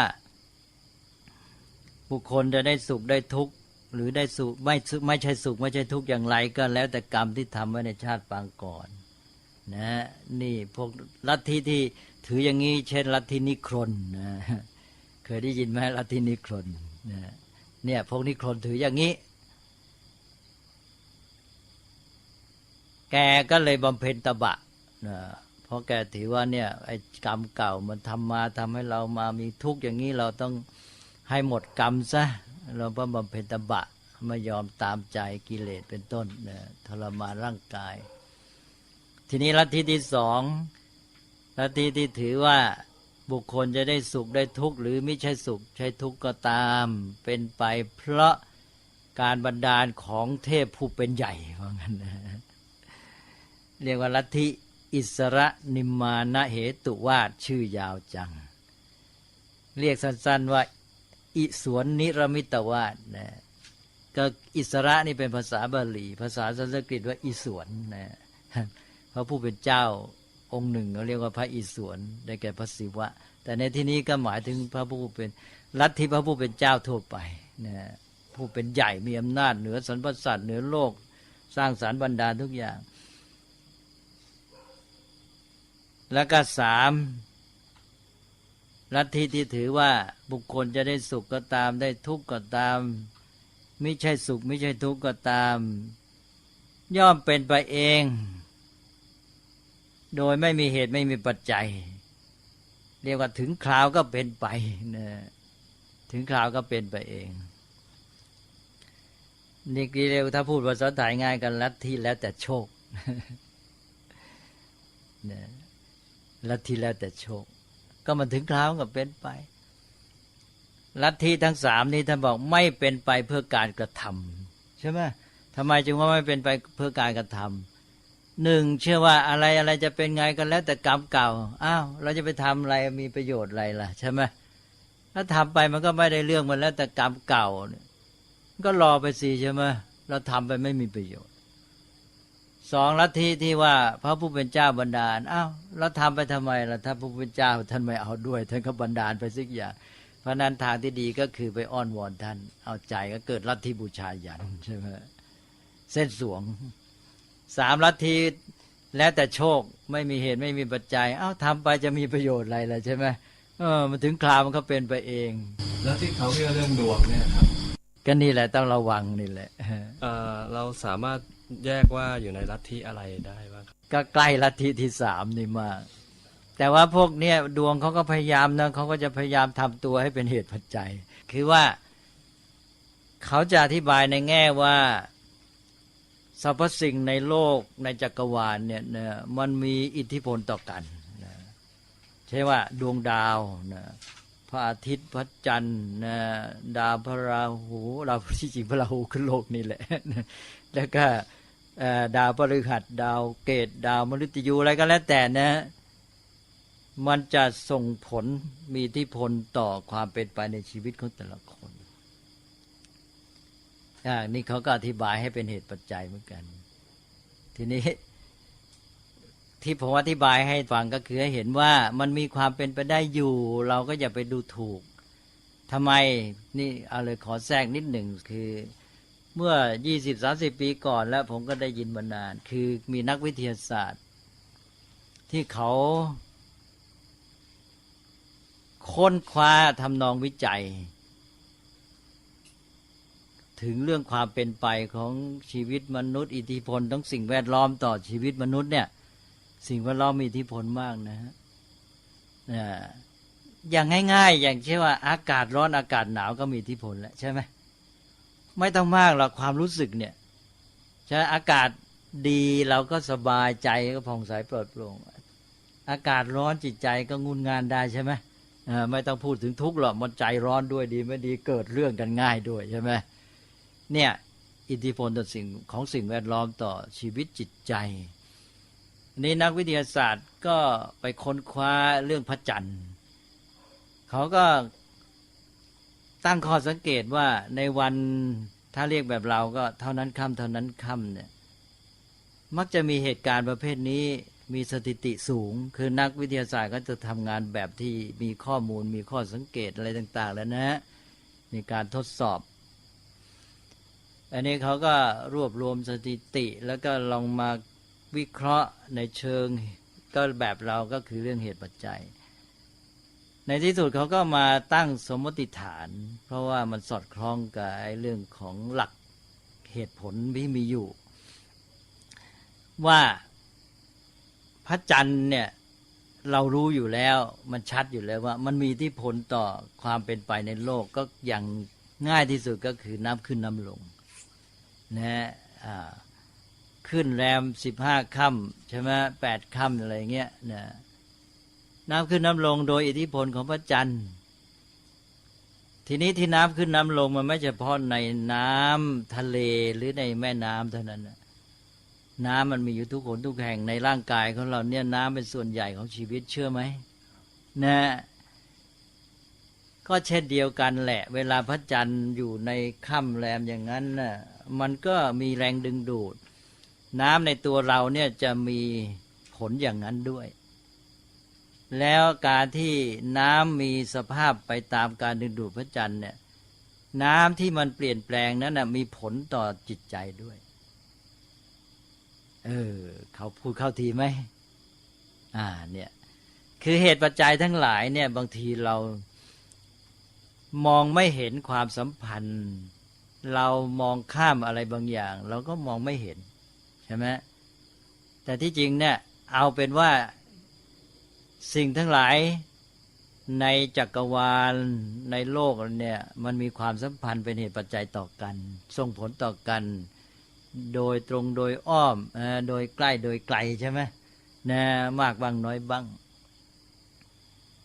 ฉะนั้นในแง่นี้เราไม่ไปปฏิเสธแต่ว่าคนก็ไม่ได้รู้ชัดนะความไม่รู้ชัดนี้เป็นอันตรายอย่างหนึ่งถ้าไปลุ่มหลงเชื่อเขาใช่ไหมไปปักใจเชื่อในสิ่งที่ไม่รู้ชัดแล้วรู้ผิดเลยทางไงใช่ไหมสองเหตุปัจจัยมันมีใกล้ไกลที่มีผลมากผลน้อยอิทธิพลมากผลน้อยสามมันมีชนิดเราจัดการได้เราจัดการไม่ได้เราต้องรู้จักแบ่งแยกเราจะไปฝากชีวิตไว้กับไอ้พวกอิทธิพลเหตุปัจจัยที่มันเลือนลางมีอยู่เราไม่ได้ปฏิเสธใช่ไหมนะไกลมีอิทธิพลน้อยนะแล้วก็ไม่ชัดเจนแล้วก็จัดการไม่ได้นะทำไมเราไม่ว่าเป็นขั้นๆล่ะเหตุปัจจัยอะไรที่เรารู้ชัดเนี่ยทำงี้ปั๊บเกิดผลอย่างนั้นใช่ไหมเนี่ยแล้วเราสามารถไปจัดสรรได้เหตุปัจจัยอะไรมาเสริมมันทำไงอันนี้เราต้องพยายามศึกษาเอาแล้วก็หนึ่งรู้ชัดได้สองมีอิทธิพลมีกำลังมากใช่ไหมมันมีผลโดยตรงเลยสามเราจัดการได้อย่างนี้สิเอาก่อนถูกไหมอย่าไปรอทีนี้ใครไปรอดวงรอเดิงก็หมายความว่าไปฝากอะไรไว้กับเหตุปัจจัยเลือนลางไม่รู้ชัดจัดการไม่ได้นะเราไม่ประมาทอันนั้นหลักนั้นเราใช้ไม่ประมาทเราเอาก่อนพุทธศาสนาว่าไปขั้นตอนเลยนะนี่แหละหนึ่งเหตุปัจจัยโดยตรงโดยใกล้มีกำลังมากแล้วเรียนรู้ศึกษาให้มันชัดเจนได้จัดการมันได้เอาเลยใช่ไหมจริงไม่จริงอย่างนี้นะเพราะฉะนั้นเราไม่ได้ไปว่าแต่ว่าเราต้องสอนเหมือนกันต้องเตือนเหมือนกันนะคนที่ไปมัวเชื่อดวงก็ไปฝากโชคชะตาไว้ก็ไปอ่านไม่ทำอะไรไอเหตุปัจจัยใกล้ชิดมากมายเลยมองข้ามหมดถูกไหมแล้วจะดีเหรออย่างนี้ก็เสียก็เล่าตัวอย่างพวกที่ทำปฏิวัติมาแล้วก็พลาดไปดูดวงไว้ว่าทำปฏิวัติเวลาเท่านั้น ฝ่ายอีกพวกหนึ่งมีสอดแนมรู้ไปว่าพวกนี้มีเลิกเวลาเท่านั้นชิงเอาซะก่อนเลย เป็นไงก็เลยแพ้เลยใช่ไหมแม้เลิกดี เลยไม่ได้ความเลยปฏิวัติเลย ไม่สำเร็จถูกจับกลายเป็นกบฏเข้าคุกไปนะอะไรอย่างเงี้ยนะเพราะฉะนั้นพระพุทธเจ้าเลยไม่ให้มัวมาฝากไอ้โชคชะตาไว้กันนี้แต่เราไม่ใช่อยู่ๆก็ผลีผลามไปปฏิเสธเขาใช่ไหมมันก็ต้องเนี่ยพิจารณาเป็นขั้นเป็นตอนอ้าวกลับเข้ามาเรื่องของเราสักทีท่านมีสงสัยอะไรไหมครับเรื่องแทรกนี้ก็อ่านหนังสือเชื่อกรรมแล้วเนี่ยครับแต่ว่ายังไม่พบในส่วนที่ชาวบ้านเขามักจะพูดกันที่ว่าเรื่องของเจ้ากรรมนายเวรเนี่ยครับอยากจะถามความคิดเห็นจากท่านเจ้าคุณนะครับว่ามีความคิดเห็นต่อเรื่องนี้อย่างไรก็ชาวบ้านก็คลุมเครือกันมาเจ้ากรรมนายเวรก็ไม่รู้ชัดว่าใครเป็นใครก็คือคนที่ผูกเวรกันไว้หรือทำอะไรไว้ใช่ไหมก็มองไปว่าเราไปทำอะไรเขาไว้เขาก็เป็นเจ้ากรรมเราเหมือนกับเราเป็นลูกหนี้เขาเป็นเจ้าหนี้ก็เจ้ากรรมก็เหมือนกับเจ้าหนี้กรรมที่ว่าเราไปทำอะไรเขาไว้เราเป็นลูกหนี้ใช่ไหมมันก็เลยว่าเราก็จะรับผลหรือยิ่งร้ายก็คือเขาผูกเวรเราด้วยใช่ไหมว่าไอ้ในคนนี้มาทำข้าไว้ข้าผูกเวรนะมีโอกาสก็จะทำมันบ้างอะไรเงี้ยเนี่ยนี่ก็เลยว่าก็เลยถือเรื่องเจ้ากรรมนายเวรก็มองไปในแง่เวลาเกิดเหตุร้ายอะไรกันมาก็มีเจ้ากรรมนายเวรเขามุ่งร้ายเราอยู่เขาก็เลยแกล้งอะไรเงี้ยนะอันนี้มันก็คล้ายๆว่าเป็นผลพ่วงจากเรื่องกรรมเป็นความเชื่อข้างเคียงที่พ่วงมากับเรื่องความเชื่อเรื่องกรรม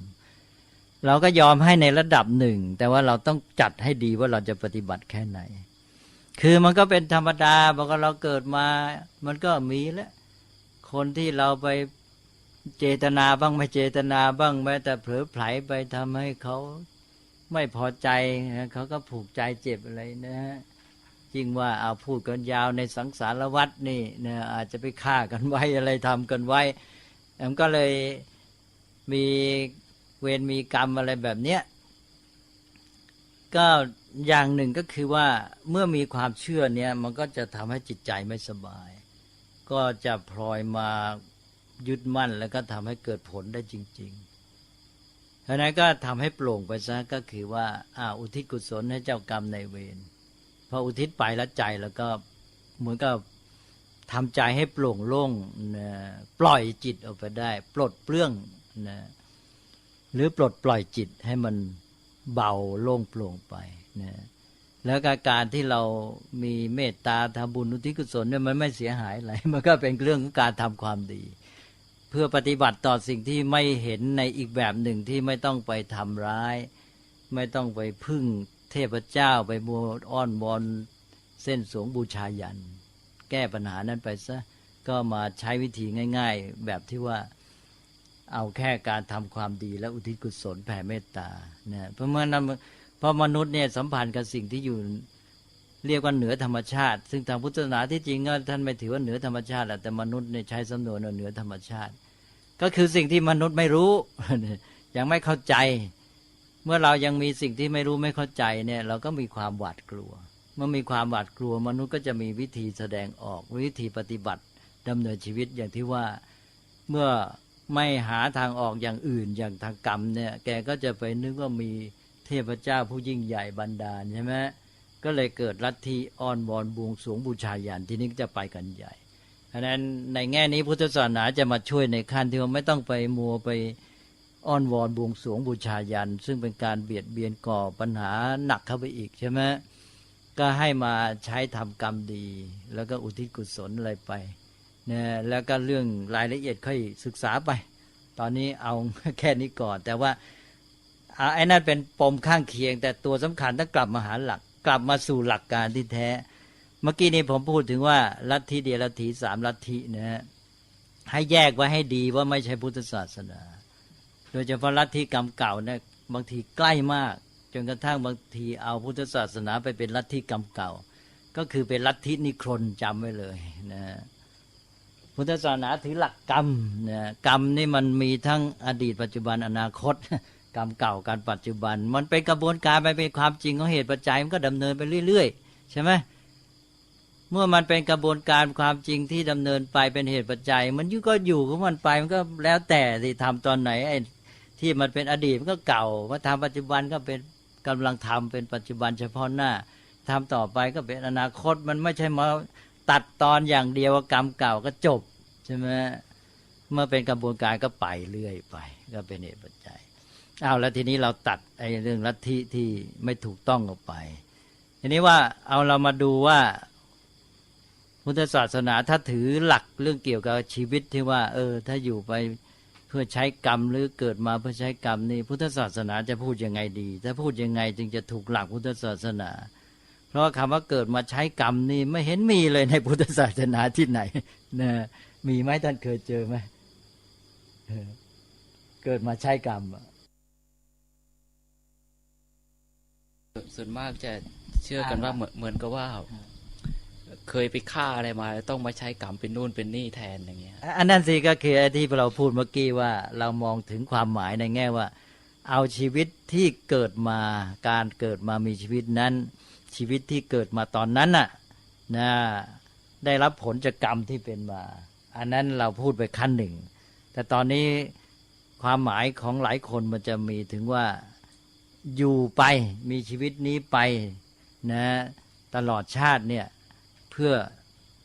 ชดใช้กรรมเก่าอย่างนั้นใช่ไหมเนี่ยมันมีไหมหลักการในพุทธศาสนาแม้แต่คำว่าอยู่ก็เกิดมาใช้กรรมอะไรเนี่ยหรือใช้หนี้กรรมเลยบางคนก็พูดอย่างนี้มีไหมมันไม่มีนะถ้าพูดให้หลักให้ถูกหลักพุทธศาสนาเนี่ยจะต้องพูดว่าเกิดมาเพื่อทำกรรมที่จะดับกรรมว่างั้นนะหรือเกิดมาเพื่อทำกรรมที่จะทำให้สิ้นกรรมนะดับกรรมอาจจะสู้คำนี้ไม่ได้เกิดมาเพื่อทำกรรมที่จะทำให้สิ้นกรรมนะอย่างเงี้ยถูกหลักเลยไม่ผิดแหละไม่ผิดแน่แต่ว่าท่านไม่ได้ไประบุหรอกคือข้อความนี้ไม่ใช่เป็นข้อความที่อยู่ในคัมภีร์พุทธศาสนาว่าเกิดมาเพื่อทำกรรมที่จะทำให้สิ้นกรรมแต่ว่าคำสอนนั้นเมื่อเราพิจารณาไปเราจะเห็นชัดว่าเมื่อมาเทียบกับข้อความเมื่อกี้เนี่ยเราจะต้องเปลี่ยนข้อความเมื่อกี้สมัยแทนที่จะพูดว่าเกิดมาเพื่อใช้กรรมต้องเกิดมาว่าเกิดมาเพื่อจะทำกรรมที่จะนำไปสู่ความสิ้นกรรมว่างั้นนะ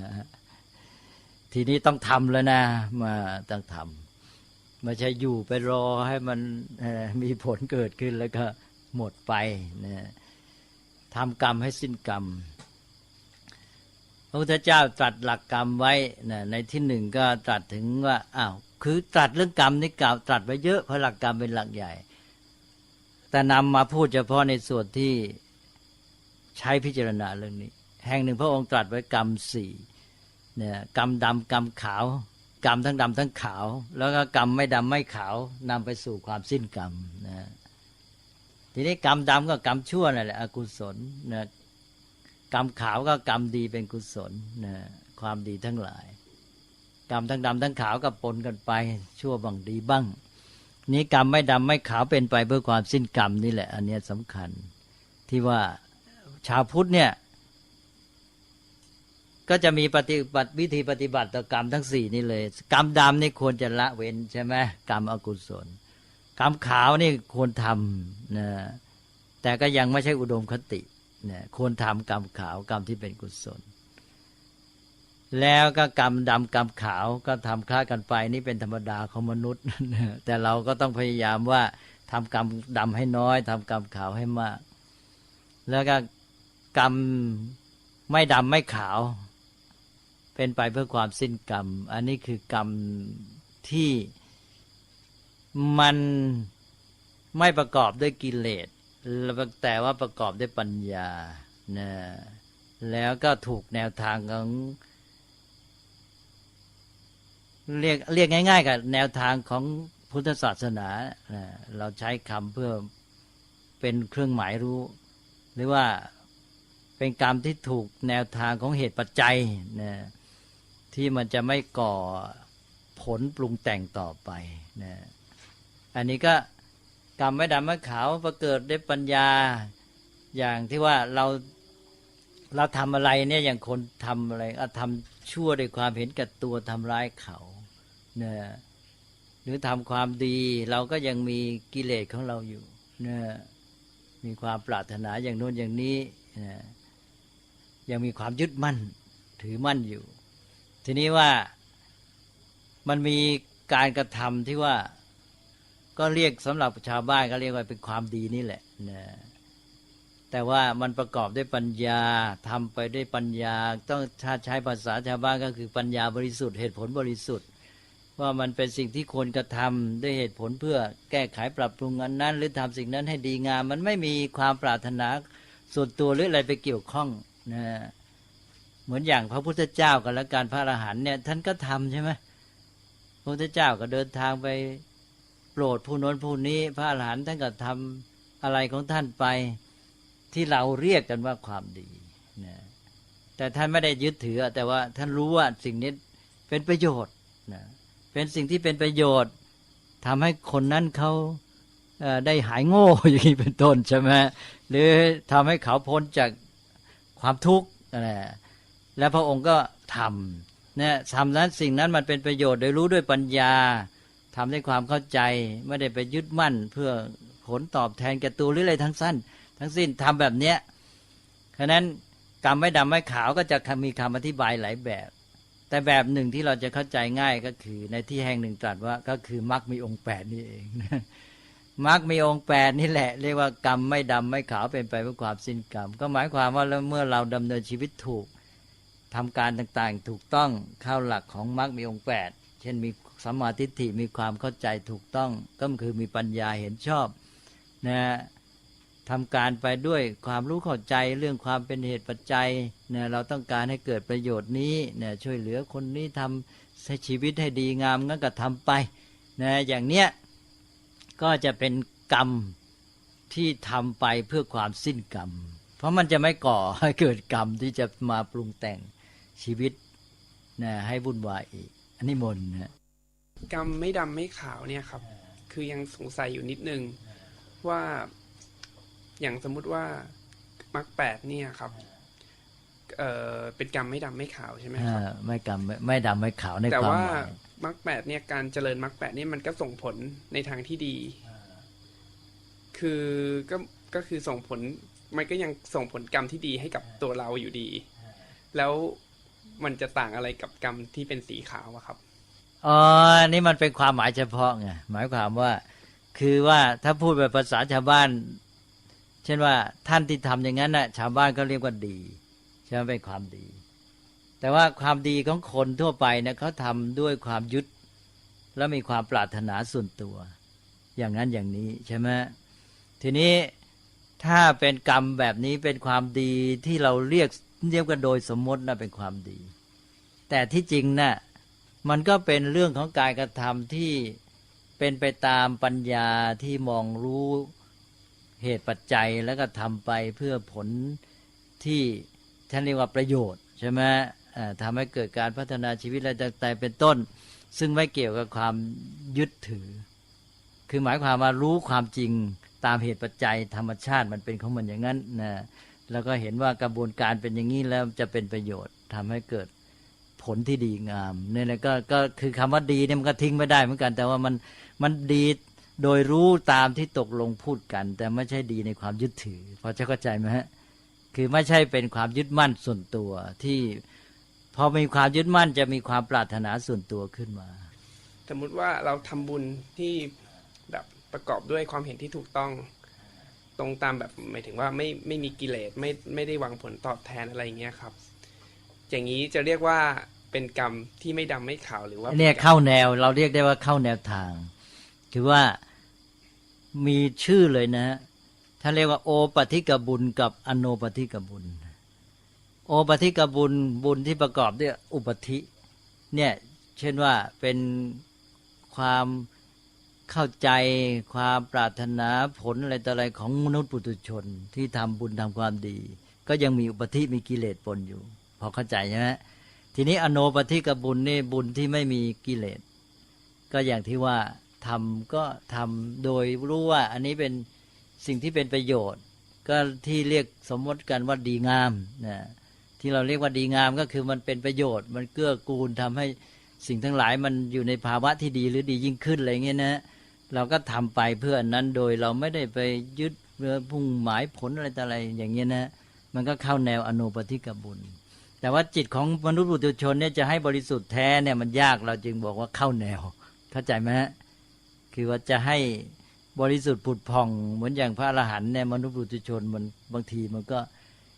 ยากเนี่ยมันมีนิดๆหน่อยๆอย่างน้อยก็สลับเข้ามาผุดขึ้นมาในจิตแล้วก็อาจจะผ่านไปก็ต้องยังสู้กันนะคือฝึกนั่นเองสำหรับมนุษย์ปุถุชนเนี่ยมันเป็นเรื่องของการฝึกแต่ท่านก็ให้แนวไว้ว่าคุณจะเอาอันไหนเราก็ควรจะฝึกตัวในทางที่เรียกว่าเป็นอโนปฏิกะใช่ไหมหรือว่านี่แม้แต่ว่าอันหนึ่งเราฝึกตัวเองเพื่อละกรรมชั่วที่เป็นกรรมดำเราก็ฝึกใช่ไหม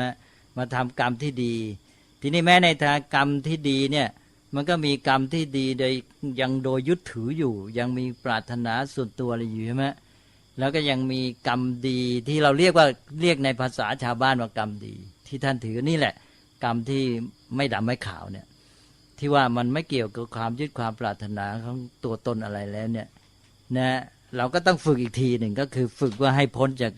การทำกรรมดีที่เป็นความยึดความปรารถนานี้ไปสู่ขั้นอีกขั้นหนึ่งพอจะเห็นไหมมันจะทำให้เห็นการพัฒนาที่เดินหน้าสูงขึ้นไปได้นะเพราะฉะนั้นให้เข้าใจว่าที่ว่าไม่ดำไม่ขาวในที่นี้ก็คือเป็นภาษาที่เอาสภาวะมาพูดแต่ว่าในแง่ของมนุษย์ทั่วไปเนี่ยก็ยังถือเป็นดีนั่นเองใช่ไหมคือในภาษาชาวบ้านเนี่ยพระอรหันต์ท่านทำอะไรเราก็บอกว่าความดีถูกไหมแต่ท่านไม่ได้ยึดใช่ไหมก็คือกรรมไม่ดำไม่ขาวนะเอาแล้วนะฮะเข้าใจทีนี้ก็มรรคมีองค์8มันก็เลยยังมีโลกิยะโลกิยมรรคกับโลกุตระมรรคใช่ไหมสำหรับมนุษย์ปุถุชนเนี่ยมันก็จะมีแม้แต่สัมมาทิฏฐิก็เชื่อกรรมอย่างเงี้ยท่านก็บอกว่าเชื่อกรรมแบบที่ว่าเนี่ยก็เรียกว่าเป็นโลกียสัมมาทิฏฐิถ้าโลกุตระสัมมาทิฏฐิมันก็จะไปมองในแง่ของความเป็นเหตุปัจจัยเลยใช่ไหมบริสุทธิ์นะกระบวนการเหตุปัจจัยมันเป็นเพื่ออย่างนั้นถ้าเกี่ยวกับมนุษย์มันก็เกิดเป็นเหตุเป็นปัจจัยผลเกิดอย่างนั้นอะไรเงี้ยแล้วก็เป็นอนิจจังทุกขังอนัตตาเป็นไตรลักษณ์อะไรเงี้ยนะนี่คือมองแบบโลกุตระสัมมาทิฏฐิพอจะชัดขึ้นนะเอาละก็ไปอ่านว่านี่แหละพระพุทธเจ้าท่านไม่ได้ให้มันเรารอนั่งนิ่งรอรับผลอะไรอยู่หรอกท่านต้องถ้าหากว่า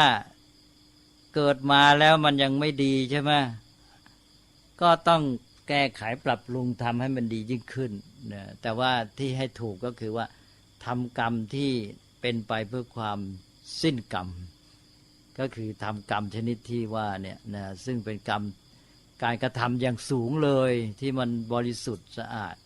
แต่ถ้ายังไม่ได้ขั้นนี้ก็เอาทำกรรมที่มันเป็นกรรมขาวใช่ไหมก็ยังดีก็มีให้แล้วนี่4อย่างนี้ก็เราก็พัฒนาเราขึ้นไปนะแต่ว่าข้อสำคัญอย่าไปถือหลักลัทธิแนวคิดที่ทำให้งอมืองอเท้าเดี๋ยวชาวพุทธจะเป็นคนหงอก่อหรือหงอยก่อยไปนะชาวพุทธต้องเป็นนักธรรมแต่รู้จุดรู้หลักที่จะทำนะก็ทำกรรมแต่ทำกรรมที่มันดีหรือยิ่งกว่านั้นก็คือทำกรรมที่สมมติเรียกกันว่าดีนี่แหละแต่ที่จริงมันเป็นไปเพื่อความสิ้นกรรมเพราะมันไม่ก่อกรรมเลยนะก็โพธิสัตว์เนี่ยยังอยู่ในระดับที่เป็นกรรมขาวอยู่ใช่ไหมครับก็โดยทั่วไปก็อย่างนั้นคือยังไม่ใช่กรรมไม่ใช่ขาวไม่ใช่ดำเลยทีเดียวอย่างเพราะว่าถ้าอย่างนั้นท่านก็อาจจะบรรลุโพธิญาณเป็นพระอรหันต์ไปซะก่อนนะท่านต้องสะสมกรรมดีให้ถึงที่สุดเลยจึงเรียกว่าบารมีนะแต่ว่าก็เป็นการพัฒนาในระดับที่สูงนะคือเรียกว่าเทียบกับมนุษย์ทั่วไปก็สูงแต่ว่าจะเทียบกับพระอรหันต์ไม่ได้นะแต่เทียบอริยะก็ไม่ได้เพราะไม่เป็นโสดาอะไรทั้งนั้นนะอย่างนี้หมายความว่าที่เราทำเนี่ยก็หมายถึงว่าไม่มีทางที่จะเป็นกรรมที่ไม่ดำไม่ขาวหรอครับถ้าเกิดเรายังไม่บรรลุพระอรหันต์เนี่ยครับก็เรียกโดยเปรียบเทียบได้นะเรียกเปรียบเทียบเพราะว่าก็หมายความว่าพอเรามีสมาธิถี่ปั๊บเนี่ยก็ถือว่าเข้าหลักกรรมไม่ดำไม่ขาวแล้วก็หมายความว่าโดยเทียบเอาแต่ว่าไอ้ความแน่แท้บริสุทธิ์ สิ้นเชิงเนี่ยเรายังไม่ได้จริง อย่างน้อยก็คือมันไม่อนุญาตโดยขณะจิตเป็นต้นใช่ไหมเพราะขณะจิตนี้มันดีแต่อีกขณะจิตมันมาอีกแล้วใช่ไหมมันก็เลยไม่บริสุทธิ์ อย่างสมมุติในขณะนี้เนี่ยครับที่พวกเราได้มาฟังธรรมเนี่ยก็เป็นกรรมเก่ากรรมดี และก็เป็นการสร้างกรรมดีต่อไปซึ่งจะได้รับผลในอนาคตเนี่ยครับแต่ว่าสมมุติว่าเราไม่รู้เนี่ยว่าการที่เราทำความดีเนี่ยจะได้อะไรเราก็เลยไม่ได้หวังผลในจุดนั้นเดี๋ยวนี้เรียกว่าเป็นกรรมที่ไม่ดำไม่ขาวได้ไหมครับมันมีซ้อนสองชั้นเหมือนกันคือว่าบางทีมีความปรารถนาแบบไม่รู้ตัวซึ่งเป็นตัวอิทธิพลที่ครอบงำหมดเลยนะไอ้ตัวเนี้ยไอ้ตัวความปรารถนาที่ไม่รู้ตัวเนี่ยมันรองรับเป็นฐานครอบงำพฤติกรรมต่างๆที่ดำเนินไปตลอดเวลานั้นตัวเนี้ยบางทีเราไม่รู้ตัวเลยใช่ไหมเช่นเราอาจจะตั้งความปรารถนาไว้ว่าฉันไปเข้าสู่แม้แต่มาบวชเนี่ยทั้งหมดเนี่ยการบวชเนี่ยเราตั้งใจปรารถนาของเรามีไอ้ตัวความปรารถนาที่เป็นมูลฐานไว้เนี่ยแล้วพอตั้งปรารถนาไว้เนี่ยเวลาเราไปทำอะไรเราไม่รู้ตัวถึงความปรารถนานี้แต่ถามว่าความปรารถนานี้มีอิทธิพลอยู่ไหมมีใช่ไหมฮะมีตลอดเนี่ยอันนี้ไม่รู้ตัวทีนี้ว่าแต่ว่าเอาละถึงยังไงก็ตามมันเป็นเรื่องละเอียด เขาเรียกกันว่าละเอียดอ่อนนี่แหละนะเวลาเราทำไปเนี่ยนะความรู้ความเข้าใจอะไรที่เราทำความรู้เข้าใจเกิดความเข้าใจขึ้นมันก็เรียกทำเหมือนกันนะมันกลับไปเป็นตัวไปแก้ความปรารถนาตัวมูลนั้นด้วยซ้ำจริงไหมกลับไปบั่นทอนได้เหมือนกันนะลองคิดดูเพราะฉะนั้นมันเกิดได้มันเกิดไอ้ตัวนี้ได้แต่ว่าอิทธิพลเจ้าตัวนั้นถามว่ามีไหมมีใช่ไหมไอ้เจ้าตัวนั้นคอยครอบงำอยู่เรื่อยแต่ไอ้ที่เราทำเนี่ยก็มันก็ไปทอนกำลังอิทธิพลไอ้เจ้าตัวปรารถนานั้นเหมือนกันเช่นอย่างที่พุทธเจ้าตรัสเนี่ยบางคนในสมัยก่อนเขามีประพฤติพรหมจรรย์ได้ตั้งปรารถนาว่าจะได้ไปเกิดเป็นเทพเจ้าเอาละสิแกมาบวชแกก็ตั้งใจอย่างนั้นแล้วใช่ไหมว่าเราไปบำเพ็ญพรหมจรรย์เนี่ยเมื่อสำเร็จผลดีแล้วเราจะได้ไปเกิดเป็นเทพพระเจ้ายิ่งใหญ่อย่างนั้นอย่างนั้นเนี่ยไอ้ความปรารถนาเนี่ยมันมีอิทธิพลตลอดเวลาเลยไม่รู้ตัวเลยใช่ไหมแต่ว่าเมื่อมาศึกษาพระพุทธเจ้าทรงสั่งสอนอะไรเลยกลายเป็นไปแก้ไอ้ความปรารถนานี้ด้วยบั่นทอนกำลังให้ลดลงไปเรื่อยนะเป็นไปได้อย่างเงี้ยแล้วอย่างสมมุติว่าผมทำบุญอะไรสักอย่างเนี่ยครับแล้วก็อธิษฐานจิตว่าขอให้ชาติหน้าได้เกิดในประเทศที่มีพุทธศาสนาเจริญตั้งมั่นได้เรียนธรรมะที่ถูกต้องอะไรอย่างเงี้ยครับอย่างนี้ผิดหรือเปล่าครับไม่ผิดแต่ว่ามันต้องแยกเป็นระดับหมายความว่าในแง่ของปุถุชนเนี่ยนับว่าดีมากแล้วก็ในแง่ปฏิบัติการโดยสมเหตุสมผลมันก็เอาสิว่าในเมื่อเรายังนึกว่าเราคงจะไปเกิดใหม่อีกยังไม่จบชาตินี้ใช่ไหมเราก็ตั้งใจอย่างนี้ก็ดีแล้วใช่ไหมก็นับว่าดีแล้วนะโดยเรียกว่าภาษาอังกฤษเขาเรียกว่า comparatively ใช่ไหมโดยเปรียบเทียบนะก็ต้องใช้แบบนั้นหรือ relatively โดยสัมพัทธ์ก็ได้นะคืออาจจะใช้คำ relatively เนี่ยเหมาะกว่าโดยสัมพัทธ์คือเรื่องของพุทธศาสนาเนี่ยเราพูดได้ในแง่ว่าใช้หลักสัมพัทธ์เนี่ยเป็นประโยชน์มากคือมันไม่ absolute มันไม่สมบูรณ์เขาบัญญัติกันว่างั้นไม่เด็ดขาดเพราะมันอยู่ระดับสัมพัทธ์ไงว่ามันดีโดยสัมพันธ์กันอย่างงี้ใช่ไหมแต่ว่าไอ้อันนั้นแหละถ้าไปสัมพันธ์กันโน้นยังไม่ดีนะเหมือนอย่างว่าเราทำกรรมหนึ่งถ้าเรามองในแง่หนึ่งว่าโอ้ไปเทียบกับมนุษย์ทั้งหลายที่เขาอยู่กันอย่างเงี้ยนะกรรมของเราดีมากแล้วนะเป็นกรรมดีเหลือเกินดีในความหมายของศัพท์ของคนทั่วไปเนี่ยนะแต่ว่าลองไปโยงกับการกระทำของพระอรหันต์ยังไม่ดีใช่ไหมอย่างนี้เรียกว่าดีโดยสัมผัสใช่ไหม relatively ใช่ไหมเพราะฉะนั้น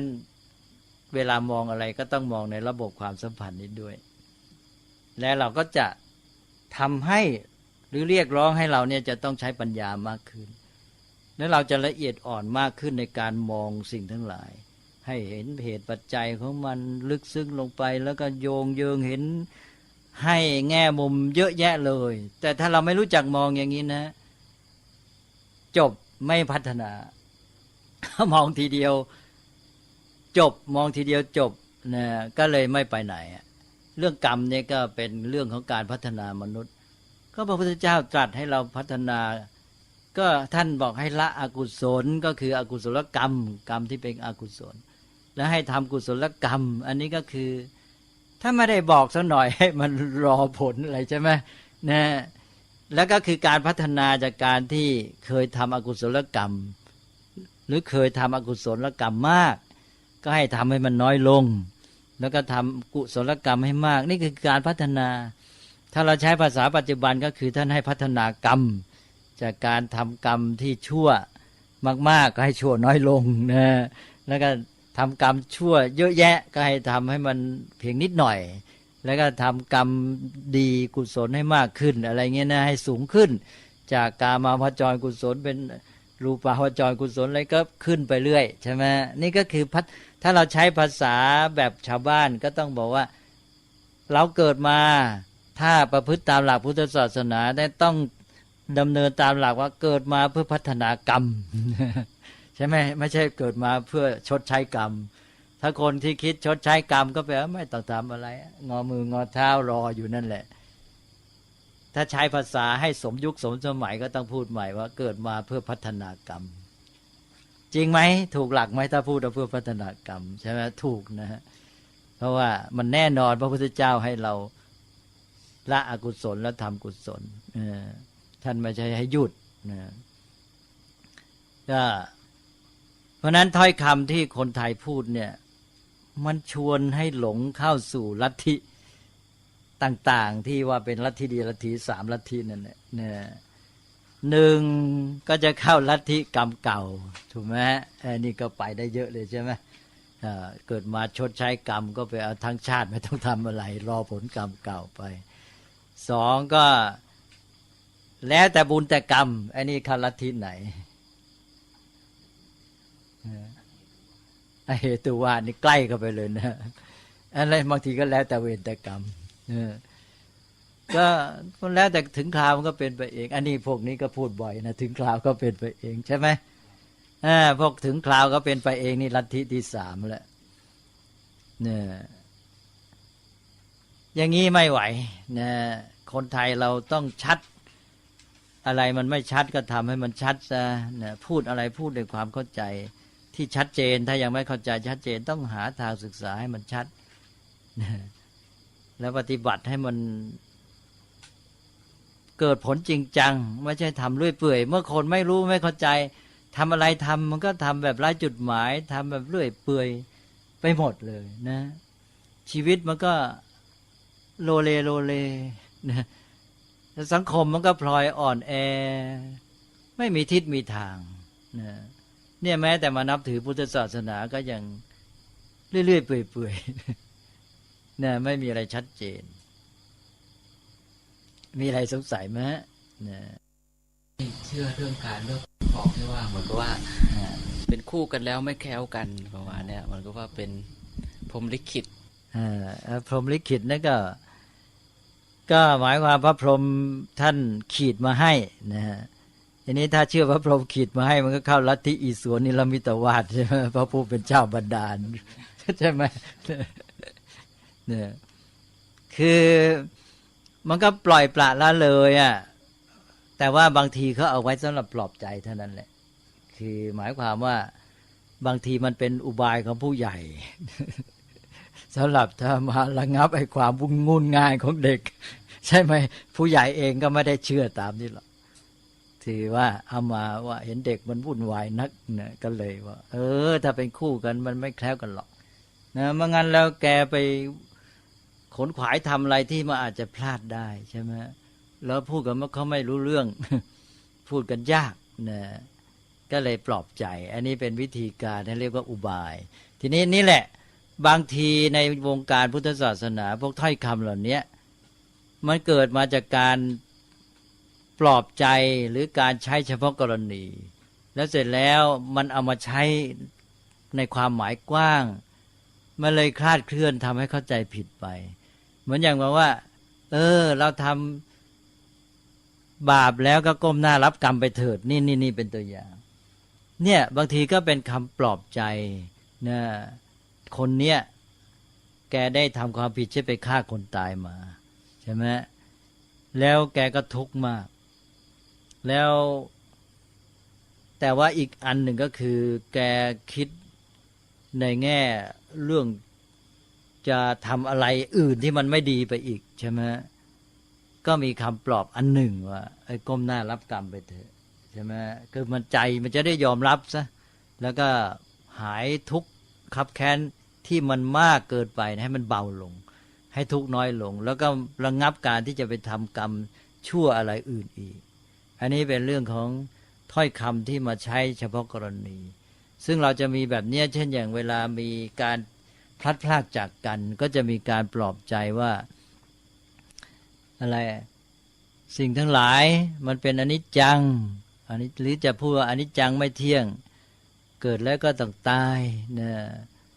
มันเจริญแล้วก็ต้องเสื่อมอะไรเงี้ยก็มาปลอบใจใช่ไหมก็ทำให้ใจยอมรับได้มันก็เป็นความจริงอันหนึ่งในระดับหนึ่งมันเป็นความจริงอย่างนั้นแต่เราไม่ได้พูดหมดไม่ได้พูดตลอดกระบวนการ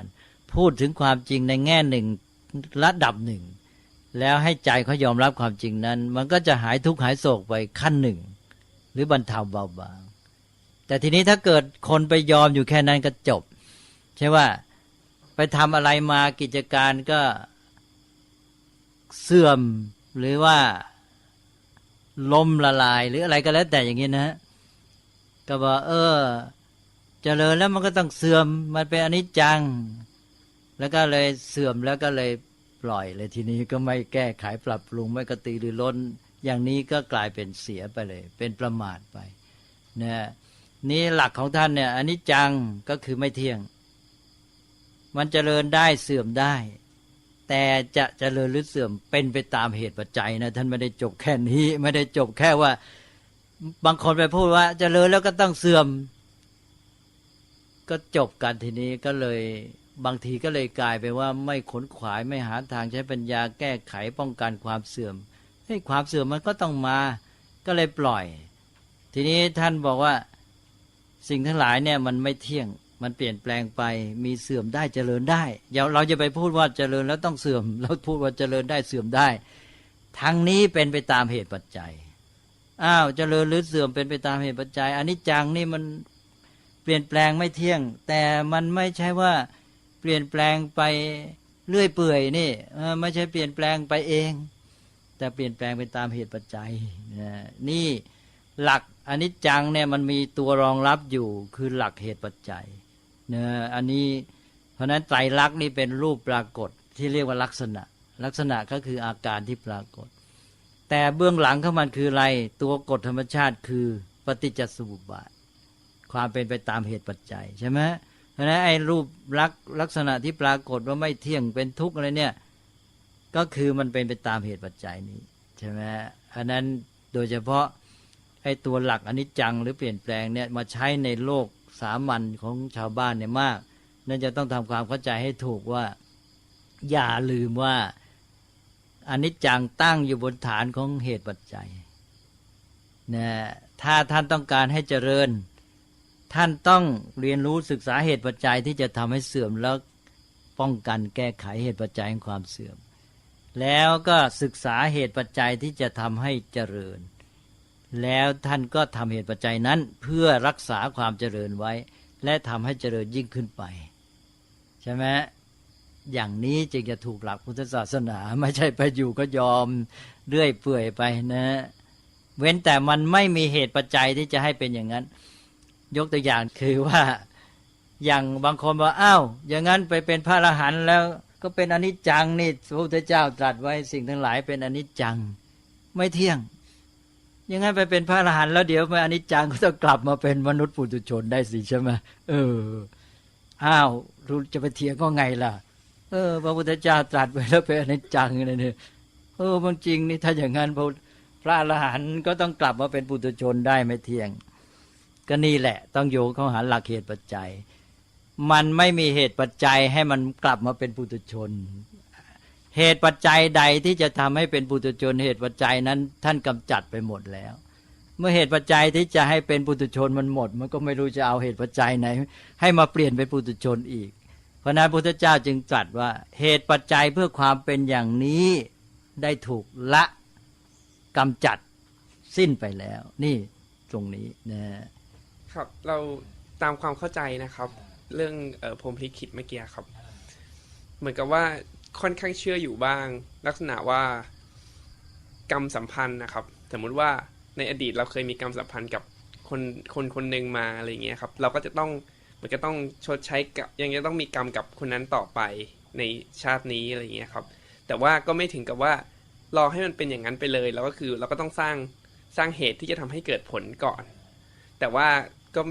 ก็ในความคิดก็คือคิดว่ามีส่วนในเรื่องของผมที่คิดว่าเหมือนกับว่าเป็นกรรมสัมพันธ์กับคนหนึ่งมาอะไรอย่างเงี้ยครับดีแล้วที่ท่านถามผมลืมไปเมื่อกี้พูดยังไม่จบคือไปพูดถึงเรื่องพรหมลิขิตแล้วก็เลยเปลื่อยไปเพราะไปพูดในแง่พระพรหมนี่ใช่ไหมทีนี้ท่านพูดในแง่กรรมไม่เป็นไรทีนี้ในแง่กรรมก็คือนี่แหละเป็นกระบวนการของเหตุปัจจัยก็หมายความว่าคนเราเนี่ยนะมีเหตุปัจจัยอย่างหนึ่งก็คือความสัมพันธ์ระหว่างมนุษย์เช่นทำดีต่อกันนะหรือมีความชอบพออะไรกันเป็นทุนอยู่ใช่ไหมมันก็เป็นปัจจัยก่อให้เกิดผลก็คือความรู้สึกที่ดีต่อกันนะหรือความที่จะมีความโน้มเอียงเป็นต้นได้ง่ายนะอันนี้ก็ท่านก็เลยเรียกกันว่าบุพเพสันนิวาสใช่ไหมเคยได้ยินใช่ไหมเนี่ยก็อย่างนี้ก็ท่านไม่ได้ปฏิเสธเรื่องกรรมเก่าไงที่ว่าเมื่อกี้ไม่ได้ปฏิเสธแต่ว่าอย่าไปฝากชีวิตให้กับมันใช่ไหมอันนี้ข้อสำคัญที่ว่าเกิดมาใช้กรรมเนี่ยคือเขาไปฝากชีวิตไว้กับมันนี้กรรมเก่าเราไม่ปฏิเสธแต่เราปฏิบัติต่อมันให้พอดีกับความจริงของมันนี่คือข้อปฏิบัติที่ถูกปฏิบัติให้พอดีกับความจริงเนี่ยสำคัญมากนะคือจะเกินไปอย่างที่ว่าอย่างเขาจะเชื่อดวงเราก็ไม่ต้องไปดูถูกลบหลู่อย่างที่ว่านะแต่ว่าการไม่ลบหลู่ของเรานี่มันมีเหตุผลไม่ใช่ไม่ลบหลู่แบบให้ที่เขาพูดกันหรอกนะฮะเราก็เผื่อไว้ให้ในแง่ว่าเอาละเราไม่ไปดูถูกเพราะว่าเรื่องระบบของสิ่งทั้งหลายในธรรมชาติเนี่ยมันมีความสัมพันธ์เชิงเหตุปัจจัยอะไรต่อกันได้นะแต่ว่าเรามีหลักของเราแล้วนะเราจะไปมัวฝากโชคชะตาชีวิตไว้กับไอ้เรื่องอย่างนี้ได้ทั้งไงใช่ไหมเราก็ไม่ไปมัวหมกมุ่นจมอยู่กับมันใช่เพราะบางคนเนี่ยเราจะเห็นว่าแกไม่เอาเรื่องอะไรเลยปล่อยชีวิตจมอยู่กับไอ้เรื่องอย่างนี้ทีนี้อย่างที่ท่านฐานิสโรว่านี่ก็เข้าเรื่องนี้ก็คือว่ามองในแง่นี้ก็คือว่ามีความเป็นไปได้ในเชิงเหตุปัจจัยในด้านกรรมคือความสัมพันธ์ความดีงามที่ทำต่อกันในอดีตทำให้มีความโน้มเอียงในทางถูกอัธยาศัยเป็นต้นใช่ไหมหรือแม้แต่ชอบพอกันอันนี้ต่อไปก็คือเราจะไปติดอยู่แค่นั้นเราจะเอาไปว่าไอ้กรรมเก่ามันดีแล้วก็เลยไม่ใส่ใจอีกมันอาจจะทำให้เกิดความผิดพลาดขึ้นมาก็ได้ใช่ไหม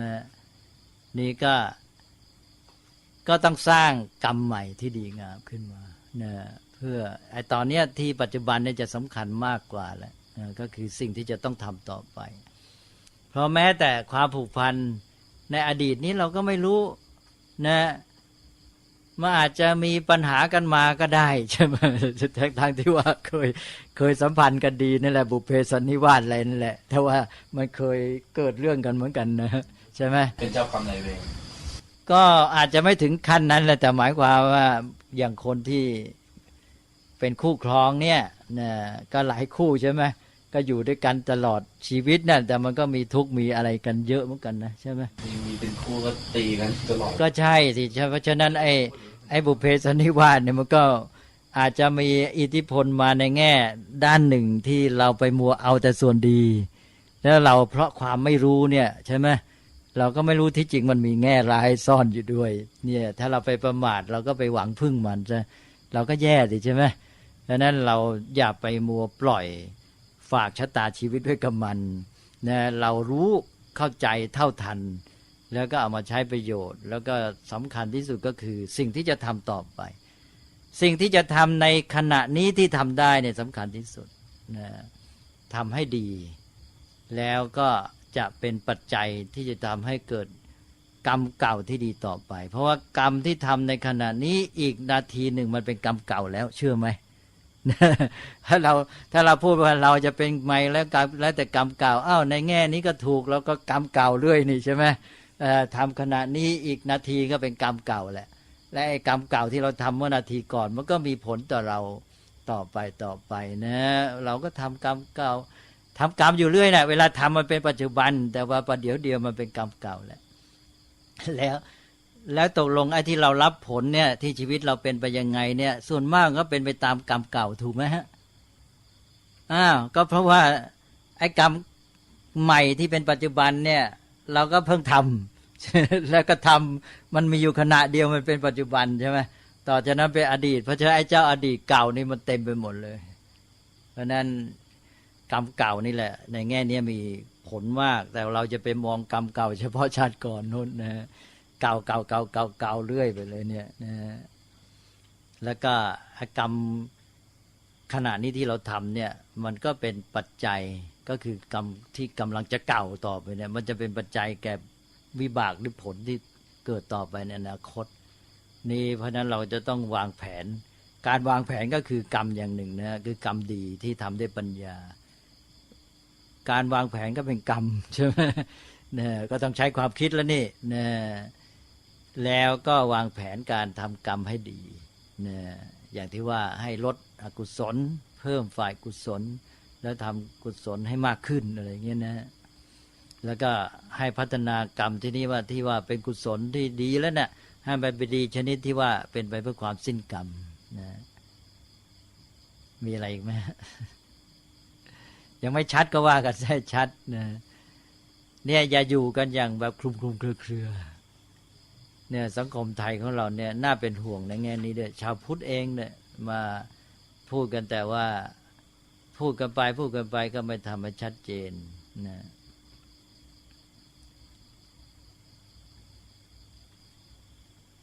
ถ้าเราพูดอย่างนี้เราก็ไม่ได้ปฏิเสธสักอย่างกรรมเก่าไม่ได้ปฏิเสธใช่ไหมแต่ว่าเรารู้สถานะของมันรู้ขอบเขตของมันพอดีกับความจริงตามที่มันเป็นว่างั้นนะพระพุทธศาสนาเน้นว่า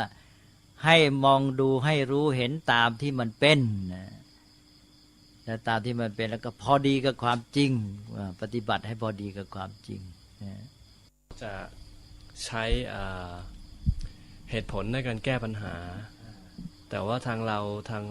างอย่างประเทศไทยอะไรอย่างนี้นี่คือเป็นความเชื่อเก่าๆที่แบบว่าผู้หลักผู้ใหญ่ก็สอนคือมันอาจจะดีในบางด้านแต่ว่ามันทำให้คนหลงลืมการใช้เหตุผลไปอะไรอย่างเงี้ยครับก็นั่นแหละทีนี้มันมีแง่มองหลายอย่างหนึ่งก็มันก็ไม่ถูกหลักพุทธศาสนาใช่ไหมพุทธศาสนาท่านให้ใช้ปัญญาและเป็นศาสนาที่เน้นเรื่องปัญญา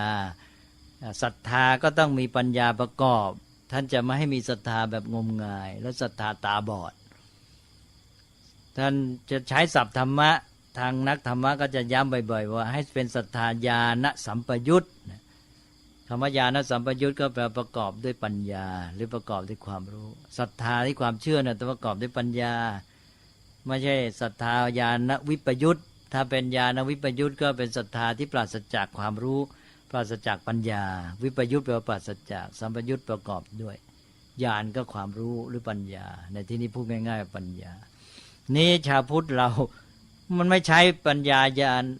อะไรศรัทธาญาณสัมปยุตนี่นะแล้วเอาแต่ศรัทธาแบบว่าไม่ชัดไม่เจนนะนี่ของเราแล้วมันก็มีว่าไม่ถูกบังคับอีกด้วยนะก็เลยเป็นคนที่เลื่อยๆเฉยๆนะของเขาเนี่ยมันเขาว่าศรัทธา แบบไม่ต้องใช้ปัญญาก็ได้ แต่เขาต้องบังคับเลยใช่ไหมของเขามันก็ชัดสิว่าต้องเชื่อยังไงนี่ของเรามันกลายไปว่าเชื่อไม่ใช้ปัญญาด้วยแต่พร้อมกันนั้นก็ไม่มีใครบังคับด้วยมันก็เลยไม่มีหลักมีเกณฑ์ยิ่งร้ายใหญ่เลยไม่รู้ว่าเชื่ออะไรยังไงก็แล้วแต่ว่าฟังมาแล้วตัวเข้าใจนึกยังไงก็ว่าไปใช่ไหมมันเสียซ้อนสองนะกลายเป็นเสียยิ่งกับศาสนาที่เขาบังคับอีกเนี่ยของเขาบังคับนั้นเขาคอยมีคนคอยตรวจเชื่อถูกหลักของเขาเปล่าใช่ไหมแกต้องเชื่ออย่างนี้ใช่ไหมเอาแค่เนี้ยเนี่ยแต่ว่าต้องเชื่อตามที่ว่านะนี่ของเราไม่บังคับด้วยเชื่อไงก็เชื่อไปเนี่ยเสร็จแล้วก็ปัญญาก็ไม่ใช้ด้วยเลยไปกันใหญ่มันก็วุ่นวายสับสนหมดนะแต่ละคนก็ตัวเองก็ไม่ชัดอยู่ร่วมสังคมเดียวกันสังคมเดียวกันก็วุ่นวายมันไม่เหมือนกันเลยเชื่อคนนี้ก็เชื่อคนนั้นก็เชื่อคำเดียวก็เชื่อแต่ว่าหมายความไม่เหมือนกันใช่ไหมเลยกลายเป็นสังคมที่อะไรก็ไม่รู้นะ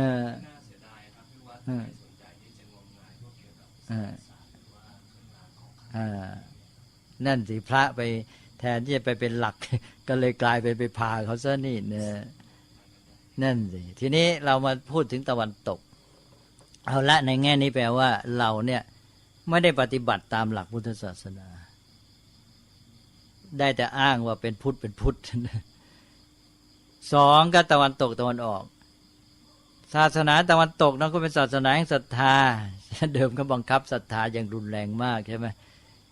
แต่ว่าที่เขามาใช้เหตุผลมากเนี่ยก็เพราะความดิ้นรนมันก็มีเหตุผลเชิงประวัติศาสตร์แล้วก็หลักการด้วยคือคนเราเนี่ยถ้ามันถูกบังคับมากมันอย่างหนึ่งก็คือมันมีสยบไปเลยนะแบบหนึ่งนะแบบสยบอีกแบบหนึ่งคือดิ้นรนนะของฝรั่งนี่มันได้ทำให้เกิดการดิ้นรนมากจากการดิ้นรนนี้แหละจึงเกิดวิทยาศาสตร์ใช่ไหมการค้นคว้าหาความรู้การตั้งกลุ่มที่จะมาค้นคว้าอะไรต่างๆกันเนี่ยโอ้ค้นคว้าแสวงปัญญานี่เป็นประวัติศาสตร์ที่ยาวนานของตะวันตกในการดิ้นรนแสวงหาความรู้เนี่ยกลายเป็นนิสัยไปนะไอ้การดิ้นรนนานๆเข้ามันลงตัวมันกลายเป็นวิถีชีวิตที่จะใช้เหตุผลนั้นคนตะวันตกที่เขาเป็นปัจจุบันเป็นนักเหตุผลเนี่ยมันเกิดจากภูมิหลังในการดิ้นรนจากระบบศรัทธาแบบบังคับไอ้นั้นอีกอันหนึ่งไอ้เอาชนะธรรมชาติเนี่ยมันหนุนไอ้เรื่องนี้อีกทีหนึ่งเพราะว่าไอ้นั่นแนวคิดกรีกเขามีเดิมอยู่แล้วตอนที่ฝรั่งจะดิ้นรนจากการบังคับด้วยศรัทธาของศาสนาคริสต์เนี่ยก็คือกลับไปได้รับรู้แนวคิดของกรีกที่แสวงปัญญาทีนี้กรีกมีแนวคิดที่จะเอาชนะธรรมชาติเลยมาด้วยกันนี้ความคิดที่จะหาปัญญาเนี่ยมันไปประสานกับแนวคิดพิชิตธรรมชาติว่าที่เราหาความรู้แสวงปัญญาเพื่อรู้ความจริงที่เรียกว่าความลับของธรรมชาติเมื่อรู้ความลับของธรรมชาติแล้วเราจะได้สามารถจัดการกับมันได้นี่นะฝรั่งมีไอ้ตัวนี้อยู่เพราะนั้นการแสวงปัญญาของฝรั่งมันก็เลยมาบรรจบกับไอ้ลัทธิแนวคิดพิชิตธรรมชาติว่ารู้เพื่อเอาความลับของมันแล้วเราจะได้จัดการมันได้นะก็ทีนี้กรีกมีความคิดนี้อยู่แล้วก็ตะวันตกก็พ้นจากกรีกโรมันโบราณแล้วมาเข้าแนวคิดของคริสต์นะระยะที่เต็มที่อยู่ระยะหนึ่งเขาเรียกว่า Dark Age เนี่ยยุคมืดแต่ก่อนนี้เขาให้สมัยกลางของยุโรปทั้งหมดเนี่ยเขาถือเป็นยุคมืดทั้งหมดต่อมาเขาแบ่งว่าสมัยกลางยุคต้นเท่านั้นเป็นยุคมืดเพราะต่อมาก็มีการแสวงปัญญาเริ่มมีเรื่องของปัญญาเรื่องแม้แต่พวกนักบวชกรีกนักบวชคริสต์ก็ยังไปศึกษาปรัชญาแนวคิดกรีกเลยนะแล้วต่อมาก็มีการดิ้นรนมากเพราะว่าศาสนาคริสต์ก็พยายามที่จะบังคับศรัทธาใช่ไหมถึงก็ตั้งศาลไต่สวนศรัทธาเขาเรียกเป็นภาษาอังกฤษว่า Inquisition ถ้าใครไปสงสัยไบเบิลสงสัยพระเจ้าสงสัยคำสอน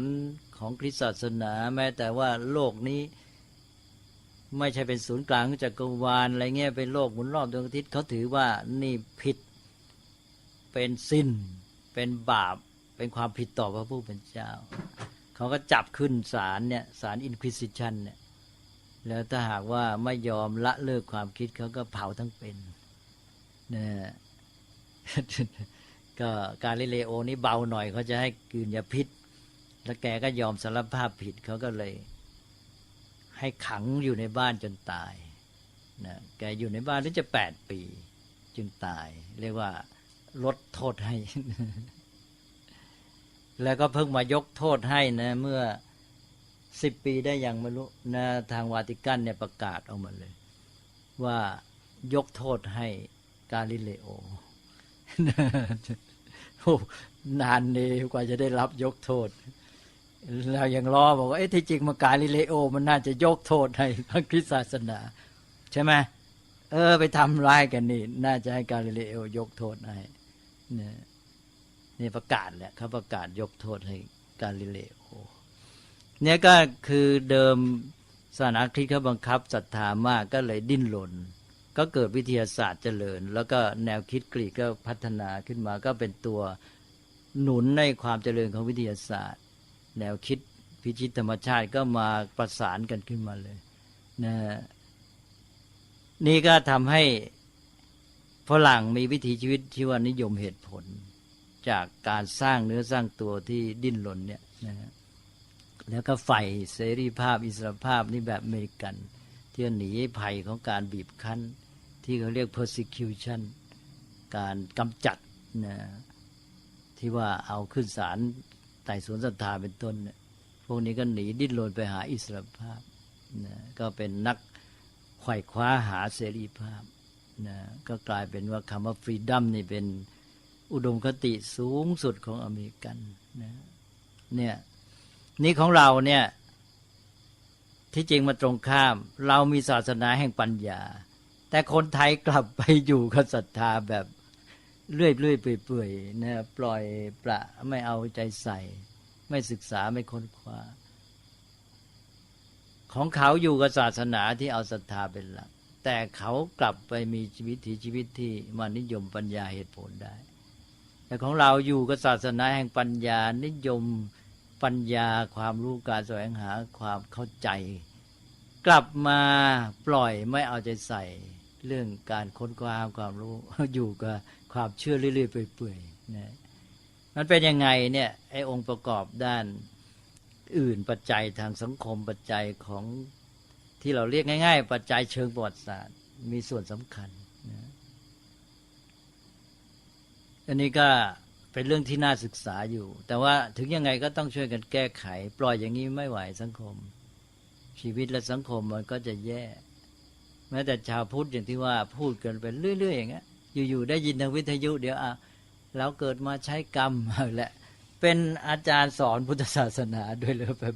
ไปพูดว่าเกิดมาใช้กรรมอยู่เนี่ยแล้วก็ไม่ทำความเข้าใจกันให้ชัดนี่มันก็จะทำให้เกิดโทษได้นะเอาเป็นว่าเราก็มาพยายามทำความกระจ่างแจ้งในเรื่องเหล่านี้คือถ้าพูดถึงเรื่องกรรมก็จะเนื่องไปถึงเรื่องความดีความไม่ดีด้วยครับแล้วก็ที่ว่าความดีไม่ดีก็นักปรัชญาเขาก็คุยกันมานานแล้วนะครับเดี๋ยวพุทธศาสนาเราจะอธิบายได้ขอบเขตได้แค่ไหนครับคืออย่างนี้มันมาตั้งแต่ภูมิหลังนี่แหละคือฝรั่งเนี่ยนะเดิมแกก็อยู่ใต้อิทธิพลศาสนาคริสต์ว่าง่ายๆนั่นแหละนี่ศาสนาแบบเทพเจ้าเนี่ยเรื่องดีเรื่องชั่วเรื่องระบบศีลธรรมจริยธรรมอะไรก็แล้วแต่เนี่ยมันมาจากบัญชาพระผู้เป็นเจ้าถูกไหมคือท่านสั่งมาเสร็จตามที่คัมภีร์หรือนักบวชเนี่ยมาสอนพระผู้เป็นเจ้าท่านบอกนี่เป็นบาปนี่เป็นบาปนี่เป็นบาป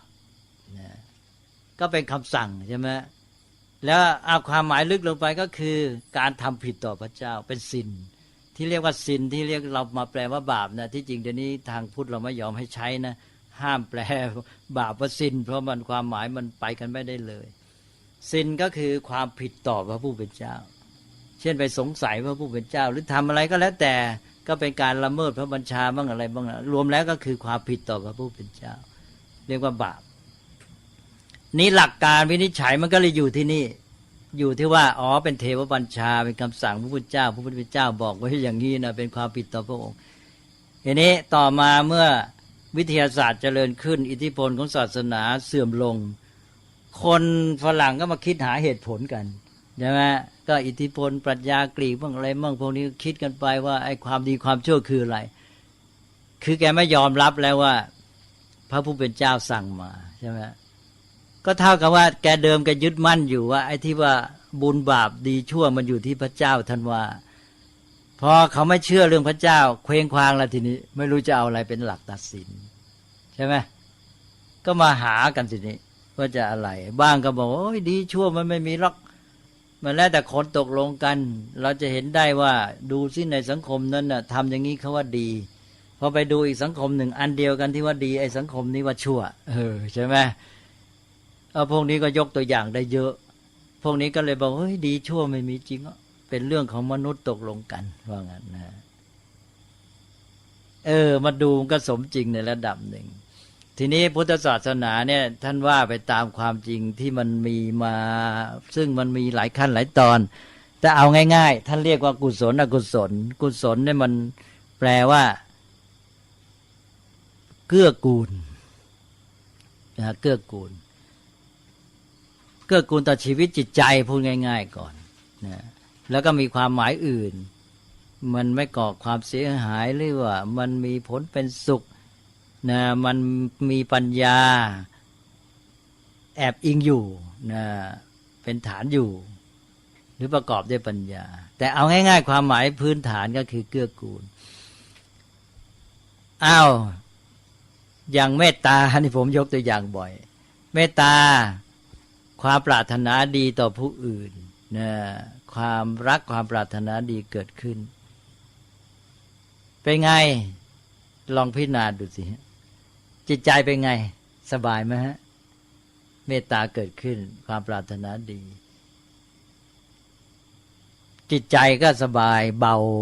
ไม่เครียดไม่เดือดร้อนไม่วุ่นว้าวุ่นเนอะไม่กระสับกระส่ายเย็นแล้วก็ผลออกมาต่อชีวิตร่างกายยังไงผลต่อร่างกายก็กล้ามเนื้อผ่อนคลายหมดถูกไหมฮะเนี่ยหน้าเนื้อก็มีความ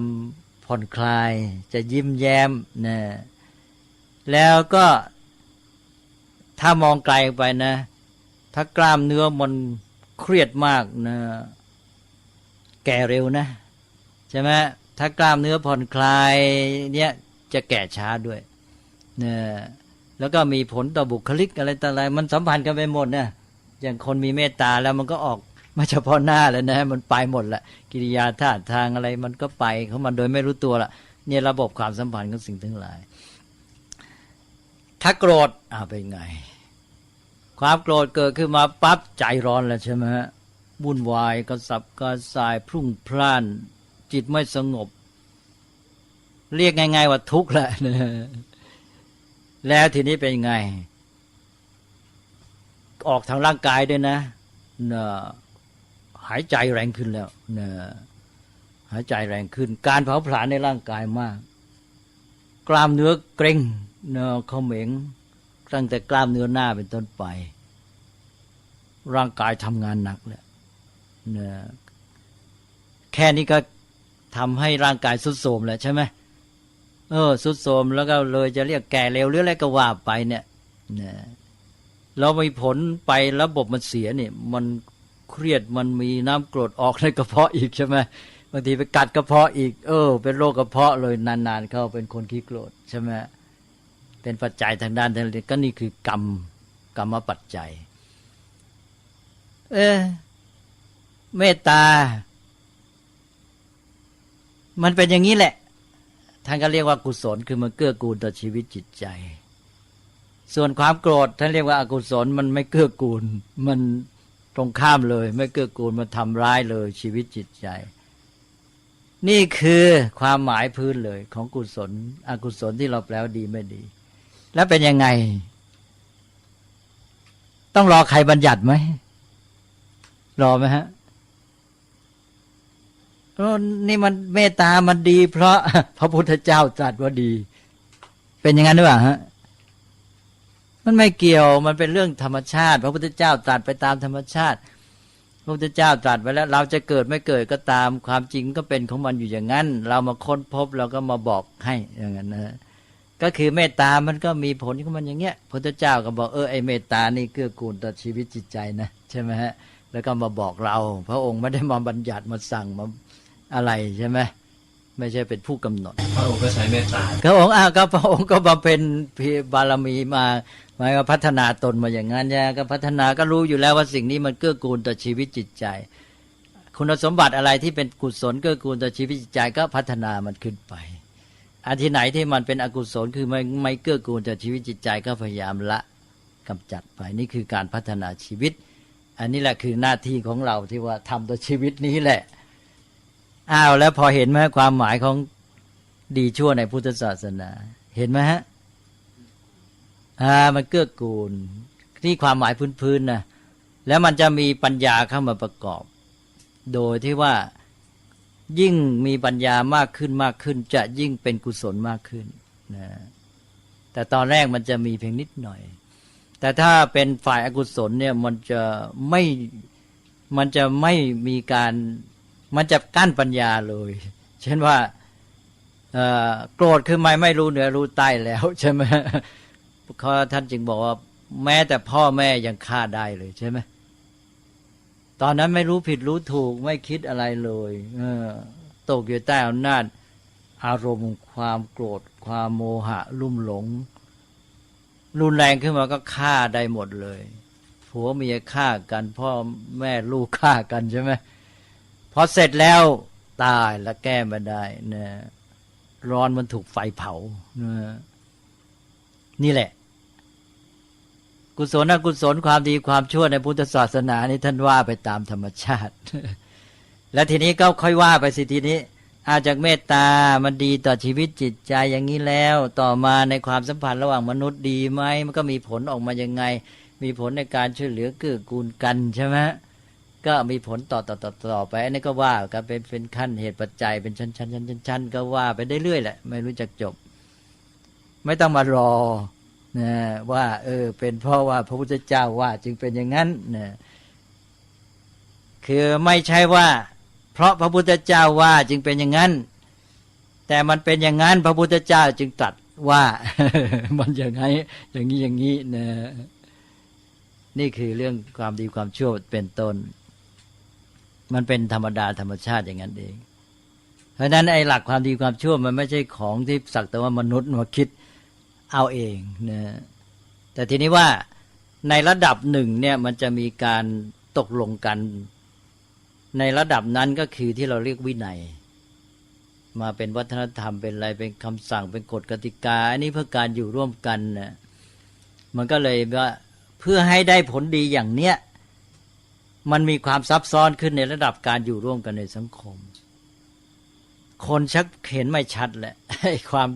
ไอ้ตัวสภาวะธรรมชาติที่ดีอย่างเงี้ยเมื่อออกมาสู่ปฏิบัติการเนี่ยจะใช้ระบบหรือวางแบบแผนใช้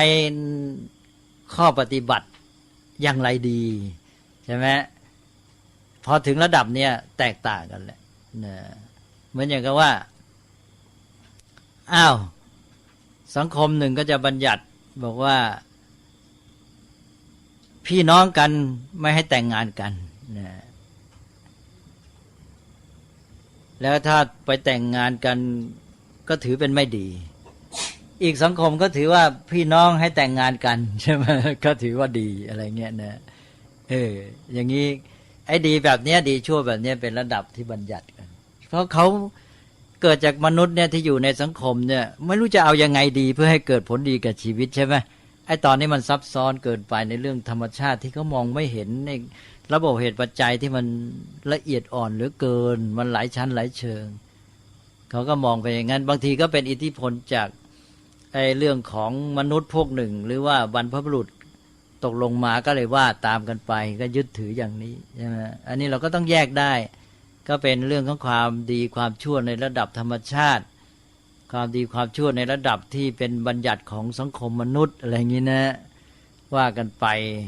ก็เหมือนอย่างแม้แต่ในพุทธศาสนาท่านก็มีธรรมะกับวินัย วินัยเนี่ยก็เป็นเรื่องของสมมติวินัยนี้สมมติทั้งนั้นก็คือตกลงกันว่าจะเอาอย่างไงนะซึ่งมันไม่ได้เป็นความจริงในธรรมชาติวินัยเนี่ยนะแต่เพราะอะไรก็เพื่อให้ผลดีในธรรมชาติเนี่ยเกิดขึ้นก็จึงวางวินัยขึ้นมานะก็อย่างว่าเรารู้อยู่แล้วว่าโดยธรรมชาติเนี่ยถ้ามนุษย์มาอยู่ร่วมกันแล้วก็มาเกื้อกูลช่วยเหลือกันใครมีความรู้มากกว่าก็มาแนะนำด้วยเมตตาปรารถนาดีต่อการมีความสัมพันธ์ที่แบบว่าเกื้อหนุนกันเจือจานกันแบ่งปันกันเนี่ยมันเป็นประโยชน์ใช่ไหมแล้วก็วางวินัยเป็นข้อบัญญัติทางสังคมขึ้นมาว่าภิกษุเนี่ยพึงแบ่งปันลาภอย่างนั้นอย่างนั้นมีของเกิดขึ้นให้จัดอย่างนี้ใช่ไหมเป็นการแบ่งถ้าหากว่าไปแย่งของเขาอะไรอย่างนี้นะแล้วก็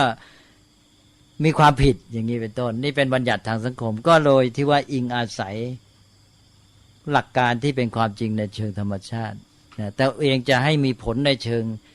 สังคมที่อยู่ร่วมกันก็เลยบัญญัติขึ้นมาเป็นกฎเป็นกติกาก็คือวินัยเป็นกฎข้อบังคับกฎหมายระเบียบแบบแผนที่บัญญัติขึ้นมาเพื่อนำเอาความจริงที่มีในธรรมชาติมาใช้ประโยชน์ให้เกิดผลเป็นจริงเป็นจังในสังคมมนุษย์นะแต่ถ้าบัญญัติทางวินัยกฎหมายนั้นไม่ได้เกิดจากปัญญาที่รู้ถึงความจริงของธรรมชาติจริงนะก็อาจจะพลาดแล้วก็ไม่เกิดผลตามที่ต้องการหรือถ้ามีเจตนาร้ายเข้าไปอีกก็ยิ่งเขวเลยอันนั้นก็จึงบอกว่าอย่างผู้ที่ทำหน้าที่นิติบัญญัติกฎหมายเนี่ยหนึ่งต้องรู้มีปัญญารู้เรื่องของความจริงของชีวิตเช่นอย่างรู้ข้อจริงเพียงว่าเนี่ยชีวิตเราเนี่ยมันเป็นอยู่อย่างไรมันเป็นอยู่มันควรจะอยู่เพื่ออะไรอย่างเงี้ยอย่างมนุษย์เช่นเขาเชื่อว่ามนุษย์เนี่ยที่ดีชีวิตก็คือว่าต้องมีของเสพบริโภคให้มากที่สุดนะฉันเชื่ออย่างนี้ใช่ไหมอีกคนหนึ่งเชื่อว่าไอ้ชีวิตเนี่ยที่จริงมันเป็นธรรมชาติพื้นของมันนะแล้วเราจะต้องมีศักยภาพที่เราควรพัฒนาออกมาแล้วเรามีสังคมมีวัตถุมาเพื่อมาเกื้อหนุนให้มนุษย์เนี่ยได้มีโอกาสได้มีเครื่องช่วยในการที่จะพัฒนาศักยภาพนั้นขึ้นมาให้มากที่สุดสองคนเนี้ยมีความเชื่อต่างกันก็คือรู้ปัญญาของเราเนี่ยไม่เหมือนกันใช่ไหมสองคนนี้ไปเป็นสมาชิกสภาผู้แทนราษฎรมันจะมีผลต่อการบัญญัติกฎหมายไหมมีใช่ไหมเนี่ยชัดเลยปัญญาเนี่ยสำคัญเลยแล้วปัญญามันก็ออกในระดับทั่วไปก็คือทิฏฐิแนวคิด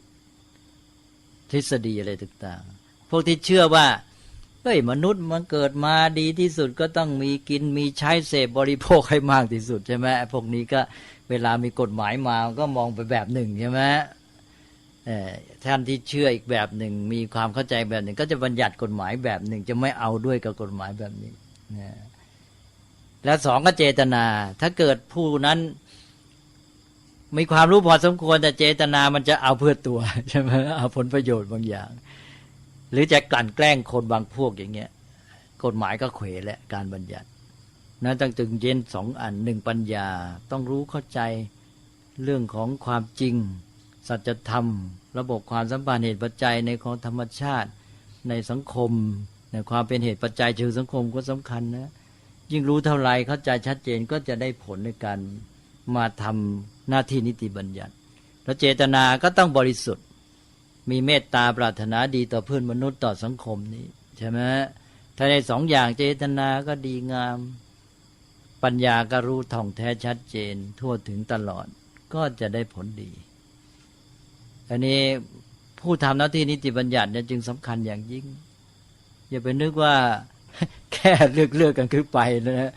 เอาแค่ดูกันนิดหน่อยข้างนอกความจริงต้องดูหลายขั้นเลยนะแล้วเวลานี้เป็นไง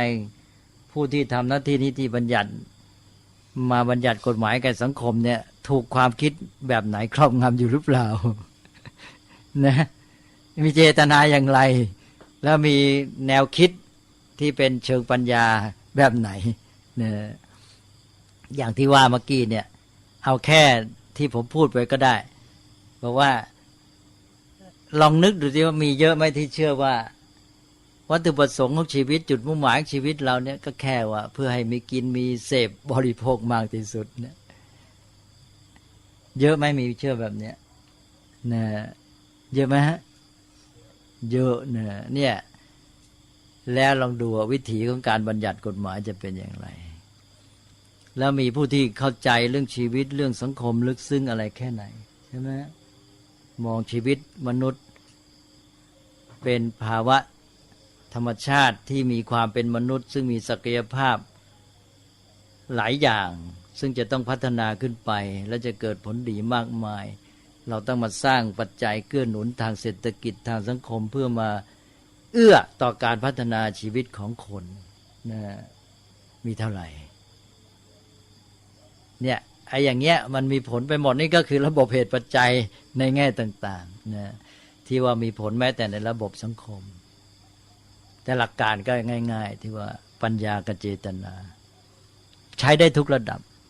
ปัญญาให้ชัดเจนท่องแท้ที่สุดทั่วตลอดที่สุดแล้วก็เจตนาให้บริสุทธิ์ประกอบด้วย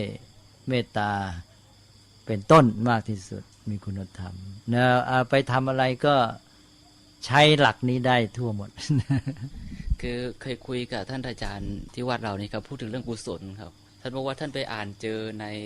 คัมภีร์ที่อธิบายศัพท์ท่านบอกว่ากุศลเหมือนกับหญ้าคาตัดตัวนั้นเขาเรียกว่าแปลโดยรากศัพท์แปลว่าตัดคราวนี้ท่านก็บอกว่าไปอ่านเจออีกที่หนึ่งว่ากุศลนั่นคือหญ้าคาละนั่นคือตัวตัดตกลงจะตัดหญ้าคาหรือใช้หญ้าคาตัดกันแน่คือตัวศัพท์เนี่ยท่านแปลว่าโดยรากศัพท์เนี่ยแปลว่าตัดนะก็คือหมายความมันไปตัดความชั่วนั่นเองตัดความชั่วไอ้ในแง่นั้นเป็นเพียงอุปมาเหมือนกับว่าคือมันอาจจะเป็นความสับสนในเรื่องของการทำความเข้าใจตัวศัพท์กับความหมายเนี่ยเอาว่าตัวรากศัพท์เนี่ยท่านเรียกว่าธาตุในภาษาบาลีนะไอ้ตัวธาตุนะเป็นละธาตุในความตัดนะลุตัดเช่นลุนาติแปลว่าตัดนะตัดไอ้ที่ตัดกิเลสดังหญ้าคาอะไรอย่างเงี้ยนะแต่อย่าไปถือสามากไอ้เรื่องพวกรากศัพท์คือพวกนี้มันมีรากศัพท์เท่านั้นแหละแล้วบางทีรากศัพท์เหล่านี้ก็มาพัฒนาโดยสันนิษฐานก็มีเหมือนอย่างเนี้ยเราเอามาพูดกันเป็นเล่นไปเลยจะก็มีเหมือนอย่างคำว่าบุรุษนะบุรุษเนี่ยนะมาจากรากศัพท์ว่าปุระแปลว่าเมืองแล้วก็สะตัวนี้แปลว่านอนหรืออยู่ปุริสะก็แปลว่าผู้อยู่ในเมืองหรือนอนในเมืองเหมือนกันปุริสะนะนี่แปลแบบรากศัพท์หรือปุคโลท่านก็ยังมีผู้แยกศัพท์นะปุคโลก็มาจากคละแปลว่ากลิ้งนะติปุสะเหมือนลูกแตงโมเหมือนกันนะปุคโลบุคคลก็แปลว่าผู้กลิ้งเหมือนลูกแตงโมเป็นยังไงกลิ้งเหมือนลูกแตงโมท่านก็อธิบายต่อไปอีกว่ากลิ้งไปในสังสารวัฏดังลูกแตงโมดีไหมนะสนุกนะคือพวกเล่นศัพท์เนี่ยบางทีก็ได้ในแง่ว่าเอามาเสริมความเข้าใจบ้างบางทีก็เป็นการเสริมบรรยากาศในการเล่าเรียนศึกษาบางทีมันก็ได้ประโยชน์บ้างบางทีก็ไม่ได้ประโยชน์อะไรมากหรอกนะคือว่าไอ้พวกศัพท์เหล่านี้ความหมายที่แท้เนี่ยมันไม่ไปขึ้นต่อรากศัพท์แล้วนะเราเอามาใช้บ้างช่วยบางครั้งมันหนุนความเข้าใจบางครั้งมันก็ไม่หนุนเข้าใจนะอย่าไปติดอยู่นะก็เอาไปว่าสนุกบุคคลแปลว่าอะไรก็ไปบอกเขาแล้วบุคคลแปลว่าผู้กลิ้งเหมือนลูกแตงโม กลิ้งยังไงกลิ้งไปในสังสารวัฏเหมือนลูกแตงโมก็ไปกันเรื่อยไปนะฮะแต่กลิ้งแบบลูกแตงโมมันก็บังคับตัวเองไม่ได้เลยใช่ไหมเรามันยังกลิ้งมันยังต้องมีปัญญามีเจตนามาคิดหาทางแก้ไขปรับปรุงเนี่ยถ้าปล่อยกลิ้งแบบลูกแตงโมก็เข้าลัทธิแล้วแต่โชค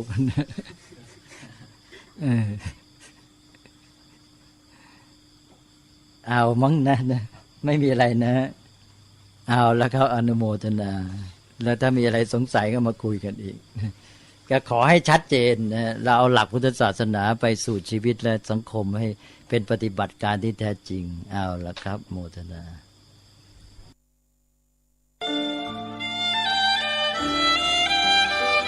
เอาละครับทีนี้ก็มาเรื่องสวดมนต์ต่อนี่สวดมนต์ก็ได้พูดไปหลายอย่างแล้วนี่ฮะว่าเริ่มทีเดียวก็เป็นวิธีการในการศึกษาโดยเฉพาะของพระที่ว่าท่านมาสาธยายสิ่งที่ท่านได้สดับฟังมาเพื่อทบทวนหรือรักษาคำสอนที่ท่านต้องการศึกษาเนี่ยเช่นพระสูตรคำสอนของพระพุทธเจ้าสาธยายก็เป็นวิธีการในการศึกษาได้ทบทวนแล้วก็ยกขึ้นมาในการที่จะพิจารณาไตร่ตรองทำความเข้าใจมันก็เลยเป็นส่วนของการศึกษาเล่าเรียนของตนเองสองก็เป็นวิธีรักษาพุทธพจน์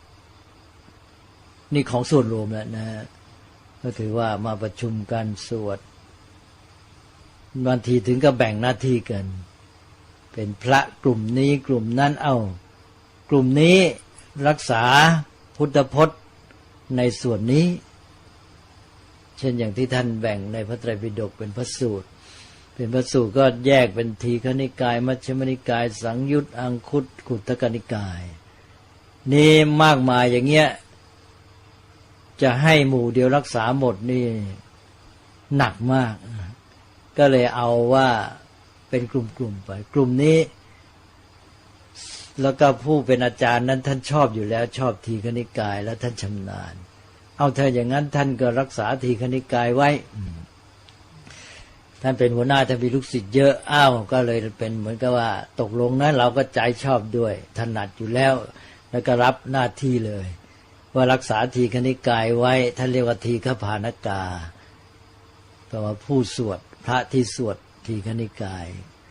ชื่อศัพท์ก็บอกว่าพานกาว่าสวดผู้สวดทีฆนิกายก็คณะนี้ก็เนี่ยใช้วิธีสวดรักษาทีฆนิกายไว้แล้วคณะอื่นก็รักษามัชฌิมนิกายอังคสังยุตอะไรเงี้ยนะแบบนี้ก็เป็นการรักษาพุทธพจน์อันนี้ก็ได้วัตถุประสงค์ที่สองนี่สามก็บอกแล้วบอกว่าต่อมาความจำเป็นในการรักษาด้วยการสวดก็น้อยลงหรือแทบไม่มีก็เลยมุ่งไปที่ประโยชน์อย่างอื่นก็ใช้อันหนึ่งก็ได้มีประสบการณ์กันมาเห็นว่าการสวดนี้เป็นกิจกรรมที่โน้มจิตไปสู่ความสงบเป็นเครื่องฝึกตัวเองอย่างหนึ่งก็คือทำใจให้พร้อมที่จะทำสมาธิก็เลยใช้เป็นการฝึกทำจิตให้พร้อมที่จะเจริญสมาธิก็เลยเป็นเรียกว่าบางทีทำเป็นบุพภาคของการเจริญสมาธิบุพภาคเข้าใจนะฮะบุพภาคก็ส่วนเบื้องต้นส่วนนำหน้าก่อนจะฝึกสมาธิมาสวดมนต์กันซะหน่อยจิตก็พ้นจากเรื่องวุ่นวายมาจากท้องถนนเรื่องเยอะเหลือเกินมาสวดมนต์ซะก่อนสวดมนต์แล้วก็สงบสักทีตัดเรื่องพวกนั้นไปขั้นกันไอ้พวกที่วุ่นวายนั้นออกไปแล้วนี่ก็พร้อมจะเจริญสมาธิแล้วต่อไปก็อีกอันหนึ่งก็คือว่าเพื่อช่วยด้านจิตใจของประชาชนที่เป็นมนุษย์ปุถุชนอยู่ในโลก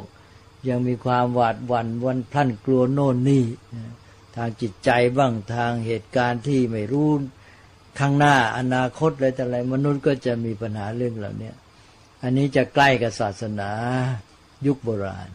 ก็คือเป็นเครื่องปลอบประโลมใจ แล้วก็ช่วยทำให้เกิดความมั่นใจทำให้เกิดความมั่นใจเราอยู่กับพระนะเราได้บทสวดนี้นะแล้วในนั้นคำสวดก็จะมีข้อความที่ช่วยให้เกิดความมั่นใจว่าได้อยู่กับพระรัตนตรัยนะ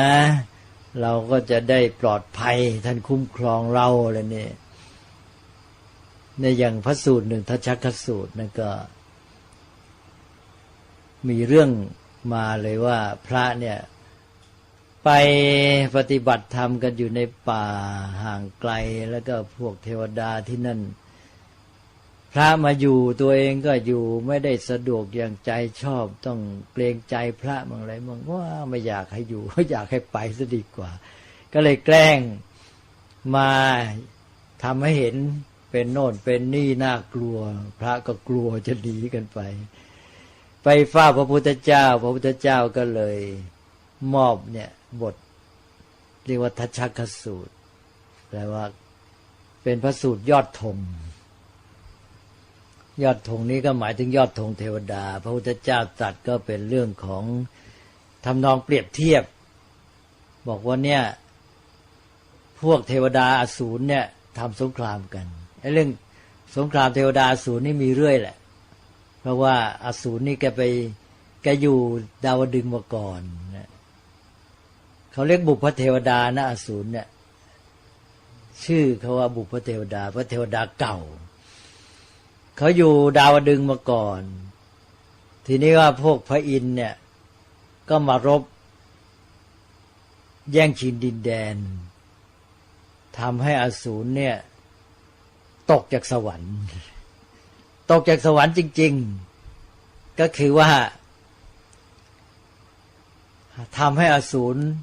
กินเหล้าพอกินเหล้าแล้วแกก็เมาก็ลบไม่ได้สิใช่ไหมลบพวกเทวดามารบก็เลยพวกอสูรเมาแล้วเนี่ยตั้งตัวไม่ติดก็จับอสูรเนี่ยเหวี่ยงลงจากสวรรค์สมัยนั้นฮินดูพราหมณ์ก็เชื่อว่าเทวดาอยู่บนเขาพระสุเมรุใช่ไหมก็เหวี่ยงลงจากเขาพระสุเมรุลงมาพวกอสูรนี่ก็เป็นบุพเทวดาเทวดาเก่าก็ตกจากสวรรค์หล่นลงมาที่เชิงเขาพระสุเมรุนะนี่ก็เพราะเหตุที่ว่ากินสุราแล้วก็ถูกเขาจับเหวี่ยงลงมาเนี่ยพวกอสูรก็เลยโกรธตัวเองว่าแหมเรามากินเหล้านี่ทำให้เสียดินแดนต่อไปนี้เราจะไม่กินอีกแล้วงั้นจะไม่กินเหล้าอีกแล้วก็เลยได้ชื่อว่าอสูรแปลว่าไม่เอาเหล้าอีกแล้วงั้นอสุราใช่ไหมสุราเหล้าใช่ไหมแล้วก็ไม่เอาแล้วงั้นนะนี่เหตุที่มาของคำว่าอสูรนี่ความหมายหนึ่งนะเหล้าก็ไม่เอาอีกแล้วงั้นนะอสูรทีนี้อสูรก็แปลว่าตกลงมาอยู่ที่เชิงเขาพระสุเมรุทีนี้แดนสวรรค์เนี่ยดาวดึงส์เนี่ยมีต้นไม้ประจำแดนดาวดึงส์ชื่อว่าต้นปาริชัตตกะหรือเพี้ยนมาเป็นปาริชาติเคยได้ยินไหมนะต้นไม้ประจำสวรรค์ชั้นดาวดึงส์ชื่อว่าปาริชัตตกะหรือปาริชาตินะแปลว่าต้นดูจะอยู่ตรงนี้นึกชื่อไทยไม่ออกตรงริมรั้วเนี่ยมีทองหลางลายทองหลางต้นทองหลางลายนะดอกเขาจะแดงนี้พวกอสูรเนี่ยตกจากสวรรค์ลงไปอยู่เชิงเขาพระสุเมรุก็ไปอยู่แดนใหม่นั้นต้นไม้ประจำแดนอสูรใหม่นี่ชื่อว่าต้นจิตรปาตลิแปลว่าต้นแคฝอยนะ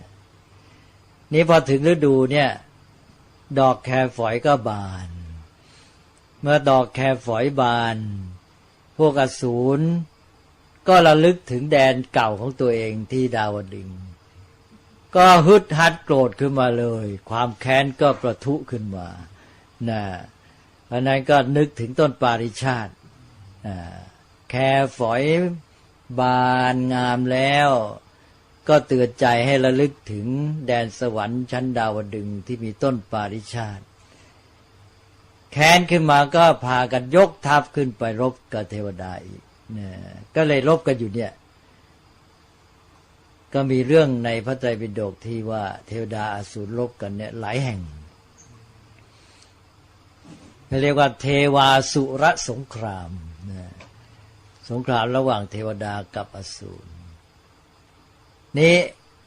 ในทัชฌกสูตรพระสูตรว่าด้วยยอดธงเนี่ยพระพุทธเจ้าก็ยกเรื่องเทวดาอสูรรบกันนี้ขึ้นมาปรารภบอกว่าภูตปุพังภิกขเวอะไรทำนองเนี้ยว่าในอดีตเคยมีมาแล้วเทวดากับอสูรรบกันเวลารบกันเนี่ยอย่างพวกเทวดาลูกน้องพวกบริวารเนี่ยรบไปก็มีความหวาดความกลัวเหมือนกันหวาดกลัวขนพองสยองกล้าวทำไงพวกเทวดาผู้ใหญ่เนี่ยพวกท้าวสักกะพระอินทร์ท้าวประชาบดีอะไรพวกนี้นะเทวดาใหญ่ๆเนี่ยก็จะมีธงเป็นธงของแม่ทัพประจำตัวนี่ก็พวกลูกทัพนี่พอหวาดกลัวขึ้นมาก็มองยอดธงแม่ทัพก็จะเกิดความฮึกเหิมขึ้นมาแกล้วกล้านี่พระพุทธเจ้าก็ตรัสบอกว่าพวกเทวดาเนี่ยเวลาเขากลัวเขาหวาดหวั่นพลั่นใจเขาก็มองดูยอดธงของแม่ทัพเขาแล้วเขาก็เกิดความกล้าขึ้นมาแต่ถ้าว่าเทวดาเหล่านั้นยังมีกิเลสแล้วไม่ใช่เฉพาะพวกกิเลสเทวดาบริวารเท่านั้นแม้แต่หัวหน้าแม่ทัพที่เป็นเจ้าของธงเทวดาพระอินทร์เองประชาบดีเองเนี่ยก็ยังมีกิเลสโลภะโทสะโมหะยังมีความหวาดสะดุ้งเสียวใจแล้วก็ลูกน้องก็ยังอาศัยธงแม่ทัพที่ยังมีความหวาดกลัวนั้นน่ะมองแล้วก็ยังกล้าแต่ตถาคตพระพุทธเจ้าพระธรรมพระสงฆ์เนี่ยไม่มีโลภะโทสะโมหะ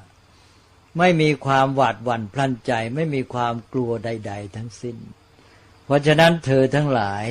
เมื่ออยู่ในป่าในเขาที่ไหนก็ตามเกิดความหวาดกลัวหวาดหวั่นพลันสะพรึงใจขึ้นมาก็ให้ระลึกถึงพระพุทธเจ้าพระธรรมพระสงฆ์แล้วก็จะหายกลัวหายหวาดหวั่นเกิดความแกล้วกล้ามั่นใจขึ้นมาเพราะว่าขนาดเทวดาเขาดูธงแม่ทัพซึ่งยังมีกิเลสมีความกลัวอยู่เขายังหายกลัวอันนี้เราระลึกถึงพระพุทธเจ้าพระธรรมพระสงฆ์ที่ไม่มีกิเลสไม่มีความกลัวเป็นอันว่าไม่มีปัญหาเลยไม่ต้องกลัวอะไรทั้งนั้นนี่คือทัชฌกสูตรตัวอย่างก็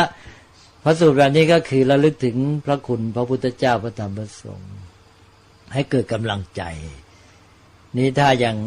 กรณียเมตสูตรนั่นก็แบบเดียวกันก็เรื่องของเนี่ยจะมีหลายเรื่องเลยเรื่องพระไปปฏิบัติธรรมในป่าก็เป็นธรรมดาพระก็ปุถุชนก็อยู่ถิ่นห่างไกลก็กลัวอย่างที่ว่าเนี่ยนะก็อีกสูตรหนึ่งก็กลายไปว่าให้บทแผ่เมตตาให้บทที่แผ่ขยายความรู้สึกปรารถนาดีต่อทุกคนต่อเทวดาต่ออะไรทุกอย่างนะอันนี้ก็เป็นแบบคาถากันผีอีกแบบหนึ่งเพราะนั้นคาถากันผีทั้งมีแบบพุทธคุณธรรมคุณสังฆคุณแบบพวกแผ่เมตตาแบบอุทิศกุศลอะไรมีทั้งนั้นนะแล้วอย่างพวกอังคุลิมาลสูตรก็มาเป็นอังคุลิมาลปริตอันนั้นก็เรื่องที่ว่าพระองคุลิมานมาบวชแล้วออกบิณฑบาตก็คนก็เคยมีความโกรธแค้นที่ท่านเป็นมหาโจรเก่านะก็บางทีก็ขว้างปาอะไรต่ออะไรทำร้ายท่านเจ็บแล้วก็แต่ว่าท่านไปเจอผู้หญิงคนหนึ่งที่มีคันแล้วผู้หญิงนี่ก็กลัวนี่พอเจอโอ้นี่องคุลิมานมากลัวเลยก็เลยหนีอารามตกใจนั้นมันมีช่องระหว่างรั้วอยู่แคบๆก็แหวกรั้วออกไปอีกทางหนึ่งก็ติดท้องสิใช่ไหมนี่แย่เลยเนี่ยอะไรเงี้ยนะทีนี้ก็เอาไปว่ารวมแล้วก็คือท่านพระองคุลิมานประสบการณ์เนี่ย ในด้านหนึ่งก็เจ็บตัวแต่อีกด้านหนึ่งก็พลอยสงสารผู้อื่น อย่างเห็นหญิงมีครรภ์ก็สงสาร ก็เลยมากราบทูลพระพุทธเจ้านะก็พระพุทธเจ้าก็ทรงแนะนำให้บอกเขา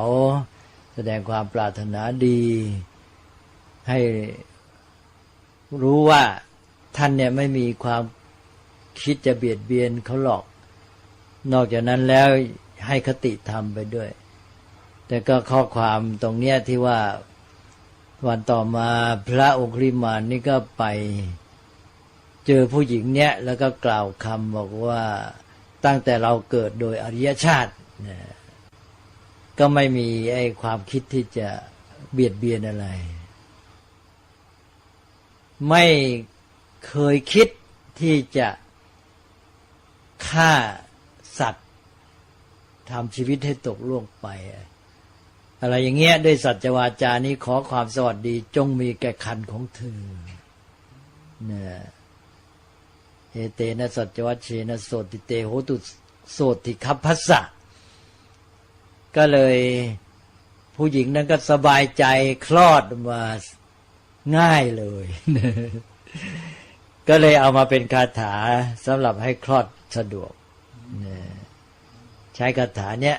เวลาหญิงคลอดยากก็มาขอน้ำมนต์พระให้น้ำมนต์นี้เอาไปแล้วก็จะไปดื่มไปกินไปอาบอะไรหรือไปรดอะไรก็ทำให้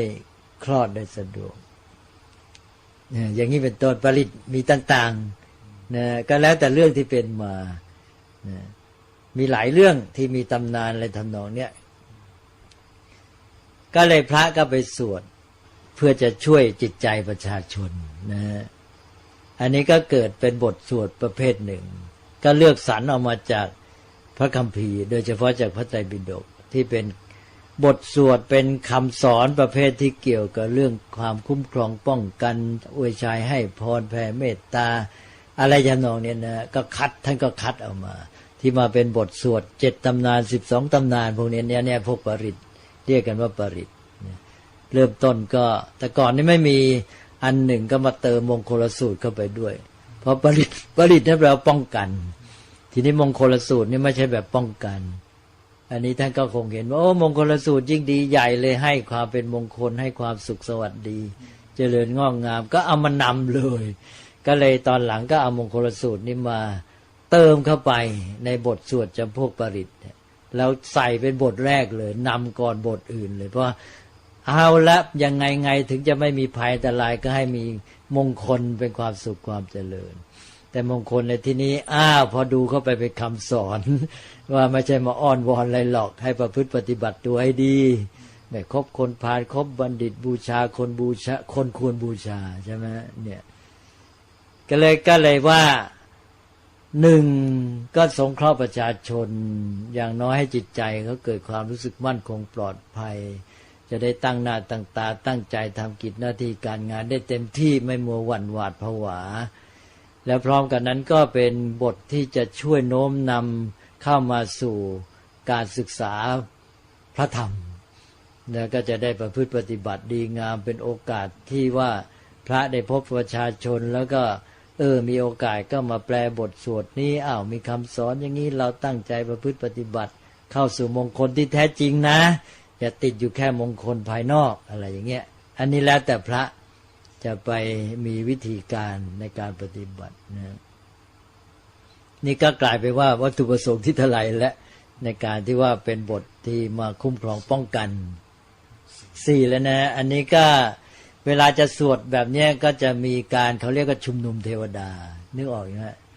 ชุมนุมเทวดาเนี่ยต้องเข้าใจให้ถูกไม่ใช่หมายความพระไปอ้อนวอนเทวดาเนี่ยชาวบ้านบางทีไม่เข้าใจไม่มีเลยเรื่องเป็นพระจะไปอ้อนวอนเทวดาเป็นไปไม่ได้พระนี่เทวดาต้องไหว้เทวดาไหว้พระไม่มีหน้าที่ไม่มีเรื่องที่จะไปไหว้เทวดามีแต่ว่าเกรงใจพระอย่างพระพุทธเจ้าพระสงฆ์เดินผ่านเข้าไปซุ้มประตูบ้านอนาถบิณฑิกเศรษฐีเนี่ยเทวดาอยู่ไม่ได้ต้องลงมาข้างล่างนะเขาอยู่บนซุ้มประตูเขาต้องลงมาเนี่ยเทวดานั่นก็เลยโกรธพระพุทธเจ้าเพราะเราลำบากทุกทีพุทธเจ้ามาทีไรเลยเกิดเรื่องอีกมา นี่ก็เรื่องเทวดาเยอะอย่าเพิ่งเล่าเลยเนี่ยเอาเฉพาะสั้นๆก่อนนี่ก็มีการชุมนุมเทวดาว่าพระเราก็คงจะเห็นใจญาติโยมว่าญาติโยมเนี่ยเดิมโดยมากก็มาจากศาสนาอื่นหรือไม่งั้นก็ถึงไม่มาจากไหนชาวบ้านก็กลัวเทวดาหวั่นหวาดเลยเนี่ยนะนี่เพื่อจะให้สบายใจยิ่งขึ้นอย่างว่าเทวดาเขาจะเอายังไงเราก็ไม่รู้อะไรเนี่ยพระก็เลยสวดบทชุมนุมเทวดาปกติให้ชาวบ้านชุมนุมก็ได้เนี่ยชุมนุมเทวดาข้อความในนั้นจะบอกเทวดาอยู่ที่ไหนที่ไหนที่ไหนไม่ว่าที่ไหนหมดทุกแห่งทุกหนเลย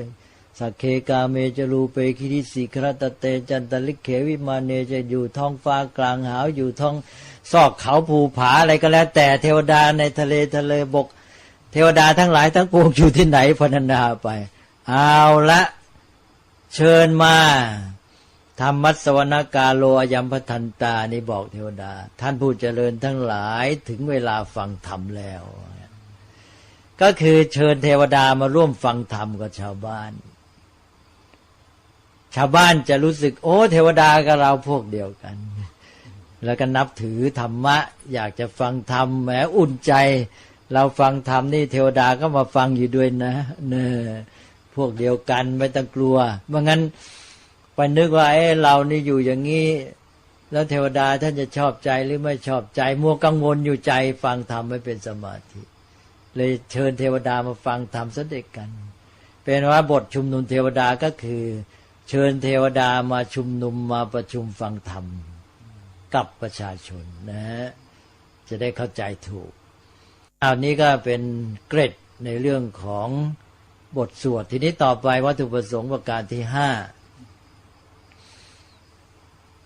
ก็คือว่าแต่ก่อนเราก็มีการสวดเพื่อรักษาพุทธพจน์เป็นต้นอะไรแต่อะไรเนี่ยทีนี้การที่มาสวดแล้วมาประชุมกันมันก็กลายเป็นกิจกรรมส่วนรวมขึ้นแม้เมื่อความจำเป็นในการรักษาพุทธพจน์นี้เบาลงไปก็ตามแต่ว่าความหมายหนึ่งก็คือการที่เป็นกิจกรรมของส่วนรวมของชุมชนหรือของสังฆะเป็นโอกาสให้พระได้มาพบพร้อมกันแล้วก็มีกิจมีธุระมีเรื่องข่าวสารอะไรจะบอกจะกล่าวนะเช่นเจ้าอาวาสเนี่ยมีเรื่องราวข่าวสารที่จะบอกกับลูกวัดก็จะได้แจ้งข่าวให้ทราบแล้วก็มีเรื่องอะไรกิจการธุระที่จะทำร่วมกันก็จะได้ปรึกษาหารือแล้วก็เป็นโอกาสที่ว่าเจ้าอาวาสหรือว่าหัวหน้าได้พบกับพระในวัดมีอะไรจะแนะนำตักเตือนจะให้ความรู้ก็มาแนะนำสั่งสอนให้ความรู้กันตอนนี้ด้วยอย่างน้อยก็ประจำวันทุกวันนี้ก็ได้2 ครั้งเช้าเย็นก็เลยมาพบปะพร้อมกันมีอะไรสุขทุกข์มีเรื่องราวอะไรข่าวสารมีเรื่องปรึกษาหารืออะไรก็มาได้พูดคุยกันแล้วก็นั่นแหละเป็นโอกาสที่จะได้ให้ความรู้ไปด้วยสั่งสอนแนะนำก็เลยกลายเป็นว่าสวดมนต์ก็เลยเป็นกิจกรรมของหมู่คณะหรือกิจกรรมชุมชนเพื่อให้เป็นจุดนัดหมายที่จะมาพบปะพร้อมกันพอแล้วได้5 ข้อเดี๋ยวนี้ก็มาอยู่ที่ทำวัดเนี่ยก็มุ่งหมายที่อันที่5นะเป็นกิจกรรมส่วนรวมพอไหมผมจะขอถาม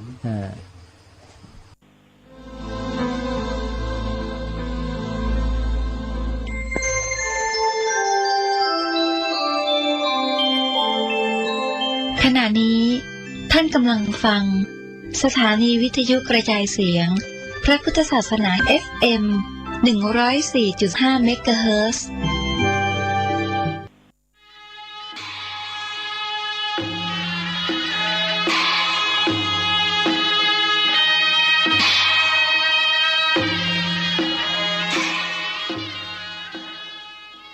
ขอความเจริญในธรรมและความผาสุกทางใจจงได้มาบังเกิดมีแก่ท่านสาธุชนคนดีผู้เจริญในศีลในธรรมทุกท่านพร้อมกันนี้ขอยกมือ10 นิ้ว กราบอาราธนาเอาคุณพระพุทธเจ้าคุณพระธรรมพระสงฆ์คุณพ่อคุณแม่คุณครูบาอาจารย์ผู้ประสิทธิ์ประสาทวิชาความรู้บุญศีลบุญทานสิ่งศักดิ์สิทธิ์ทั้งหลายอันมีพระสยามเทวาธิราชพระบรมธาตุดอยสุเทพและครูบาเจ้าศรีวิจัยเป็นต้นขอได้โปรดมาอภิบาลปกปักรักษาพระสงฆ์พระเจ้าพระเนนเถนน้อยและท่านผู้รับฟังรายการทุกคนทุกท่านเพื่อปากันมีความสุขกายสุขใจเหมือนกันทุกตนทุกองค์ทุกผู้ทุกคนตลอดกาลนานมาแถมแล้วเนอเสียงก้องเสียงกองเสียงมองต่ำเข้าเสียงตุเจ้าเทศนาธรรมมาเยี่ยมมาใจท่านสาธุชนคนดีทั้งหลายถึงบ้านถึงจองเพื่อเอาธรรมะแบบรากหญ้าแบบธรรมดามาฮือพ่อแม่พี่น้องทั้งหลายฟังก่อนที่จะได้ฟังนี้ขอเชิญชวนมวลพุทธบริษัททั้งหลายไหว้พระเหมือนกับนักมวยไหว้ครูระลึกถึงครูบาอาจารย์ก่อนผู้ที่ไปแสวงหาสัจธรรมสี่อสงไขยปลายแสนมหากัปและ10 ชาติปางสุดท้ายได้เกิดมาเป็นพญาเวสสันตละตาลเข้าของทรัพย์สมบัติสละบัลลังก์ไปบวชเป็นพระฤาษีตาลเมียตาลลูกบำเพ็ญขนาดนักจนได้ตรัสรู้เฮาไหว้ครูบาอาจารย์เนี่ยก่อนเนออาลังหังสัมมาสัมพุทโธภควาพุทธังภควันตังอภิวาเทมิกราบสวากขาโตภควตาธัมโมธัมมังนัมสสามิกราบสุปฏิปันโนภควโตสาวกสังโฆสังฆังนะมามิกราบหันทัพไมยังพุทธัสสะภควโตบุพาภะคณะมะกะลังกะโลมาเสนะโมตัสสะภะคะวะโตอะระหะโตสัมมาสัมพุทธัสสะนะโมตัสสะภะคะวะโตอะระหะโตสัมมาสัมพุทธัสสะนะโมตัสสะภะคะวะโตอะระหะโตสัมมาสัมพุทธัสสะพุทธังสรณังกัจฉามิธัมมังสรณังกัจฉามิ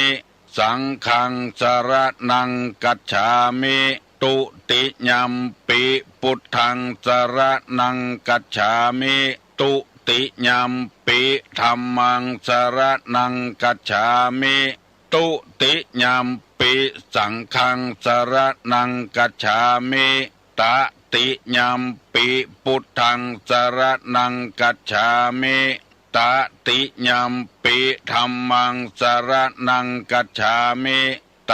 ติยัมปิสังฆังสรณังกัจฉามิอิติปิโสภะคะวาอะระหังสัมมาสัมพุทโธวิชชาจรณะสัมปันโนสุขโตโลกาวิทูอนุตตโลปุริสาธัมมสาละถิสัทธาเทวมนุษสานังพุทโธภควาติสวากขาโตภควตาธัมโมสันติติโกอากาลิโก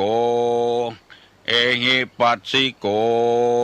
โอปนะยิโกปัจจัตตังเวทิตโพวินยูหิติสุปฏิปันโนภควโตสาวกสังโฆอุจุปฏิปันโนภควโตสาวกสังโฆญาญะปฏิปันโนภควโตสาวกสังโฆสามิเจปฏิปันโนภควโตสาวกสังโฆญาติตังจัตตาลิปุริสายุคานิอัฏฐป ปุริสาปุคลาเอสาภะคะวะโตสาวกสังโฆอาหุไนโยปาหุไนโยทักขิไนโยอัญจลิกาละนิโยอนุตตะลังปุญญเขตังโลกัสสาติกราบหนึ่งกราบสองกราบสามมาต่อนนี้ไปจะได้นำเอาสุภาษิตโบราณและพุทธภาษิตในทางพระพุทธศาสนามาเสนอให้พี่น้องผู้รับฟังรายการทุกคนทุกท่านนิมิตตังสาธุรูปานังกตัญญูกตเวทิตาแปลว่าคนใดหูจักบุญคุณของคนที่ทำกุลไว้ให้เฮาแล้วตอบแทนบุญคุณของเปิ้นเอาน้ำขมิ้นส้มปล่อยไปหดตินหดมือให้เปิ้นบาปที่เฮาทำมาด้วยกายด้วยปากด้วยใจมันก็จะอันตรธานไปอันนี้เป็นกรรมเชื่อทางคำโบราณคนเก่าคนแก่แล้วก็ประยุกต์กันในพุทธศาสนาเรียกว่ากตัญญูกตเวทิตาส้มปล่อยนี่มีฤทธิ์ตามที่เราได้ศึกษาเล่าเรียนมาว่าควายทรปีเนี่ยทรปีนี่เป็นว่าบ่ฮู้จักบุญคุณของไผมันมีกำลังมันโจรป้อมันก็มีเจิงมันก็มีเจิงควิดกันไปควิดกันมามันจะการป้อมาแล้วปรากฏว่าเอาก้นไปต่ำใส่ต้นส้มปล่อยที่เฮาไปดำหัวนี่นะฟักส้มปล่อยตกใส่หลังมันก็เลยมีกำลังฮึดขึ้นมาควิดป้อมันตายอันเนี้ยคนใดเนี่ยคือป้อคือแม่เป็นว่าคนทรปีเหมือนกับควายทรปีนั่นทรพีป้อมันชื่อทรพาลูกมันชื่อทรปีควิดลูกโกรธควิดป้อมันตายเพราะส้มปล่อยตกใส่หลังควายทรปีนั่นมีกำลังเพราะฉะนั้นคนเอาชาวพุทธทั่วไปแล้วอันยังก็มีน้ำขมิ้นส้มปล่อยเวลาจะกินจะทานก็เอาน้ำส้มปล่อยไม่ใช่น้ำขมิ้นเพิ่นก็ว่าด้วยกันนะน้ำขมิ้นส้มปล่อยความจริงขมิ้นบ่ใส่กระส้มปล่อยอย่างเดียว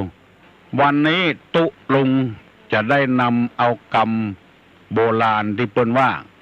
มันตายหลังด้านขี้ค้านตายหลังหักมันตายหลังด้านขี้ค้านตายหลังหัก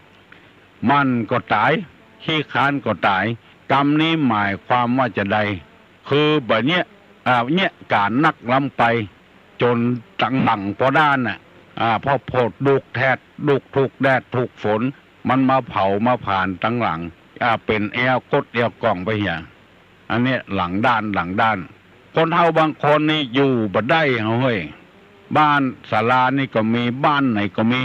บ้านปะควายก็มีบ้านปากแงะก็มีบ้านพระเจ้านั่งโกนก็มีสันเมืองก็มีบ้านหน้าค่ายก็มีพันนอนก็มีป่าหวกแม่หยวกบ้านต้อเมืองลังมีกูบ้านแผ่วละปุนปุ่นบ้านร้องปุ่นแสงล่าบ้านร้องมาตะวาก็มันขยันแล้วก็อันเนี้ยจะตายหลังด้านบ้านมาดงปะควายบ้านดอนแก้วหนองฟานศพสาบปุแม่สาหลวงแม่สาน้อยหลังด้านไปหลายคนคือมันมาย่างกันมันตายหลังด้านขี้ค้านตายหลังหักคือมันขี้ค้านไปหลายเตื้อสมมติว่าเขามี3 กระสอบเปิ้นแบกไปเตื้อกระสอบมันขี้ค้าน เอากำเดียว3 กระสอบตายหลังหักไปเหตุก็มีคนขี้ค้านนี่นักแก่พ่องเนี่ยยังก็ขี้ค้านคนขี้ค้านนี่มีลักษณะจะใดมันอ้างไปเลยขอให้นอนอย่างเดียวนะคนขี้ค้านนี่ตู้ลงจะได้นำเอากรรมคนขี้ค้านเนี่ยมาเสนอให้พี่น้องทั้งหลายถ้าไผ่มีลักษณะเช่นนี้ให้แก้ไขตัวเก่าเหียแสดงว่าเป็นคนขี้ค้านเนี่ยเมื่อเนี่ยการแล้วเมื่อทำงานคิดว่าลำบากบ่ได้จะเนี่ยการก็ขี้ค้านอันเนี้ยสว่านอนเหียเลยนอนเนี่ยก่อนวันเนี่ยการเรื่องมันนักทุกเกี่ยวบ่ได้ก็นอนละ อันนี้เปิ้นฮ้องว่าคนเกียจค้านละจะเอานอนอย่างเดียวบ่เจ็บบ่เป็นอย่างนะอ้างนอนละอันนี้ก็ตุลุงก็บ่สบายใจกับตัวเก่าเพราะว่านอนไปนักเพราะว่ามันนั่งเมินมันเจ็บแอวนะคนเป็นโรคไตนี่เจ็บแอวอันนี้มันบ่เป็นอย่างสักอย่างเมื่อเราทำงานก็จักลำบากกายทุกข์จะบ่ได้นอนให้ดีกว่าอันนี้เรียกว่าคนขี้ค้านจะแยกการอย่างบ่ไปเด้อขอนอนให้ก่อนเด้อคือสำนึกตัวว่าอันนั้นคือคนขี้ค้านล่ะลักษณะของคนขี้ค้านล่ะบาลำใหญ่ขี้ค้านออกดอกขี้ค้านออกหน่วยเสี่ยงปุ๋ยเห็นบ่ได้มันมีประโยชน์กับบ้านกับเมืองเขาก็ตัดเอาแปลงหลัวบ่ม่วงบ่หน่วยบ่นาวบ่หน่วยบ่โอบ่หน่วยมันขี้ค้านหน่วยมันเหมือนเขาก็ตัดละคนขี้ค้านนี่จะอ้างว่าอย่างเงี้ยตุกกายเห็นบ่ได้นอนให้ก่อนเด้อคนขี้ค้านจะมีลักษณะเช่นเนี้ยภายเป็นคนลักษณะเช่นนี้มักนอนเนี่ยหูตัวว่ากำลังเป็นคนขี้ค้านละสองเมื่อเราทำงานลำบากกายแล้วปวดเนื้อปวดตัวนอนให้กำฮะอันนี้ก็เรียกว่าลักษณะคนขี้ค้านจะแยกการก็ว่าลำบากนอนให้ก่อนแยกการไปได้น้อยนึงก็ว่าปวดนั่นปวดนี้นอนให้ก่อนอันเนี้ยคือคนขี้ค้านคือจำไว้เถอะตัวเขาเนี่ยกำลังขี้ค้านละอ้างหันอ้างนี่สามเมื่อเราเดินทางก็จะลำบากมาเตียวเด้อฮะบ่ไปเด้อนอนให้ก่อนอันนี้ก็ว่าคนขี้ค้านสี่เมื่อเราเดินทาง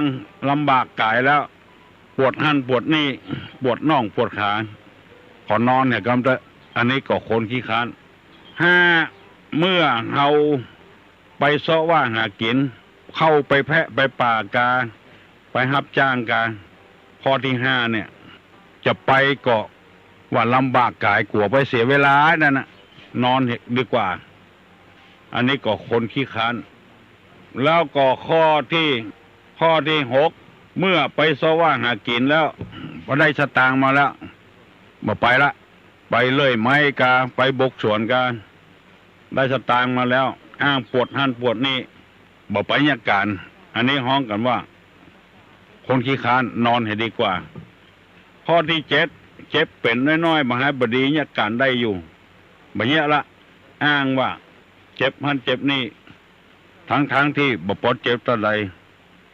อ้างไปเลยอันนี้ก็ฮ้องว่าคนขี้ค้านนอน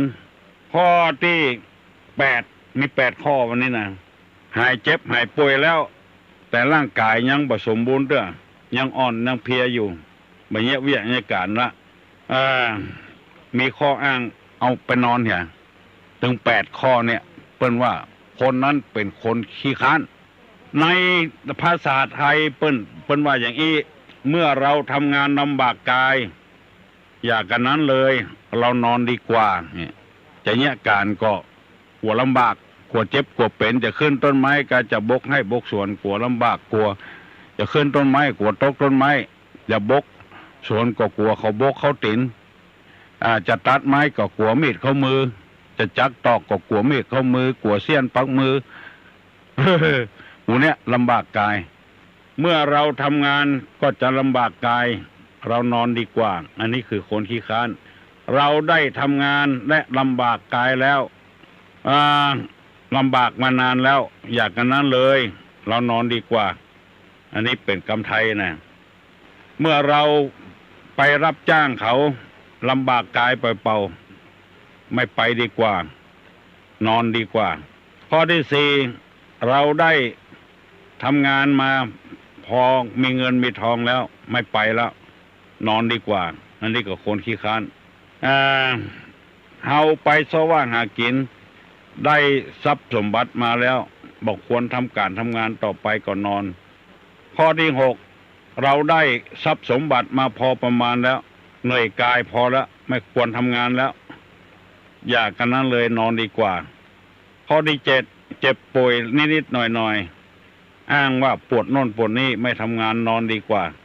ข้อที่8เราหายจากป่วยแล้วแต่ยังปวดนิดๆหน่อยๆไม่ไปทำงาน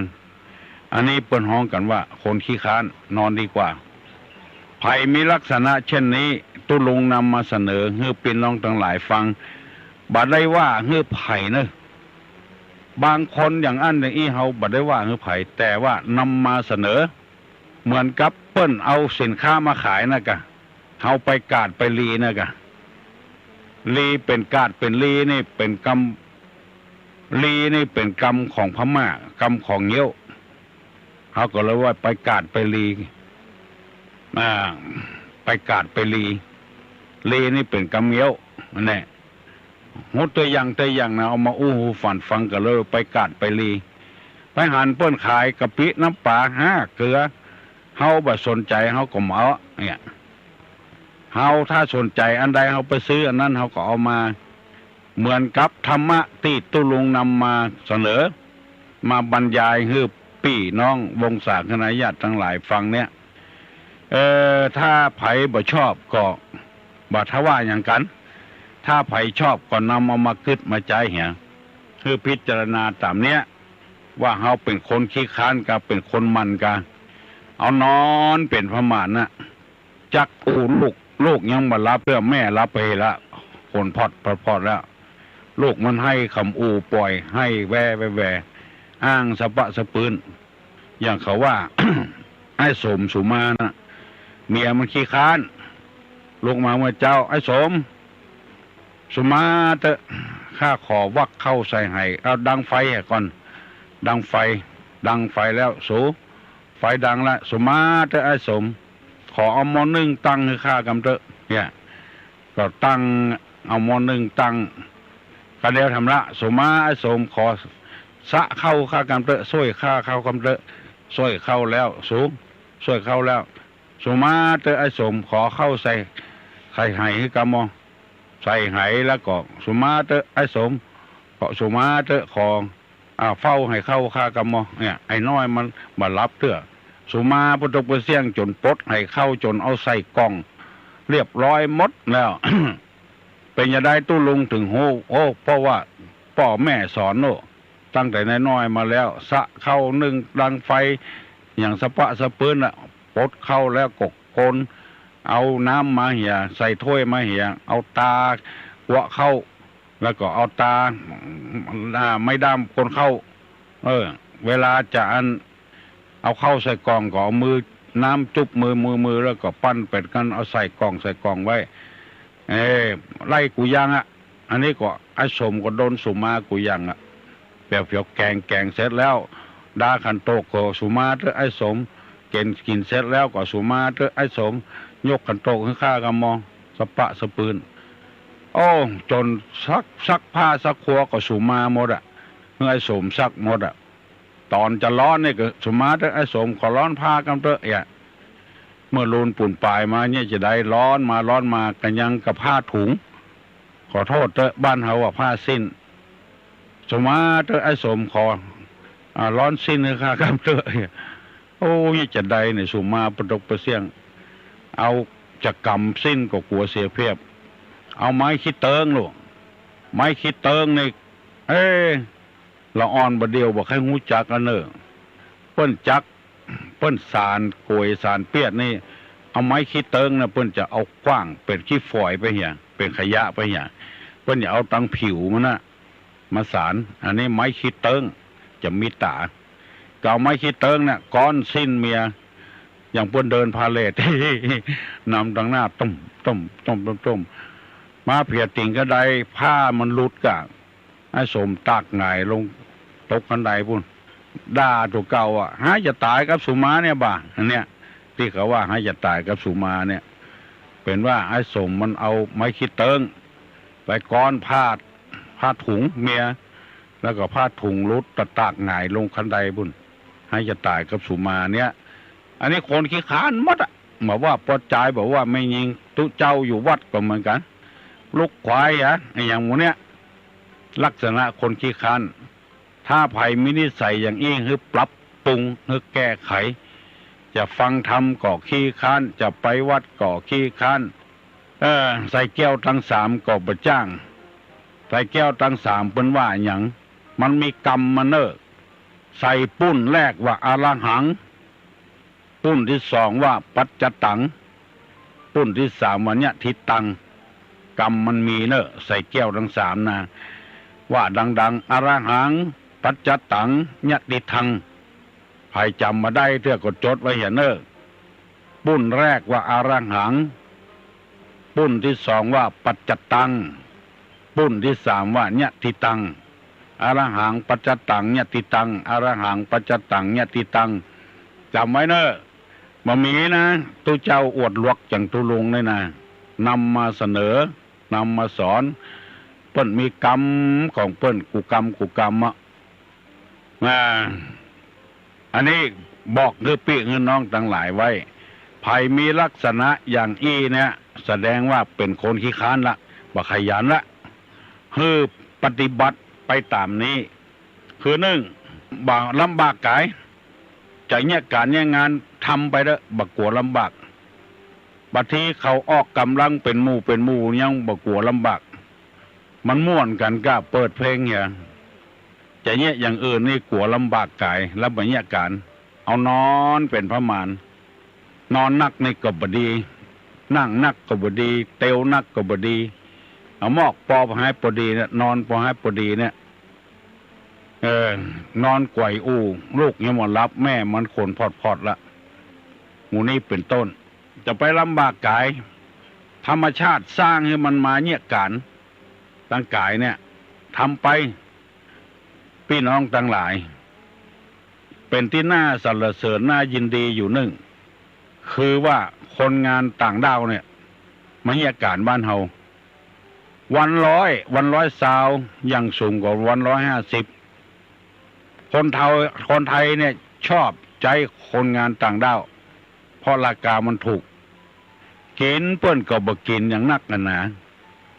พริกเกลือกินกับข้าวไปละมีกำลังละบ่ให้บ่ดีผู้กินไปละวัน100ซาวเนี่ยมีเงินเก็บ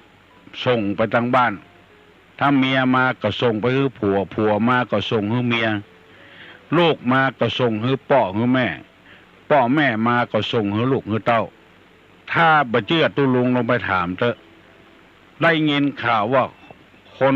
ที่มาขายแรงงานเนี่ยคนต่างดาวเนี่ยมาอยู่เมืองไทยเนี่ยฟังตุลุงว่ะปากันฟังอันนี้มันบ่ใช่ต่างดาวตัวใดบ่ใช่มันอยู่เขตพม่าแต่ว่าเปิ้นในเป็นคนเนี่ยต่ำใกล้ๆบ้านเฮาเนี่ยเมืองไงอย่างเนี้ยเมืองเจียงตุงเมืองอย่างหมู่เนี่ยบรรยากาศบ้านเฮาเปิ้นมีเงินเนี่ยเปิ้นบักคันตะวันฮ้อนเพ่งก็เนี่ยการอยู่ก็บ่หันเปิ้นเจ็บเปิ้นเป็นอะไรหยังกินเปิ้นก็บ่กินที่อย่างเฮามุลีก็บ่สูบเหล้าก็จะกินพ่องบ่กินเป๊ะปะหายอย่างเฮาอันนี้ของคือคนมั่นขยันอันนี้ในตามพุทธภาษิตเป็นว่าอย่างนี้จะไปกลัวมันลำบากจะไปกลัวมันลูกมันยากร่างกายนี่สร้างมาให้อาการหมดข้อแขนตั้งแต่เก้าแห่นี่ก็มีข้อต้วงได้ข้อศอกนี่ก็ข้อพับแล้วก็นิ้วมือแถมมีข้อแขนแถมโป้งได้นิ้วมือก็มีข้อแต่ละข้อเนี่ยเพิ่นสร้างมาให้ทำงานหมดบ่ใช่เป็นอาวุธอย่างสิอย่างอาวุธของคนในบ่มีสิอย่างควายนี่ยังมีเขาจนกันขี้กุ้งก็มีแข้งดีดกันม้าก็มีแข้งดีดกันหมูก็มีปากบุญหมาก็มีเขี้ยวเสือมีเขี้ยวมีอาวุธหมดคนเฮานี่บ่มีอย่างเอาเป็นอาวุธมือก็บ่ใช่มือสร้างมาไว้ให้ยาการตีนก็บ่ใช่สร้างมาไว้ให้เตียวอาวุธของคนนี่ก็คือสติปัญญานะอาวุธของคนยาการวันค่ำได้น้อยคนที่ใจสมองได้นักอย่างที่ได้ยินข่าวว่าเปิ้นก่อมอบกันเปิ้นจ้างกันไปเปิ้นฮื้อคนร้อยหัวหน้าคิวเอาไปเหี่ย10 บาทแล้วก็คนได้ไปก่อมอบได้90 บาท10 บาทถ้า10 คนก็ได้100 บาทละถ้า20 คนก็ได้200 บาท30 คนก็ได้300 บาทคนกินหัวคิวบัดนี้อย่างสักอย่างได้300คนไป30 คนได้คน90 บาทเพราะเขามันใจสมอง ใจมันสมองเป็นอาวุธเพราะฉะนั้นอย่าไปลืมว่าคนเรามีตีนมีมือเป็นอาวุธอย่าไปคิดว่าอย่างนั้นนักปราชญ์อาจารย์เพิ่นว่าอาวุธของคนก็คือมันสมองคนที่มีมันสมองเนี่ยรวยเว้ยแล้วก็จนเว้ยโดยเหมือนกันเพราะฉะนั้นตีนมือเนี่ยใจไปจะไปอ้างว่าปวดหั่นปวดนี่มันถึงมียารักษาโรคอยู่คนลักษณะเช่นนี้เป็นคนมันสองเมื่อได้ทำงานลำบากกายแล้วก็อย่าไปนอนมันฝึกไปมันถึงคล่องไปคนเดียวเมื่อหดทีนี่จะมีน้อยปวดหั่นปวดนี่เงินไปมันเกยไปมันก็จะหายไปเพื่อแก้ด้วยวิธีเนี้ยเมื่อเอาเตียวตังจะเตียวตังกับบ่เตียวลำบากเอารถไปรถทิพย์ก็ลำบากเอารถเครื่องไปหมู่เนี้ยมันย่ามไปเห็นแล้วเตียวบ่ได้แล้วเพราะฉะนั้นบ่ให้พอดีเสี่ยงกับน้ำมันรถก็เตียวไปในบ่ฮื้อใจจ่ายสุรุ่ยสุร่ายเมื่อเตียวไปแล้วอ่อนไปให้พอดีเตียวไปแถมเมินเข้ามันก็จะหายไปคนเดียวมันคล่องมันชำนาญไปแล้วเมื่อเอาไปรับจ้างมันบ่ได้จะไปฟังนอนเถอะไปแถมเมื่อไปได้ไปแล้วเหนื่อยกายก็ไปแถมเมินเข้าก็ได้คนเดียวเมื่อได้ของมาแล้วเฮือเอามาแถมจะไปฟังนอนกินนั่งกินเถอะเจ้าบ้านเจ้าจองไผ่ก็ตามเถอะได้แล้วได้แถมมันเปาะบางรายนี่ได้สตางค์มาแล้วครับเงินเดือนมาแล้ว2 วันแรก3 วันแรกต้นเดือนบอกไปเถอะสตางค์พอจะหมดไปแถมมันเหมือนกับน้ำที่อยู่ในหม้อตักไปเรื่อยๆมันบ่ออกมันเหมือนน้ำในบ่อนี่มันออกบ่อมาแถมมันไผ่มาตักมันก็ไม่แห้งสะเตื้อเป็นห้องน้ำบ่อจุ่มทรายคนเฮารายได้ก็เหมือนกันได้แล้วมันนอนกินเนี่ยบรรยากาศยังงานแล้วมันบ่มีอย่างมาตุ้มเหมือนน้ำออกบ่อเหมือนกับน้ำอยู่ในหม้อน้ำอยู่ในหม้อนี่ตักออกเท่าใดมันก็เสี่ยงตัวอันรายได้ของเฮามีเท่าใดก็พยายามให้มันได้แถมเพิ่มเติมเสริมต่อขึ้นมาแถมการศึกษาเล่าเรียนก็จะไปย่างดูหนังสือไปอ่านหนังสือไปเมื่อเจ็บเป็นมาให้พอดีเนี่ยการได้ก็เนี่ยการเหียเมื่อหายจะเนี่ยการรับพอจะไปได้ก็ไปเนี่ยถ้ามันย่างคือมันหายมิตรจะก้อยไปมันไม่ได้อันนี้ตุลุงนำมาเสนอเนอะวันปากปีวันนี้นะลองพิจารณาพอเถอะจะไปเป็นคนขี้ค้านเนี่ยการมันตายหลังด้านขี้ค้านตายหลังฮักเอายกมือไหวเนอะตุลุงจะปั่นปอนแล้วเนอะสัพปีติโยวิวัชชันตุสัพพะโรโควินัสสตุมาเตภวะตนตรายโยสุขีทีคายุโกภวะอภิวาธนสีริสันนิจังวุธาปจายโนจัตตาโลธรรมาวัฏันติอายุวันโนสุขังปะลัง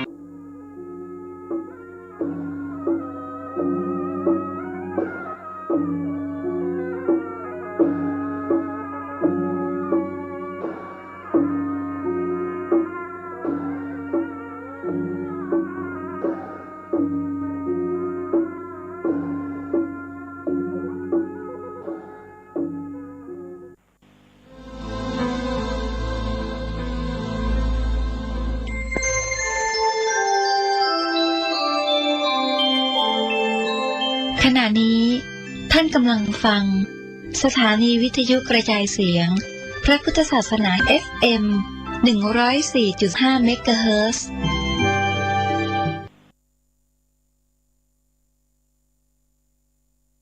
ประทับใจ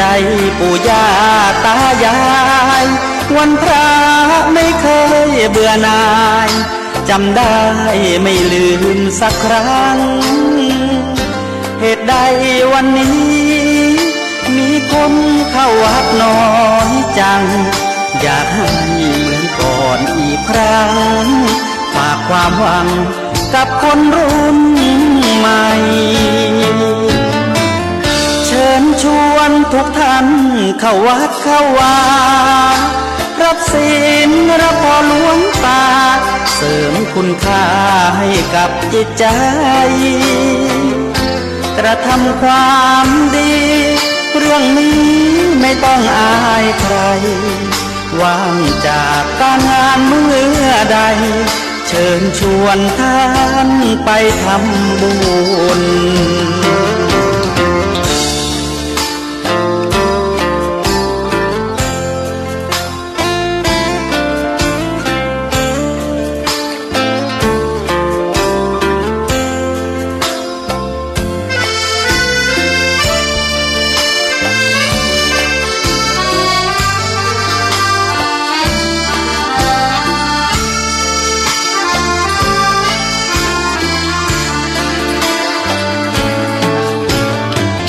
เชิญชวนทุกท่านเข้าวัดเข้าวารับศีลรับพรหลวงตาเสริมคุณค่าให้กับจิตใจ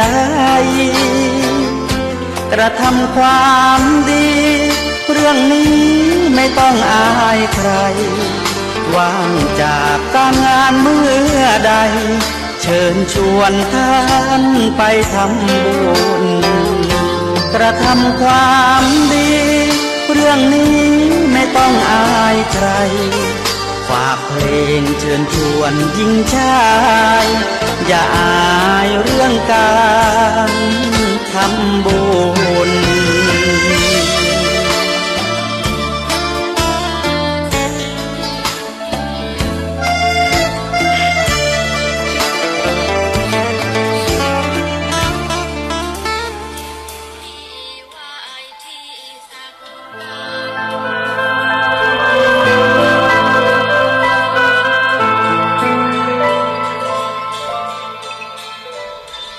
จรถภิกขเวจาริกัง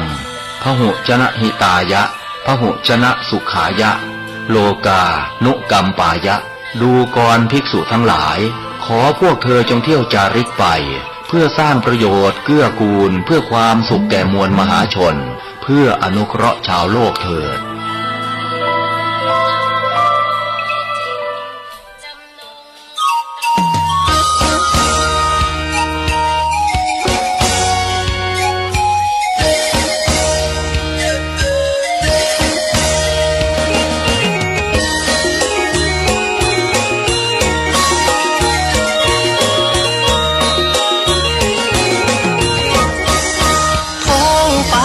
แจ้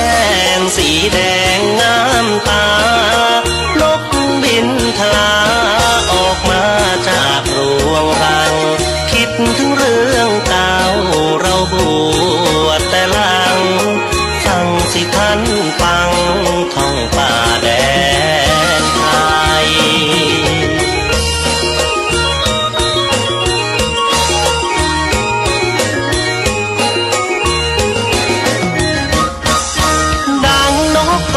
ถิ่น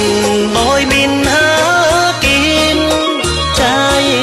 ทวินเรียนทำวินัยถึงจะพลัดพรากทุดงแดนไกลแต่ว่าหัวใจไม่เคยกลับกล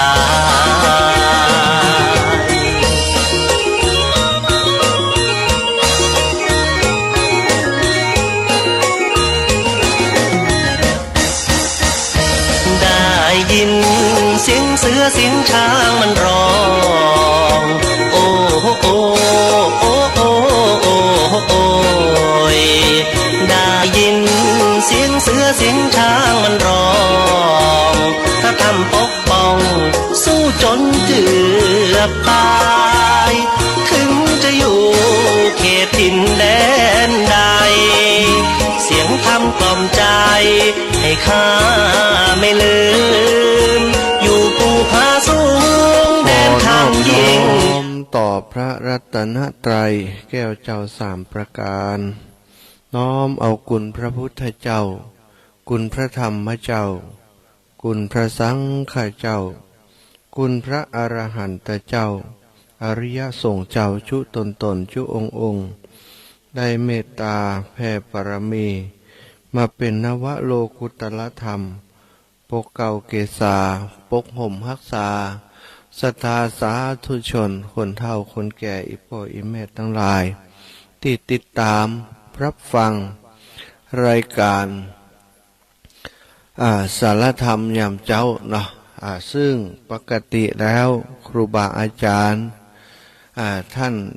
นอาจารย์ชัยวัฒน์ตุลุงยองเป็นผู้ดำเนินรายการในช่วงนี้วันนี้อาตมาภาพพระมหาสมชาติชาตปัญโย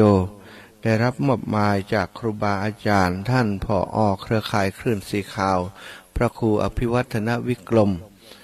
ให้มาดำเนินรายการแทนครูบาอาจารย์ซึ่งตุลุงมีปัญหาเรื่องสุขภาพเนาะสถา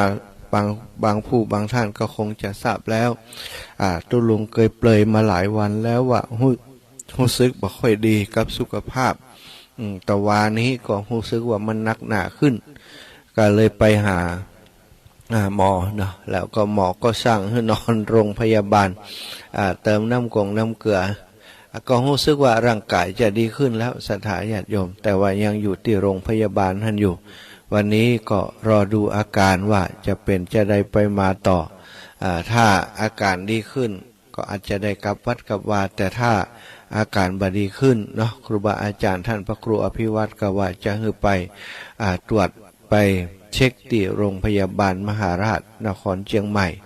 หรือว่าอาจจะไปที่ศรีพัฒน์เพื่อต้องการทราบสาเหตุว่าเกิดอะไรอย่างขึ้นเนาะอยากจะรู้เร็วๆตุลุงถือว่าเป็นผู้ที่มีคุณอุปการในเครือข่ายของเฮานักหนาศรัทธาเป็นผู้ที่ทำหน้าที่ดูแลสถานีเนาะทดแทนครูบาอาจารย์ต่างๆบางครั้งท่านพระครูอภิวัตรติดภารกิจติดกิจอะไรอย่างต่างๆติเร่งด่วนก็แจ้งไปติตุลุงก็เข้ามาจัดในการแทนคอยดูแลสถานีคลื่นสีขาวของเฮาบ่ให้ว่างผู้จัดรายการอันนี้ก็ถือว่าช่วยเหลือเติมกันมาตลอดเนาะถือว่าเป็นบุคคลสำคัญคนหนึ่งในเครือข่ายคลื่นสีขาวของเฮาตีช่วยเหลือการช่วยเหลืองานกันมาตลอดโดยเฉพาะตัวอาตมาได้รับเมตตาจากตุลุงได้แนะนำดูแลตลอดมาก็นับว่าเป็นบุญเป็นกุศลที่ได้เกิดมาปุ๊บมาปะกันได้มาช่วยเหลือกันในงานเผยแผ่พระพุทธศาสนาช่วงนี้ตุลุงบัสบายก็เป็นห่วงกันศรัทธาก็ห่วงอาตมาภาพเองในฐานะที่เป็นน้องนุ่งเป็นเปื่อนสหธรรมิกแล้วก็ส่วนหนึ่งก็ถือว่าเป็นครูบาอาจารย์ของอาตมาก็เป็นห่วงเปื่อนนักหนาตะวาก็โทรเช็คโทรถามท่านพระครูอภิวัตรก็ได้รับข้อมูลที่ดีมาเปื่อนก็บอกว่าดีขึ้นเติมน้ำเกลือแล้วดีขึ้นก็ดีใจซะถ้าบอกว่าโอ้ยังทรงสุดๆอีกก็เป็นห่วงเนาะอันนี้ก็คงจะบ่มีอย่างนักแล้วตุลุงก็คงจะตกใจตื่นมาตีตอนเจ้าวันนี้โอ้จะได้บัตรตันได้จัดสักกรรมท่านมหาจัดเสร็จแล้ว วันนี้จัดแต่ตุลุงเนอะแล้วปกติตุลุงก็จะปาสถานญาติโยมสวดมนต์ไหว้พระแล้วก็นำสารธรรมมาอุมาจาฉะนั้นก็ทำที่ตุลุงเคยทำเนาะ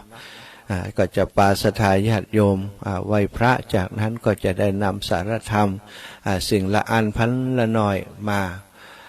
แบ่งปันให้อีปออีแม่ให้ศรัทธาญาติโยมทั้งหลายที่ได้ฟังมาแล้วก็ฟังแหมที่ไม่ได้ฟังกับเตือก็ถือว่าฟังใหม่ว่ากันไปเนาะแต่ตุลุงจากนั้นก็จะเปิดโอกาสให้ศรัทธาญาติโยมโทรเข้ามาในรายการเพื่อจะให้กำลังใจตุลุงเจ้าของรายการแล้วก็เช็คการรับฟังจากทางสถานีต่างๆว่าการรับฟังเป็นจะได้พ้องเนาะอีกสักต่อจากอาตมาเนาะตี 4ถึงตี 5นั้นครูบาอาจารย์ตุลุงพระครูชลทานพิทักษ์ตุลุงจะดำเนินรายการจัดรายการต่อจากอาตมาจริงๆแล้วท่านพระครูพิวัตรก็บอกว่าตั้งแต่ตี 3ถึงตี 5แล้วก็เปิดจัดตี 5ถึง 6 โมงแต่ก็ขอท่านแจ้งกับท่านพระครูไปว่าในช่วงของตี 4ถึงตี 5ขออนุญาตเป็นตุลุงแดงเนอะ พอถ้าอาตมาเล่นคนเดียว2 ชั่วโมงเนี่ยเดี๋ยวเสียงจะแห้งไปแล้วก็อาจจะมันศรัทธาญาติโยมจะได้ประโยชน์น้อยเนาะก็เลยขอเป็นตุลุงแดงมาอูในช่วงตี 4ถึงตี 5 พอดีตุลุงมีกิจกรรมที่บนม่อนพระศรีสองเมืองนี้ตัวก็จะได้อู้จ่าประชาสัมพันธ์บอกกล่าวกับสถาญาติโยมรายละเอียดต่างๆตุลุงจะได้แจ้งบอกกล่าวกับสถาญาติโยมความเป็นไปความเป็นมาพิธีการจะเริ่มตั้งแต่กี่โมงกี่ยามไปอย่างพ่องต้องการในอย่างพ่องก็ถือว่าเป็นโอกาสเป็นกระบอกเสียงให้ตุลุงตรงนี้ไปตุยเนาะสถาญาติโยมอีปล่อยอิแมติฟังอยู่ตั้งปันตั้งจองเนอะไหวพระด้วยกันนะกราบพระด้วยกันก่อนเนอะกราบหนึ่งพุทโธเมนาโถกราบสองธัมโมเมนาโถกราบสามสังโฆเมนาโถอิมินาสการเรนะ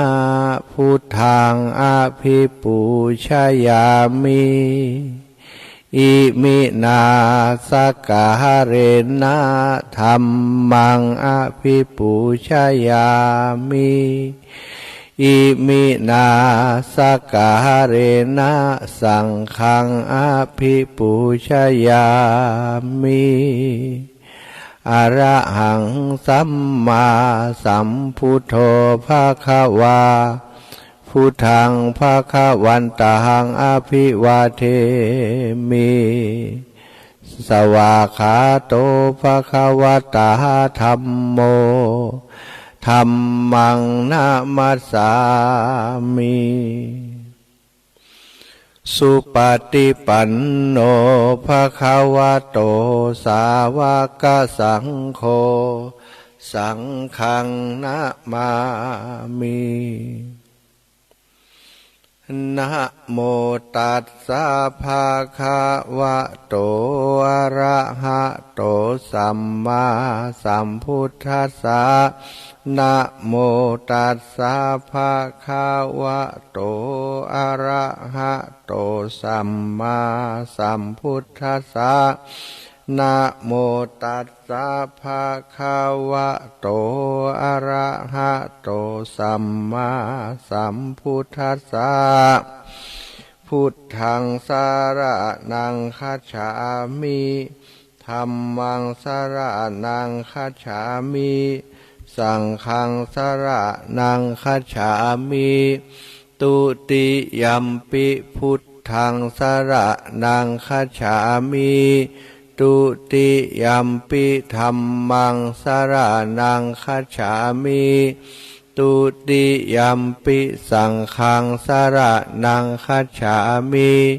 ตติยัมปิพุทธังสรณังคัจฉามิตติยัมปิธัมมังสรณังคัจฉามิตติยัมปิสังฆังสรณังคัจฉามิอิติปิโสภะคะวาอะระหังสัมมาสัมพุทโธวิชชาจารณะสัมปันโนสุขโตโลกาวิทูอนุตตโรปุริสธรรมสารถิสัทธาเทวมนุษสานังพุทโธภะคะวาติสวากขาโตภะคะวะตาธัมโมสันทิฏฐิโกอากาลิโกเอหิปัสสิโกโอปะนายิโกปัจจตังเวทิตัพโพวินยูหิติสุปฏิปันโนภะคะวะโตสาวกสังโฆอุชุปฏิปันโนภะคะวะโตสาวกสังโฆยายาปฏิปันโนภะคะวะโตสาวกสังโฆสามิจิปฏิปันโนภะคะวะโตสาวกสังโฆยะทิทังจัตตาลิปุริสยุคานิอัฏฐปุริสปุคลาเอสะภะคะวะโตสาวกสังโฆอะหุนยโยป าหุนายโยทักขินายโยอัญชาริการะนิโยอนุตตรังปุญญเขตังโลกัสสาติกราบพระพร้อมกันอีกครั้งหนึ่งเนอศรัทธาญาติโยมกราบหนึ่งพุทธังวรันตังศิรสานะมามิกราบสองธัมมังวรันตังศิรสานะมามิกราบสามสังฆังวรันตังศิรสานะมามิเอาละไหวพระไหวเจ้าพร้อมเรียบร้อยแล้วศรัทธาตอมจิตตอมใจลำดับต่อไปก็จะได้สดับรับฟังอ่านสาระธรรมดีๆมาอุมาจ้ามาบอกมากล่าวกับศรัทธาญาติโยมเนอะอีปออีแม่ทั้งหลายการเจ็บเป็นเย็นอุ่นเนาะเป็นเรื่องที่หลีกหนีบ่ได้หลีกเลี่ยงบ่ได้เกิดมาเป็นมนุษย์เกิดมาต่อใดตายไปต่ออันเกิดมาแล้วบ่มีไผสักคนที่บ่เจ็บบ่เป็นบ่ป่วยบ่ม่วยบ่ไข้เป็นการหมดเนอะอย่างโควิด-19 นี่ก็เช่นเดียวกัน บ่ได้กึดว่าจะหลอดนะคนที่หลอดอยู่บ่แน่บ่นอนซะท่าแต่บ่เดียวนี้เป็นนี่ผลที่เป็นนี่บ่ค่อยบอกกันนะ ศรัทธาญาติโยมก็ระมัดระวังไปที่ไหนเนอะถึงเรื่องของการเจ็บเป็นเย็นอุ่นศรัทธาที่ไปตะกี้นั้นเนาะก็ช่วงนี้เป็นช่วงที่หลายๆคนเฒ่าคนแก่ที่เพิ่นไปฉีดวัคซีนบางพ่องเพิ่นมีโรคประจำตัวในโรคประจำตัวนั้นเพิ่นก็มีระบุไว้เหมือนกันนะในการฉีดเนี่ยว่าระมัดระวังหรือว่าภัยที่มีโรคประจำตัวรุนแรงอย่างเช่นปกติเป็นคนที่เลือดน้อยเลือดจางเป็นคนที่เลือดหนืดอยู่แล้วเนี่ยบอกควรจะไปฉีดเพราะว่ามันมีอันตรายอันตรายเหมือนกันวัคซีนก็มีถึงข้อดีข้อเสียศรัทธาญาติโยมข้อดีก็มีอย่างที่เปิ้นว่านะป้องกันการลงปอดลงตับอย่างต่างๆนะถ้ามันติดแล้วมันก็จะได้ปลอดภัยว่าถ้าฉีดวัคซีนไป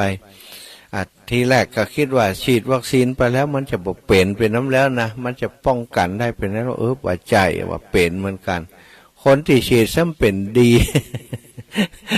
อีแม่ฉีด3 เข็มแล้วนะเป็น3 เตี้ยแล้วว่าถ้า3 เข็ม3 เตี้ยนี่ก็ฉีดเข็มเดียวเป็นเตี้ยเดียวจบนะและที่น่าเป็นห่วงก็คือหลายคนฉีดวัคซีนไปแล้วศรัทธาอีปออีแม่ทั้งหลายปรากฏว่าเกิดปัญหากับสุขภาพเนาะบางคน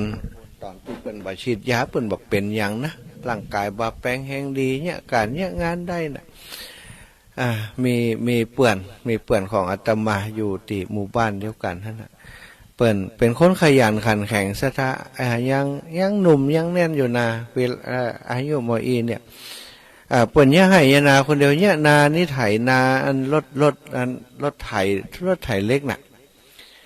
ก็ไปไถนากลมๆอยู่นะแหมวันไปฉีดวัคซีน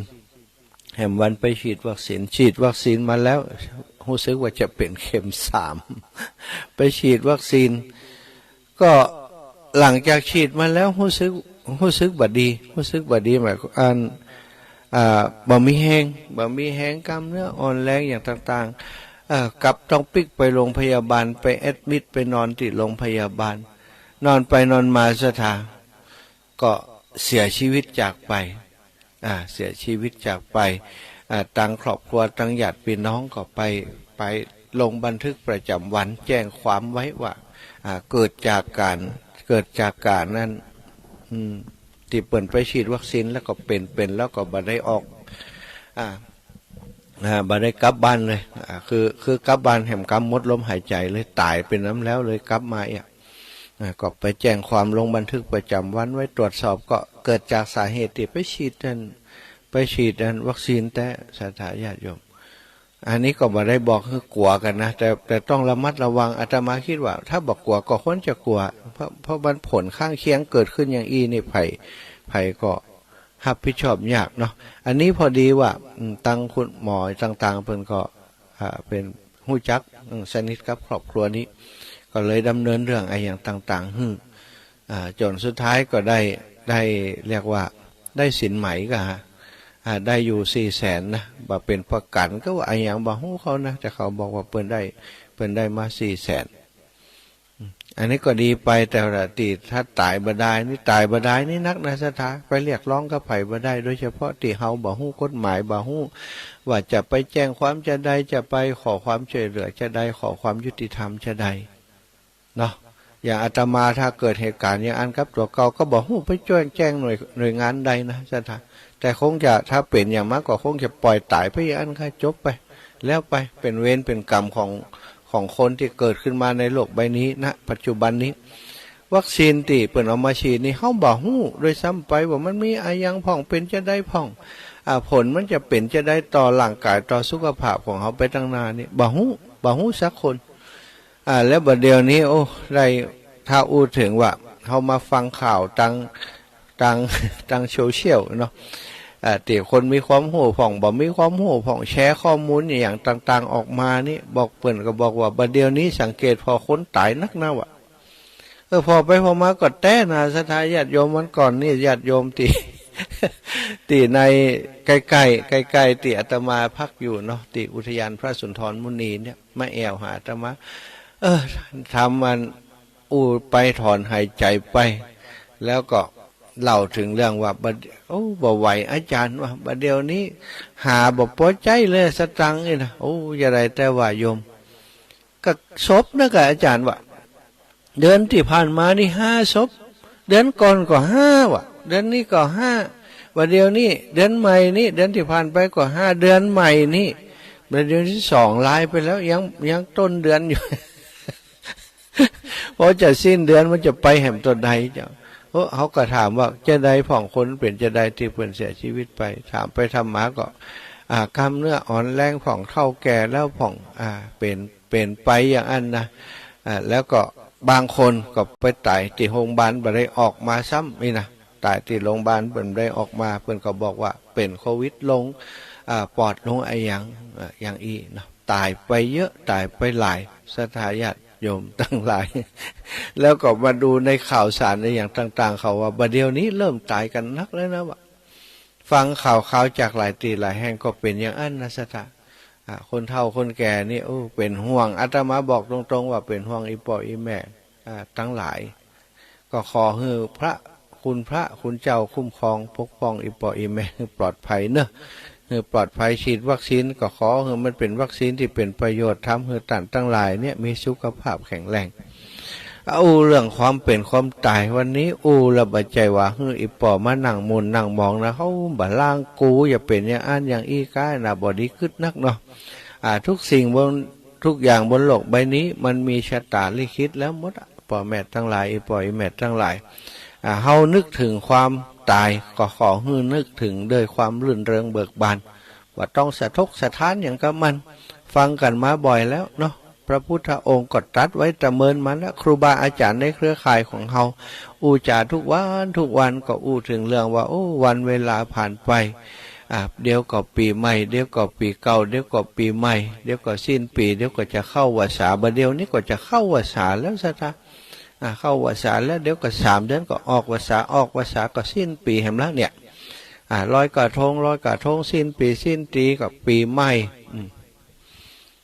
ปีใหม่ไทยปีใหม่เมืองปีใหม่เมือง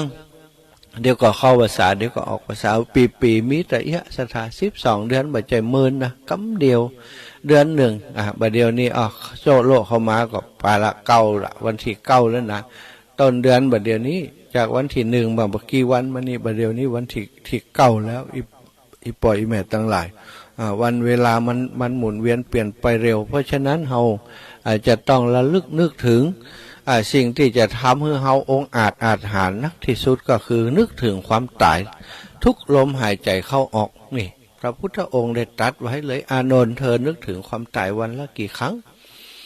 อานนท์ว่า5 ครั้ง7 ครั้ง10 ครั้ง20 ครั้ง100 ครั้งน้อยไป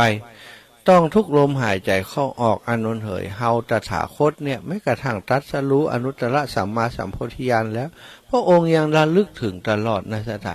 การระลึกถึงความตายเป็นการเตือนตัวเก่าเตือนของตัวเฮาเนี่ยบ่ให้ประมาท ในตัวตนประมาทคนเฮาถ้ามีความสุขสบายสนุกสนานสบายนั้นส่วนใหญ่ก็จะประมาทนะศรัทธาถึงวันนี้ความสุขตั้งหลายที่เฮาอู้ถึงนั้นมันเป็นความสุขของทั้งโลกเป็นความสุขของเนื้อของหนังอยู่บ้านจ้องห้องหอตีใหญ่โตโอฬารก็บอกว่ามีความสุขเนี่ยศรัทธาญาติโยมอาตมาญาติโยมก็คงจะรู้จักนะอันดร.เจิมศักดิ์ปิ่นทองนี่บอกก่อนเพิ่นจัดรายการตั้งสถานีโทรทัศน์เป็นนักจัดรายการที่โด่งดังเป็นนักพูดที่เก่งเป็นด็อกเตอร์ศรัทธาเป็นด็อกเตอร์เป็นคนที่มีกำหูดีเป็นคนที่องค์อาจหาญเป็นคนที่สัมภาษณ์ครูบาอาจารย์ยังเคยได้ฟังเพิ่นสัมภาษณ์ท่านอาจารย์พุทธทาสนี่นะเพิ่นเป็นผู้ที่มีระบบการการจาที่ดีนะเป็นดีเป็นมีเนื้อหาสาระอย่างต่างๆดีรายการที่เปิ่นจัดทุกรายการจะเป็นรายการที่ดีมากแล้วดร.เจิมศักดิ์ปิ่นทองนี่เปิ่นทำธุรกิจอย่างอื่นตัวสถาน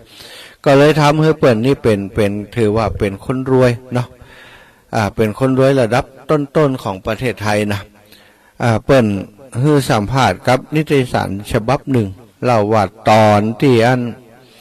ตลอดระยะเวลาที่เปิ่นทำธุรกิจทั้งชีวิตเนี่ยเปิ่นมีเงินทองแน่นหนาก็เลยมีสตางค์นักบอกหูยาใดสตาเวลาเดินทางไปที่ไหนไปเจอบ้านช่องห้องหอที่มันเติมตีดินตีดีก็ซื้อตีไว้ปลูกบ้านแปลงบ้านตั้งแต่จังหวัดเชียงรายก็มีสถาเป็นแปลงบ้านที่เชียงรายก็มีที่จังหวัดต่างๆที่ทำเลดีมีที่ดินดีก็ซื้อต่างแปลงบ้านตั้งแต่เหนือจะลดไตว่าอันนะแปลงบ้านบ้าน10 กว่าหลังสถาหลังใหญ่ๆทั้งนั้นนะหลังดีๆแบบห้องหันในหนังนะแต่ใน10 หลังนั้นเพิ่นบอกว่าบางปีบัดให้ไปนอนเลยนะสถา1 ปีนี่บางปีบัดได้ไปนอนเลยบ้านหลังนั้นเพราะว่ามัวแต่ทำงานอยู่ไปส่วนใหญ่ก็นอนโรงแรมเหียนอนอย่างเหียแต่บ้านที่ตัวเก่าสร้างไว้แปลงไว้นั้นบัดได้นอนทุกหลังส่วนใหญ่ก็คือคนใจของเปิ่นเท่านั้นคนใจหรือว่าคนที่เปิ่นจ้างไว้นะสถาจ้างเฝ้าบ้านก็จ้างปฏิบัติปัดกวาดบ้านนั่นพักเนาะเป็นว่าสร้างคฤหาสน์ไว้คือคนใจนอน คนรับใจได้นอนคฤหาสน์หลังใหญ่ที่เชียงรายที่เชียงใหม่ขอนแก่นภูเก็ตหัวหินเนี่ยคนรับใจถึงนั้นที่ได้นอนแต่ตัวเพื่อนนี้เหมือนได้มานอนเตือนหนึ่งบ้านแต่ละหลังแต่ละตีก็มีธรรมชาติที่งดงามอยู่ท่ามกลางสิ่งแวดล้อมท่ามกลางธรรมชาติที่อุดมสมบูรณ์แต่ตัวของเพื่อนเนี่ยครับมานอนอยู่ในโรงแรมในโรงแรมในเมืองที่มันอึกกระทึกคึกโครมอยู่ตลอดเวลาอันนี้คือสิ่งที่เปิ่นเผชิญเนาะเผชิญกับปัญหาต่างๆมากมายสร้างบ้านไว้ก็บ่ได้นอนอาศัยอยู่ที่คอนโดป้องอาศัยอยู่ที่ตามโรงแรมต่างๆเวลาเปิ่นไปทำรายการเนาะก็มีทีมงานมีอย่างสปะสเปดสถานทำรายการทีวีบอกก่อนในประโรขนขอบขนครัวไปรถตู้เป็นกันเนี่ยนะขนขอบขนครัวไปเปิ่นทำรายการทำธุรกิจอยู่บ่ค่อยได้มีเวลาพักผ่อนบ่ได้พักผ่อนที่บ้านพักตากอากาศบ้านพักคฤหาสน์ของเปิ่นนี้ก็คือคนใจส่วนใหญ่ไปพักอาศัยอยู่คณะที่มีชีวิตอยู่กำลังเป็นไปโดยดีเนี่ยท่านดร.เจิมศักดิ์นี่ก็เริ่มป่วยโดยโรคสำหรับคนรวยทั้งหลายที่เป็นกันนะสถาก็คือโรคสถาประเดี๋ยวนี้ได้ข่าวว่าโรคนี้เป็นอันดับต้นๆนะของโรคมะเร็งก็คือมะเร็งลำไส้ใหญ่ดร.เจิมศักดิ์นี่ก็เป็นมะเร็งลำไส้ใหญ่ในที่สุดเพิ่นก็จะต้องไปได้รับการรักษาไปรับการรักษาด้วยการฉายแสงหรือว่าคีโมที่บรรเทาว่านะไปฉายแสงพอฉายแสงมาพบกับปรากฏว่าผมร่ ผมหลองผมยังค้นทั่วไปเวลาเปิดไปฉายแสงสถาแสงรังสีมันจะห้อนเนาะเส้นผมนี่รุดหลองมดหัวมดมงกงนะมดมันจะมดอย่างนั้นโกนหัวอย่างตู้เจ้านะมันหันหนังหันนี้เลยละมันหลวงลงมาเนาะท่านดร.เจมส์ซักนี่มองหันสภาพตัวเก่านอนอยู่บนเตียงก็รู้สึกว่าอันไก่จะเฮาตัวเฮาเนี่ยไก่จะเป็นเหมือนกับซอมบี้เหมือนกับผีดิบเลยว่าซอมบี้เข้าไปทุกทีต่อมาเพิ่นก็เกิดความรู้สึกการเข้าใจชีวิตขึ้นมาขณะที่นอนอยู่บนเตียงนะสถาญาติโยมแต่ที่จริงแล้วชีวิตนั้นต้องการที่นอนเพียงแค่รองรับแผ่นหลังได้ต่ออันเงินที่อยู่ในธนาคารชื่อเสียงที่มีอยู่เหมือนครับเป็นสายลมสถาในช่วงแรกๆที่เป็นป่วยนั้นเริ่มแรกๆนี่ก็มีคนทยอยมาเยี่ยมแต่ขั้นพอป่วยนักเข้านี้สถาญาติโยมทั้งหลายเนี่ยการยังบ่ได้แล้วคนทั้งหลายก็คงคิดว่าเปิ่นคงบ่ฟื้นมาอย่างเก่าแล้วแม้แต่ลูกน้องที่ทำงานด้วยกันในรายการวิทยุก็ดีเพื่อนที่ร่วมธุรกิจด้วยกันก็ดีแฟนครับแฟนติดตามรายการของเปิ่นก็ดีแรกๆก็มาเยี่ยมมาเยียนแต่พอเมินเข้ามาหันสภาพเปิ่นหัวมดมองกองเหี่ยวผอมลงหน้าตาบ่เหมือนเก่าแล้วสถาแล้วก็บ่มีเหมือนกับว่าบ่มีอำนาจวาสนาอย่างแล้วเหมือนกับเป็นคนป่วยคนหนึ่งที่น่าเวทนาคนทั้งหลายแรกๆก็มาเยี่ยมมาเยียนอยู่แม้กระทั่งเปื่อนฝูงซะตะเมินเข้าบ่มีคนบ่ค่อยมีคนมาเยี่ยมแล้วแล้วคือที่บ่มาเยี่ยมบางคนก็อาจจะบ่อยากหันเจ้าภาพของเปิ้นเนาะที่บ่เหมือนเก่าบ่หันอยากหันเปิ้นแฮมแล้วและเปิ้นเองก็จริงๆแล้วคนไข้ที่อย่างเฮาเนี่ยถ้าเฮาบ่ดีบ่งามนี่ตื่นเจ้ามาโซ่เฮาก็บ่อยากจะฮื้อไผหันนะเนาะ หรือว่าบางเทื่อเฮานอนอยู่บนเตียงแอบๆแล้วก็ผอมแห้งแรงน้อยเหลือกระดูกซี่โครงเนี่ยหายใจคำแบบเฮาก็บ่อยากฮื้อไขมาเวทนาสงสารปล่อยเฮาตายไปอย่างอันเด้อเนาะเปิ้นก็คงเหมือนกันนะเปิ้นเองก็บ่อยากฮื้อไขมาเยี่ยมเยียนบางครั้งเขามาเยี่ยมก็บ่อุปจาอย่างตัวอีเป็นต้นเมื่อเปิ้นเป็นอย่างอันเปิ้นก็เลยติดสินใจว่าเฮาจะขอตายไปกับสภาพที่บ่อยากให้ไผหันอย่างเอี้ยเนาะวันหนึ่งเปิ้นตื่นขึ้นมาก็เกิดอาการสังเวชตัวเองได้คือคนเฮาถ้ามีความทุกข์แล้วโดยเฉพาะความตายที่มาใกล้เฮาเนี่ยสถามันจะเกิดการชุกคิดหรือว่าจิตของเฮาเนี่ยที่มันเกยมกมุนหลุ่มลงไอ้อย่างต่างๆนี่นะเวลาถึงจุดหนึ่งมาพบที่มันเอาอย่างบ่ได้แล้วเนี่ยมันรู้สึกว่าความตายอยู่ใกล้เนี่ยใกล้ขนาดนักแล้วหันชัดเนี่ยก็จะเกิดความสังเวชขึ้นมาในจิตในใจเปิ่นเกิดความสังเวชเปิ่นลำพึงลำพันออกมาชีวิตของเฮาจริงๆนั้นบ่ต้องการไอ้อย่างมากมายเลยเฮาต้องการสิ่งพื้นฐานที่สุดนั่นคือขอให้มีเส้นผมกลับมาดกดำเหมือนเดิมสถาผมที่ลุดหลวงไปเนี่ยอย่างเฮาเดี๋ยวนี้เฮามีผมเต็มหัวเนี่ยบางผ่องกับสีดำบางผ่องกับสีขาวนะอีปอยแบบวันหนึ่งถ้ามันลุดไปโดยการคีโมไออย่างต่างๆมดมองกองเนี่ยถ้าเขาปรารถนาได้เขาปรารถนาขอให้มันมีผมอย่างเก่าเองคนทั้งหลายหันจะได้บสังเวทนาเฮาเองนะปรารถนาสิ่งเล็กน้อยนะสิ่งพื้นฐานเล็กๆน้อยๆเนี่ยบ่ได้ปรารถนาทรัพย์สินเงินคำอย่างนักหนาขอให้เฮาสามารถกินข้าวและกลืนลงคอได้โดยบ่เจ็บคอสถาคนที่อันเป็นมะเร็งก็เป็นอย่างกาเนี่ยกินข้าวบ่ลำนะแล้วก็บางผ่องที่มันคออักเสบอย่างนี้จะกินข้าวกลืนลงคอมันเจ็บมันปวดทรมานเนี่ยแล้วก็บางครั้งก็อยากขอให้เฮาเนี่ยเข้าห้องน้ำได้คนเดียวโดยบ่ต้องมีไผประคองบ่เดียวนี้หมู่เฮาทั้งหลายนี่เข้าคนเดียวได้เข้าห้องน้ำห้องถ่าคนเดียวได้ไปไหนมาไหนคนเดียวได้หลายคนเนาะเนี่ยช่วยเหลือตัวเองได้โมดิปล่อยแม่บางพ่องอายุ 8-90 แล้วยังช่วยเหลือตัวเองได้ทุกอย่างทุกประการบางพ่องเนี่ยกินคนเดียวนะอายุ90ปลายอาตมาไปเจอแม่อุ้ย96เนี่ยกินคนเดียวหูตาดีมัดสุดยอดแท้สถาแล้วก็ขอให้นอนลงไปบนเตียง เต็มแผ่นหลังโดยบัดต้องร้องโอดโอยเจ็บปวดแทบล้มประดาตายอีปอยอีแม่คงเคยหันเนาะคนอันนอนเต็มแผ่นหลังนี่หมายความว่าเขานอนเหยียดได้สบายบัดต้องคดของเขางอดบัดต้องเจ็บหันเจ็บนี่บางผ่องนี่นอนสะแกงได้อย่างเดียวนะสะแกงซ้ายสะแกงหัวก็ว่าไปนอนหงายบ่ได้นอนเต็มแผ่นหลังบ่ได้สุดอีกอย่างหนึ่งเขาก็เริ่มตระหนักได้ว่าแท้ที่จริงแล้วชีวิตต้องการอะไรอย่างมากเขาตัดสินใจเปิ้นก็ตัดสินใจทุกสละทุกอย่างสถาสละทุกสิ่งทุกอย่างที่เคยเป็นทรัพย์สินยังของเปิ้นต่างๆนั้นก็เริ่มขายออกไปขายออกไปบ่ยึดมันถือมันบ่ยึดติดอะไรอย่างแล้วบ้านก็เอาไว้ก็ปล่อยให้คนใจนอนบ่ได้ขายเหี้ยขายเหี้ย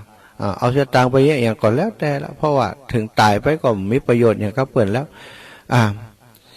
เขาตัดสินใจสละทุกสิ่งทุกอย่างปล่อยลงปลงได้ต่อมาหลังจากที่เปิดปลดปล่อยตัวเก่าได้นะสถาก็หายป่วยว่ะอาการดีขึ้นอาการที่หมอเปิดวินิจฉัยอันได้ตรวจเลือดตรวจอย่างปรากฏว่าโรคมะเร็งตีลุมเล้าแล้วก็จุดตีอันเปิ่นคีโมไปนั้นนะบางครั้งเปิ่นคีโมบางครั้งก็ตัดมะเร็งลำไส้ใหญ่นี่แต่ว่าถ้าลำไส้ใหญ่ส่วนปลายเนี่ยก็ยากอยู่เหมือนกันนะคือบางทีถ้าตัดออกไปแล้วก็อาจจะบายพาสออกมาเอาถุงอุจจาระเนี่ยมาไว้ตั้งนอกเนาะมาไว้ตั้งนอกอย่างอีกก็ได้บางคนก็อยู่ได้เป็น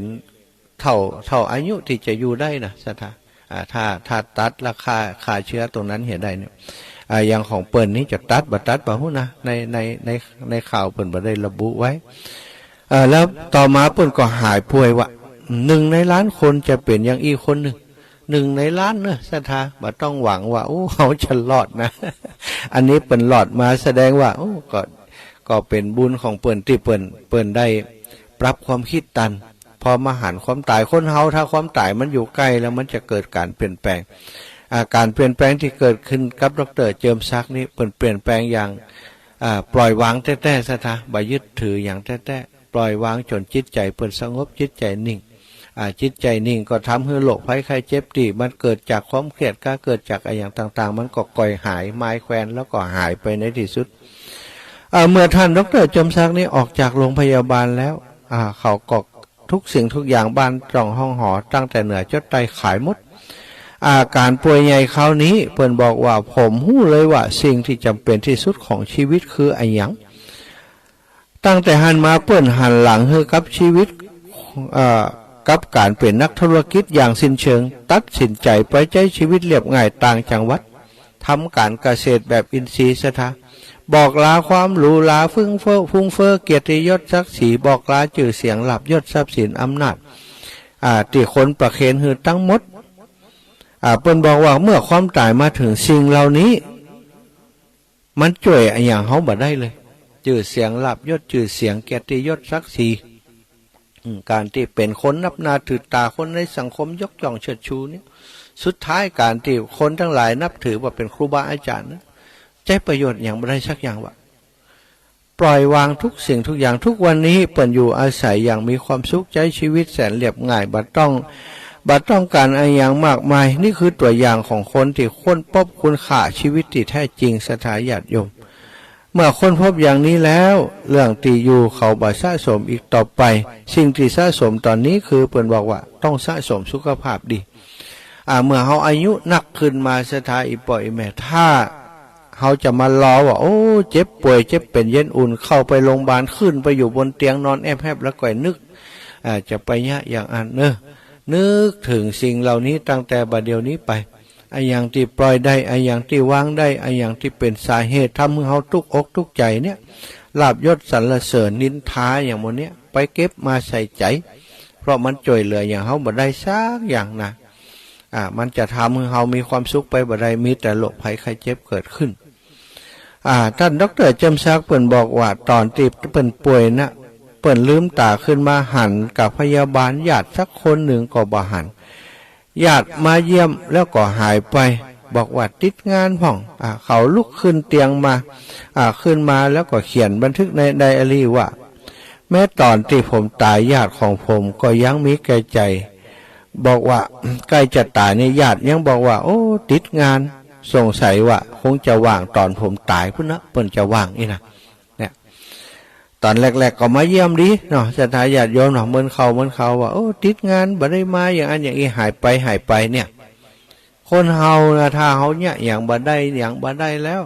นอนอยู่โรงพยาบาลก็ยังติดร.เจมส์ศักดิ์เปิ้นเผชิญมานั้นนะตอนที่เปิ้นจะตายนี่ญาติของเปิ้นก็บอกว่าโอ้ติดงานไปเยี่ยมบ่ได้เนอะไปโรงพยาบาลบ่ได้เนอะเปิ้นว่าเขาจะวางตอนที่เปิ้นตายเด้ออันนั้นเนาะถ้าเปิ้นตายเขาก็คงจะมาหรือว่าบ่มาเปิ้นก็บ่ฮู้นะนี่คือสิ่งที่เปิ้นสะท้อนเป็นความสะเทือนใจที่สุดจากนั้นเปิ้นก็เลยมาฮู้สัจธรรมบนเตียงนอนในขณะที่เข้ารับการรักษาที่โรงพยาบาลชีวิตนี้ต้องใจให้ง่ายที่สุดศรัทธาญาติโยมบ่ยังอันแล้วจะบ่เหลือวันเวลาแห่งความสุขสำหรับตนเองเลยเกิดขึ้นตั้งอยู่แล้วก็ดับไปนี่คือสัจธรรมที่พระพุทธเจ้าได้ตรัสมา 2,500 เกือบจะ 2,600 ปีแล้วศรัทธาพี่น้องทั้งหลายเป็นสิ่งที่เด่นชัดเป็นสิ่งที่ประจักษ์ชัดสุดท้ายมนุษย์คนเฮาเอาอย่างไปบ่ได้สักอย่างแม้แต่ตัวของเฮาก็ทิ้งไว้บนโลกใบนี้ทิ้งไปเป็นดินน้ำลมไฟไปบ่มีอย่างเรือติดไปสักอย่างศรัทธามีแต่จิตดวงหนึ่งออกจากร่างจะไปที่ไหนก็อยู่ที่บุญกุศลที่เฮาทำมาอีปออีแม่ทั้งหลายทำบุญมาหลายก็สบายใจได้เนาะไปพุ่นอยู่ใกล้ๆพระเกศแก้วจุฬามณีพุ่นอยู่สวรรค์อยู่วิมานคนเฮาเพิ่นบอกว่าจิตสุดท้ายจิตที่จะหลุดออกจากร่างเนี้ยถ้าเฮาทำบุญกุศลไว้นักถ้าเฮาลำเปิงนึกถึงแต่บุญกุศลที่เฮาทำอยู่ตลอดมามันก็จะไปสู่ภพภูมิที่ดีแต่ว่าจิตสุดท้ายถ้าไปนึกถึงทรัพย์สมบัติเงินคำสิ่งของเสี่ยงใกล้อย่างต่างๆเป็นห่วงทรัพย์สินเงินคำอยู่ฮั่นจะไปไหนสถาเป็นเพศเป็นผีเศรษฐีบางคนเกิดมาเป็นหมาในบ้านในเรือนหันห่วงทรัพย์สมบัติบางคนตายไปแล้วเป็นงูเฝ้าจอมปลวกเฝ้าทรัพย์สินที่ฝังอยู่ในหันวะ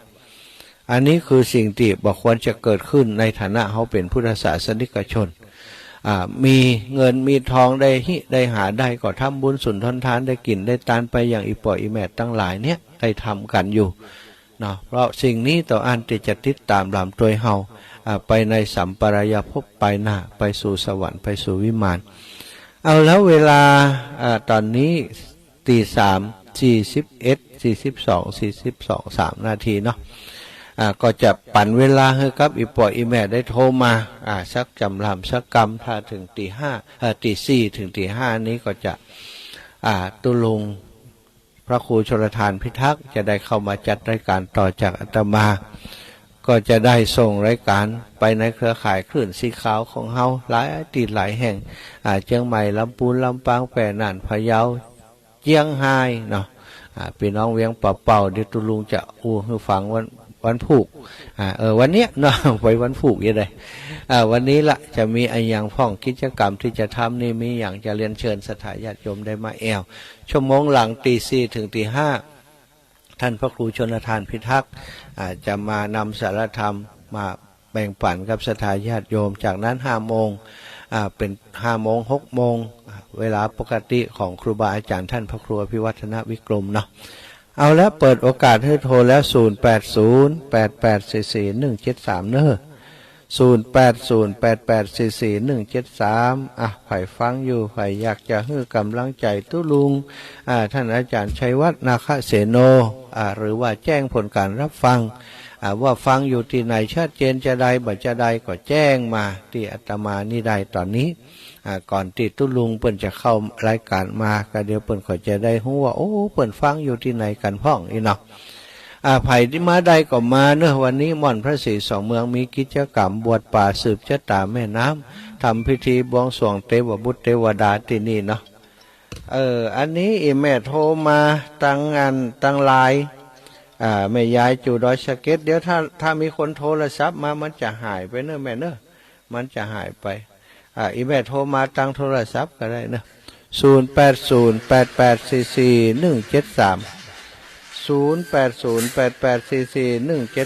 อะ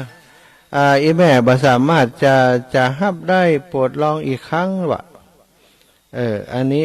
อีแม่ลองโทรมาตั้งโทรศัพท์อันยายเนอะแม่ยายดอยสะเก็ดถ้าฟังอยู่เนาะยายโทรมาตั้งโทรศัพท์ยายก็โทรมาตั้งเพจแฮมอยู่ได้ยังได้บ่ได้ละยายที่อันติดโทรไลน์อีแม่เปลี่ยนเป็นโทรอันตังอันนี้นะเจริญปอนอีแม่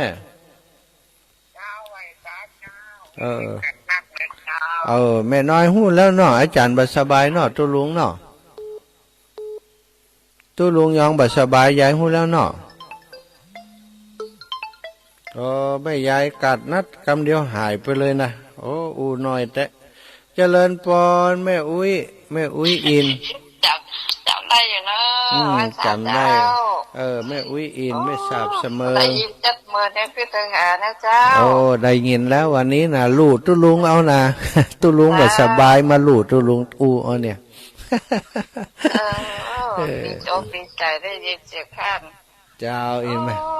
ก้องหาได้ยินว่าก่อนแป๊วแปลมาได้ยินไปจัดมือเนี่ยวันเสา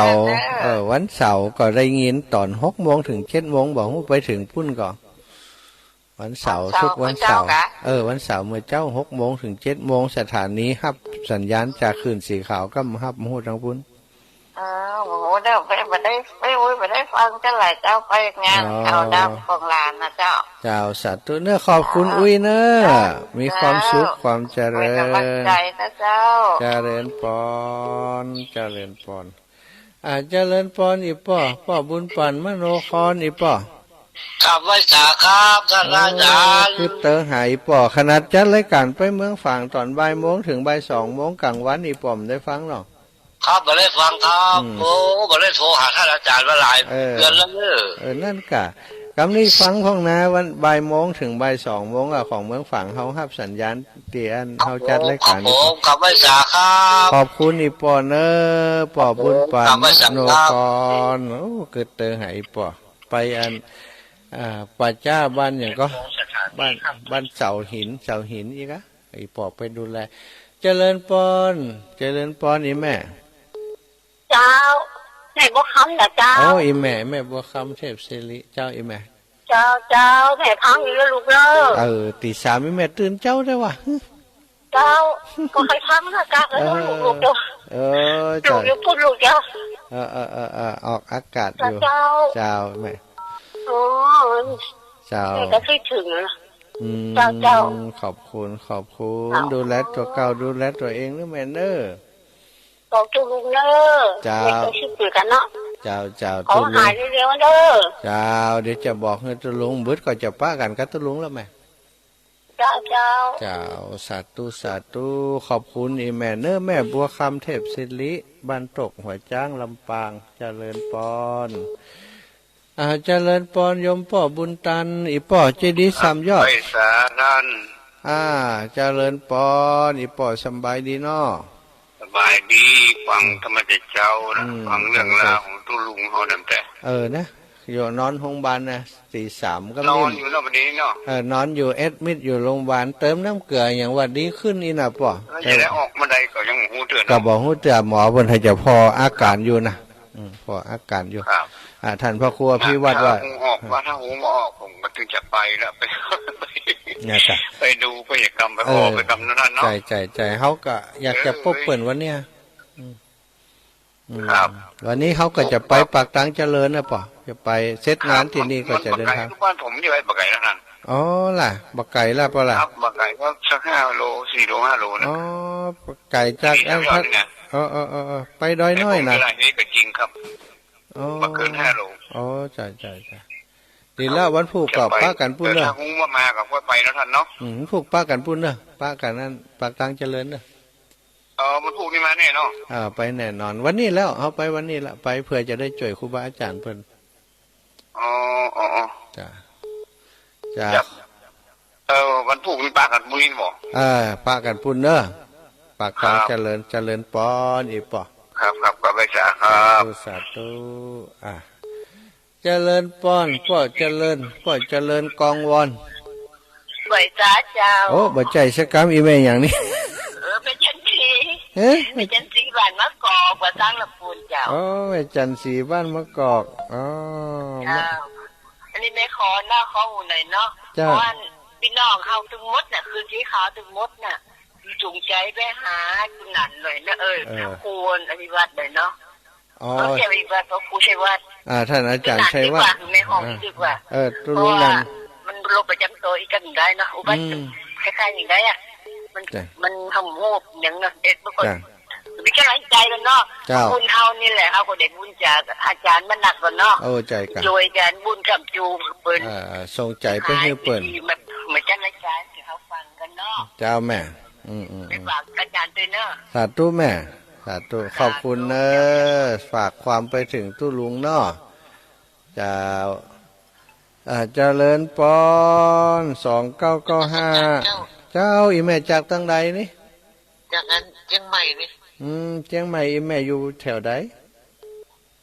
แม่พลอยบ่สร้างนะจ๊ะ อ๋อแม่พลอยบ่สร้างเนาะ เจ้าท่านตุลุงบ่สบายกะ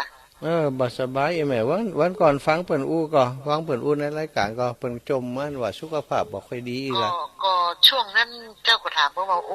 ยเนี่ยขอเลขที่บัญชีเพิ่นนอนแล้วเพิ่นว่าโอ้ปวดขาอยู่นะตอนนั้นนะจ้าแม่10 กว่าวันนะเจ้านั่นกะโอ้แล้วตอนนี้เพิ่นอยู่ไหนเนาะอยู่โรงพยาบาลนั่นถ้าจะโรงพยาบาลนั้นดอยหล่อฮะอีแม่แล้วก็อาการดีขึ้นนะท่านพระครูบอกเขาจะคืนว่าอันเติมน้ำเกลืออย่างแล้วรู้สึกว่าจะมีแห้งมาอีกนะถ้าจะดีขึ้นแล้ววันนี้แม่ก็ตั้งนั่งนักทำไมเนาะนั่งนักด้วยแล้วก็อีกอย่างเปิดตื่นเจ้าลูกเจ้านะอีแม่อาจจะร่างกายมันจะอ่อนเพลียอย่างก็ฮะถ้าสมมุติโทรไปหาเพิ่นก็คงจะห้ามตอนนี้ก็ให้เปิดพักผ่อนก่อนเนาะถ้าจะได้ถ้านี่ก่อนถ้าจะแจ้งในรายการเนาะอีแม่เดี๋ยวท่านพระครูมันบ่ค่อยได้ยินเนี่ยเจ้ามันซ่าบ่ค่อยได้ยินเดี๋ยวท่านพระครูเปิดเข้ารายการก็คงจะอู้ถึงอยู่เจ้าท่านพระครูอภิวัตร5 โมงไปไหนละจ้า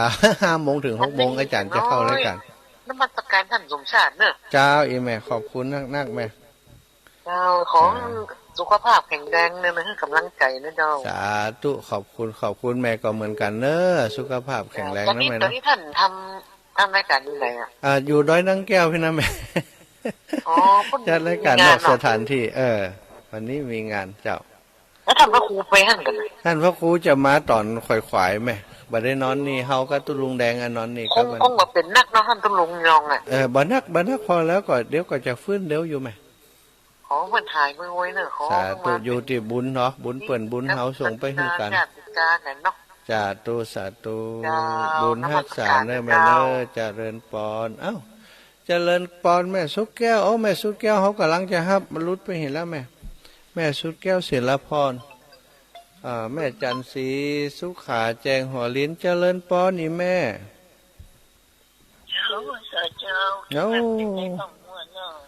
ก็เติมน้ำเกลือแล้วหันว่าดีขึ้นนะแม่ดูท่านเนาะเจ้าอินดูกะ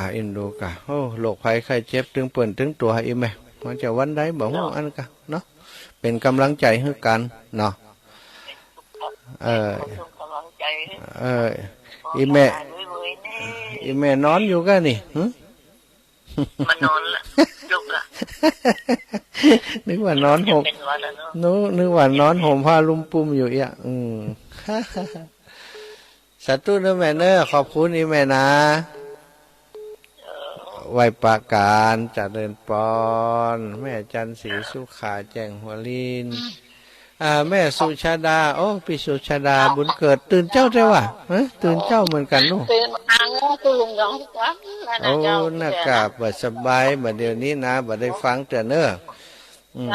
มันหายไปเนอะเจ้าเดี๋ยวจะบอกตุลุงถ้าอย่าลักฟังอยู่ก็เพราะเป็นคนตื่นเจ้าเหมือนกันนะ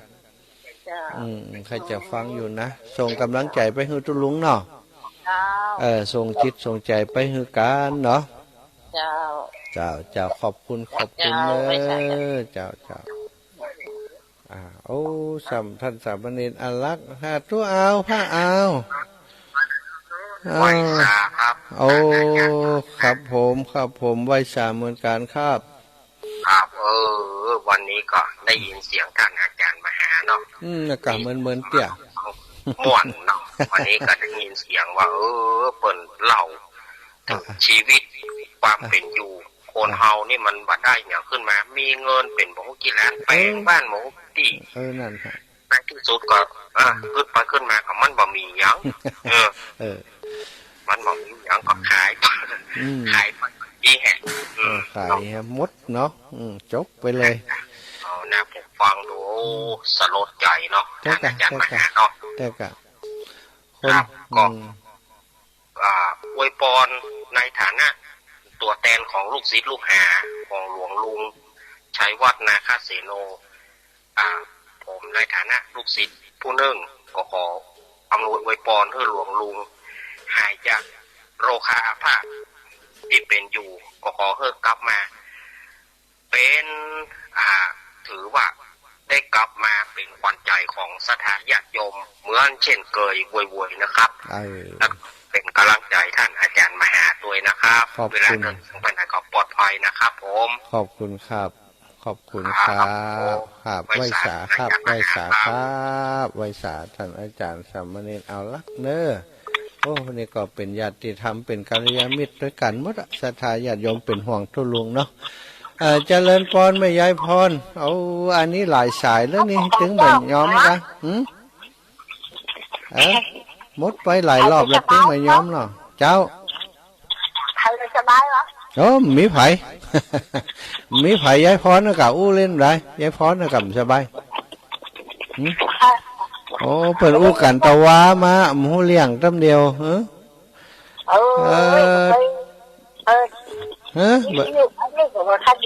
อ้แหละวัดฝ่ายหินช่วงนี้มันใจบ่ได้แต่ย้ายฟังจังไหนอ่ะ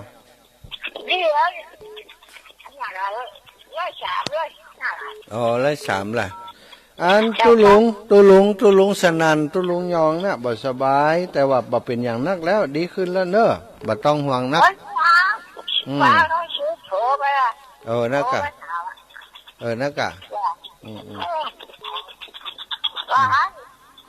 นักกะสาธุนะยายเนอะเดี๋ยวอู้หลังไม้เดี๋ยวขออนุญาตทับแผ่นสายก่อน0163ไปสาเจ้าท่านพระครูเจ้าอีแม่จากตังใดจังไม่เจ้าแม่ยังฟังธรรมะทุกท่านอาจารย์นี่เข้าใจดีนะเจ้าเนาะทุกผู้สบายก็เจ้านั่นกะไปอันพักขาจะอิดอ่อนเนี่ยอีแม่ไปพักเดี๋ยวเติมน้ำเกลืออย่างได้ข่าวว่าดีขึ้นนี่นะเดี๋ยวฟังจากอันทันพระครูอภิวัตรแห่งกรรมอีแม่ตี5 ถึง 6 โมงไม่สีต้นเพิ่งนะเจ้าเนอะกำลังใจท่านพระครูนะเจ้าเนอะเจ้าบอกให้ตุลุงเนาะก็จะออกโรงพยาบาลนะเนาะว่าจะไปเอี่ยวเพื่อนวันที่26นะเจ้าดีกะก็ต้องได้กลับวัดกันเนาะจ้าถ้าจะได้กลับแล้วตอน26แห่งหลายวันอยู่เนาะเข้าวัดเนาะว่าจะไปหาเพื่อนอยู่เจ้าตุลุงฟังเนอะตอนที่26เข้าใจหายไว้นะเจ้าเนอะมาสีต้นพึ่งเนอะสีต้นพึ่งเนาะเอาละแม่สาธุขอบคุณเนอะศรัทธาญาติโยมตั้งหลายสายต่อไปก็ขอยุดก่อนเนอะต่อจากนี้จะเป็นตุลุงแดงจะได้เข้ารายการมาพบมาปะกับศรัทธาพี่น้องหมู่เฮาทั้งหลายวันนี้ก็คงมีสาระมาบอกมากล่าวโดยเฉพาะกิจกรรมที่ตุลุงได้นำคณะศรัทธาญาติโยมทำกันที่ม่อนพระศรีสองเมืองที่นี่นะวันนี้ก็จะมีบวชป่าสืบชะตาป่าที่นี่ก็จะได้ตุลุงเปิดได้ประชาสัมพันธ์งานที่เป็นประโยชน์ต่อพระพุทธศาสนาเป็นประโยชน์ต่อประเทศชาติบ้านเมืองเป็นประโยชน์แก่โลกใบนี้ของเฮาเนาะก็จะได้ฟังพร้อมกันโดยกันไปเนื้อศรัทธาญาติโยมทั้งหลายฝ่ายที่โทรมาตอนนี้ก็ขออนุญาตก่อนแม่น้อยกัดนัดก็เดี๋ยวก็จะโทรกลับเนื้อแม่เนื้อ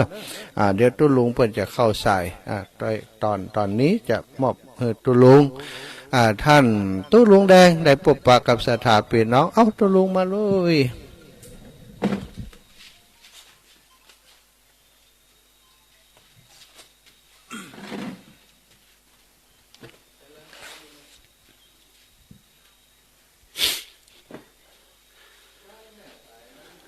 ขอ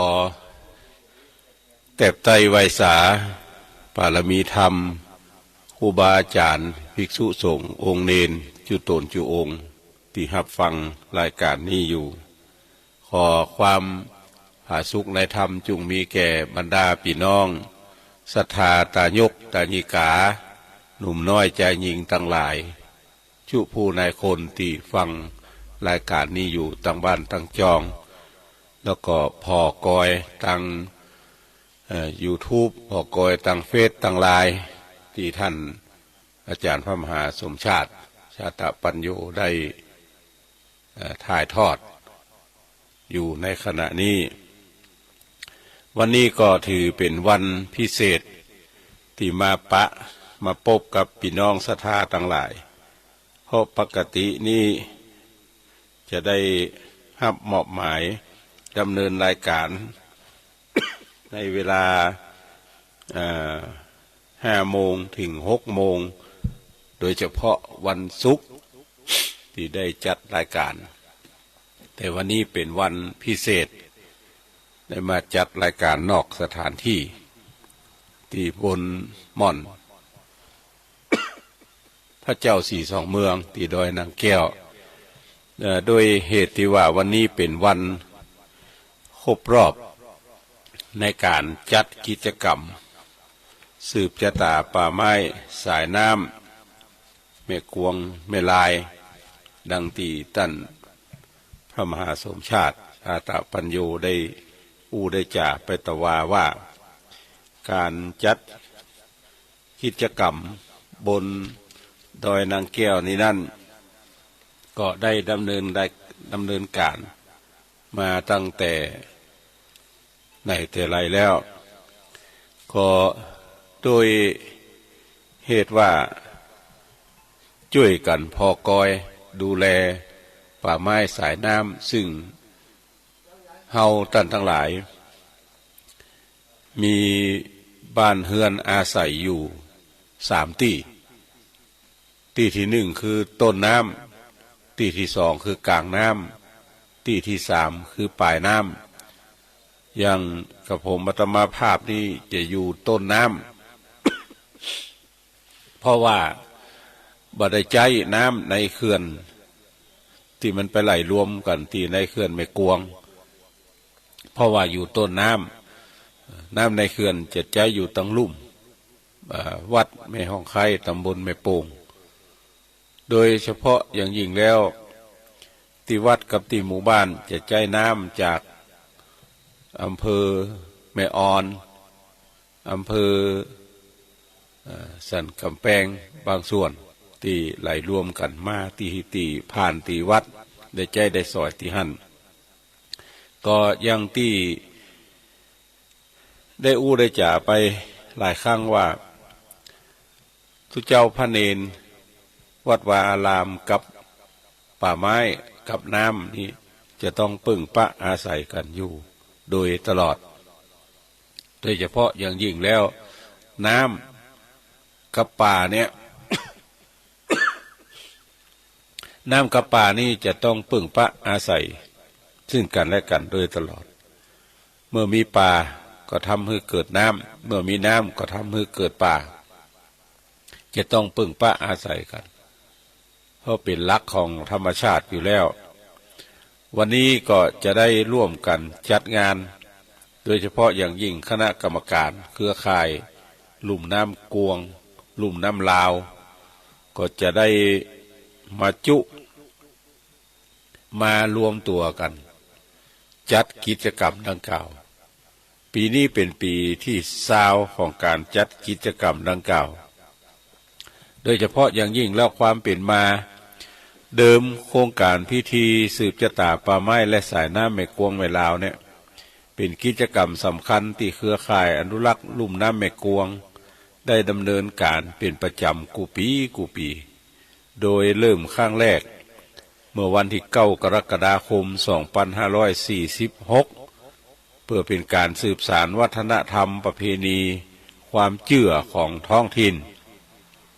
และกระตุ้นให้เกิดความตระหนักในคุณค่าของทรัพยากรธรรมชาติและสิ่งแวดล้อมตลอดจนเป็นการเผยแพร่วิ วิถีของคนพื้นที่ต้นน้ำลำธารและขยายเครือข่ายความร่วมมือกัลยาณมิตรให้กว้างขวางยิ่งขึ้นโดยได้ดำเนินพิธีณบริเวณขุนน้ำยอดดอยนางแก้วบ้านปังอั้นตำบลป่าเมียงอำเภอดอยสะเก็ดจังหวัดเชียงใหม่ในพิธีจะประกอบไปด้วยพิธีปู่จาเต้าจตุโลกบาลทั้งสี่อันที่สองก็คือพิธีบวงสรวงเทวดาอาหักและสิ่งศักดิ์สิทธิ์เจ้าตี่เจ้าทางเจ้าป่าเจ้าเขาผีขุนน้ำเจ้าแม่นางแก้วอันที่สามคือพิธีสงฆ์ ก็มีการเจริญพระพุทธมนต์สืบจตาป่าไม้และสายน้ำพิธีบวชป่าเป็นอันที่สี่ปล่อยสัตว์ป่าคืนสู่ธรรมชาติแล้วก็อันที่ห้าก็คือพิธีตอดผ้าป่าเพื่อนำเงินดังกล่าวไปสมทบกองทุนอนุรักษ์ทรัพยากรและสิ่งธรรมชาติและสิ่งแวดล้อมแล้วก็นอกจากนั้นก็มีปาฐกถาพิเศษคือแนวคิดโดยผู้ทรงคุณวุฒิจัดนิทรรศการผลงานผลผลิตของชุมชนและหอมเข้าห่อแต่จากสถานการณ์การระบาดของไวรัสโควิด 2019 ตั้งแต่ปี 2563 รัฐบาลก็มีมาตรการในการป้องกันการระบาดโดยงดจัดกิจกรรมรวมตัวคนจำนวนมากที่มีความเสี่ยงสูงต่อการเผยแพร่ต่อการแพร่ระบาดและลดความเสี่ยงในการแพร่ระบาดดังนั้นก็จึงงดจัดกิจกรรมดังกล่าวเพราะว่าถ้าจัดไปมันก็จะก็จะแพร่ไปในสถานที่ที่มีประชาชนใช้บริการจำนวนนักเครือข่ายอนุรักษ์ลุ่มน้ำกวงและคณะทำงานก็จึงได้พิจารณาปรับเปลี่ยนกิจกรรมดำเนินการให้เหมาะสมและสอดคล้องกับสถานการณ์ปัจจุบันตามมติของคณะรัฐมนตรีโดยมีเพียงการดำเนินการจัดกิจกรรมปู่จาเต้าจตุโลกบาลทั้งสี่พิธีบวงสรวงเทพไทยเทวารักษาขุนน้ำเจ้าแม่นางแก้วเจ้าตี่เจ้าตางเจ้าป่าเจ้าเขา ในปี 2565 นี้สถานการณ์ก็ได้คลี่คลายไประดับหนึ่งซึ่งที่ผ่านมาก็ได้ดำเนินกิจกรรมมาอย่างต่อเนื่องคือครั้งที่หนึ่งดำเนินกิจกรรมคือการจัดกิจกรรมครั้งแรกเมื่อวันพุธที่9 กรกฎาคม 2546 ครั้งที่สองก็จัดกิจกรรมในวันเสาร์ที่5 มิถุนายน 2547 ครั้งที่สามดำเนินกิจกรรมในวันอาทิตย์ที่5 มิถุนายน 2548 ครั้งที่สี่ดำเนินกิจกรรมในวันอาทิตย์ที่4 มิถุนายน 2549 ครั้งที่5จัดกิจกรรมในวันอาทิตย์ที่3 มิถุนายน 2550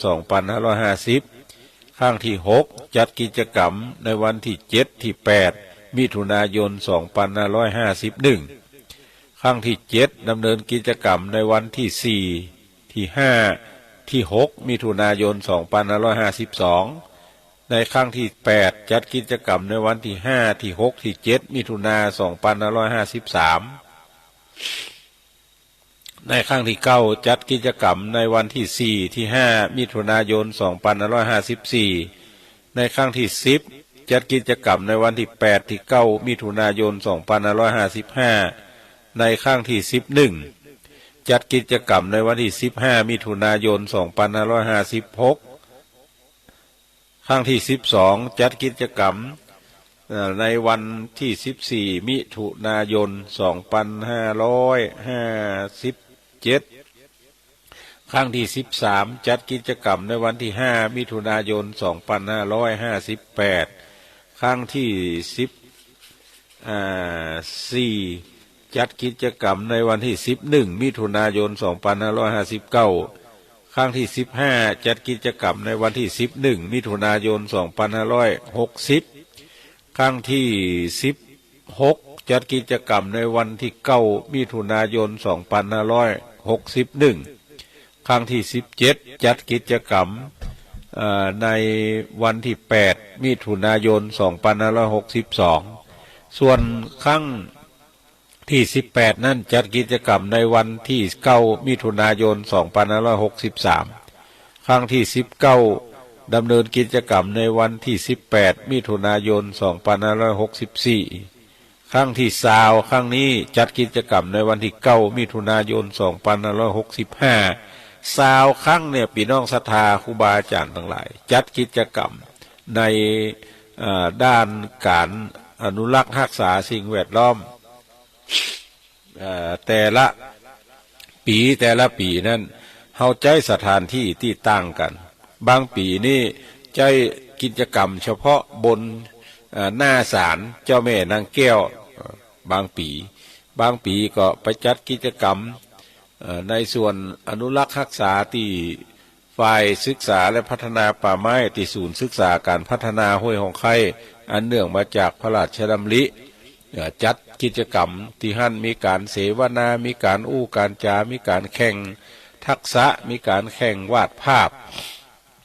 มีการแข่งขันตอบปัญหาในแต่ละปีที่จัดงาน2 วัน 3 วันส่วนพิธีบวงสรวงท้าวจตุโลกบาลทั้ง4พิธีบวงสรวงเตปาอาหักก็ใจบนยอดน้ำดอยนางแก้วเป็นส่วนใหญ่เพราะว่าเป็นต้นน้ำของแม่กวงเป็นต้นน้ำของแม่ลาวแม่กวงนี่จะไหลลงไปทางเชียงใหม่ส่วนแม่ลาวนี่ก็ไหลขึ้นไปทางเชียงไฮ้แม่กวงไหลล่องแม่ลาวไหลขึ้นดังที่เฮาท่านทั้งหลายได้รับทราบกันดีนั่นการจัดกิจกรรมดังกล่าวนี้ก็เปลี่ยนแปลงปรับปรุงกันมาโดยตลอดโดยเฉพาะอย่างยิ่งปี2562เฮาไปจัดกันที่โครงการพัฒนาพื้นที่ป่าขุนแม่กวงซึ่งที่หั่นนี่จะเป็นที่ตั้งของคณะกรรมการป่าขุนแม่กวงคณะกรรมการเครือข่ายป่าขุนแม่กวงจะจัดกันตั้งกันอยู่ที่หั่นปีนี้ที่ไปจัดหั่นก็เพราะว่า ปี62 63 64เนี่ยทางกรมทางหลวงได้ว่าจ้างผู้รับเหมาได้ดำเนินการแปลงถนนหนทางในช่วงดอยนางแก้วระหว่างเขตติดต่อเชียงใหม่เชียงรายเนี่ยมันทำให้การดำเนินกิจกรรมเนี่ยบัดสะดวกเท่าที่ควรก็จึงได้จัดกิจกรรมที่ผาลาดปีหนึ่งปีต่อมาแถมตั้งหน้าผาลาดที่ศูนย์โครงการตั้งอยู่นั่นก็เปิ้นแปลงถนนหนทางครับก็เลยยกย้ายการจัดกิจกรรมดังกล่าวแล้วก็มาจัดกันที่ช่วงที่ควงสาร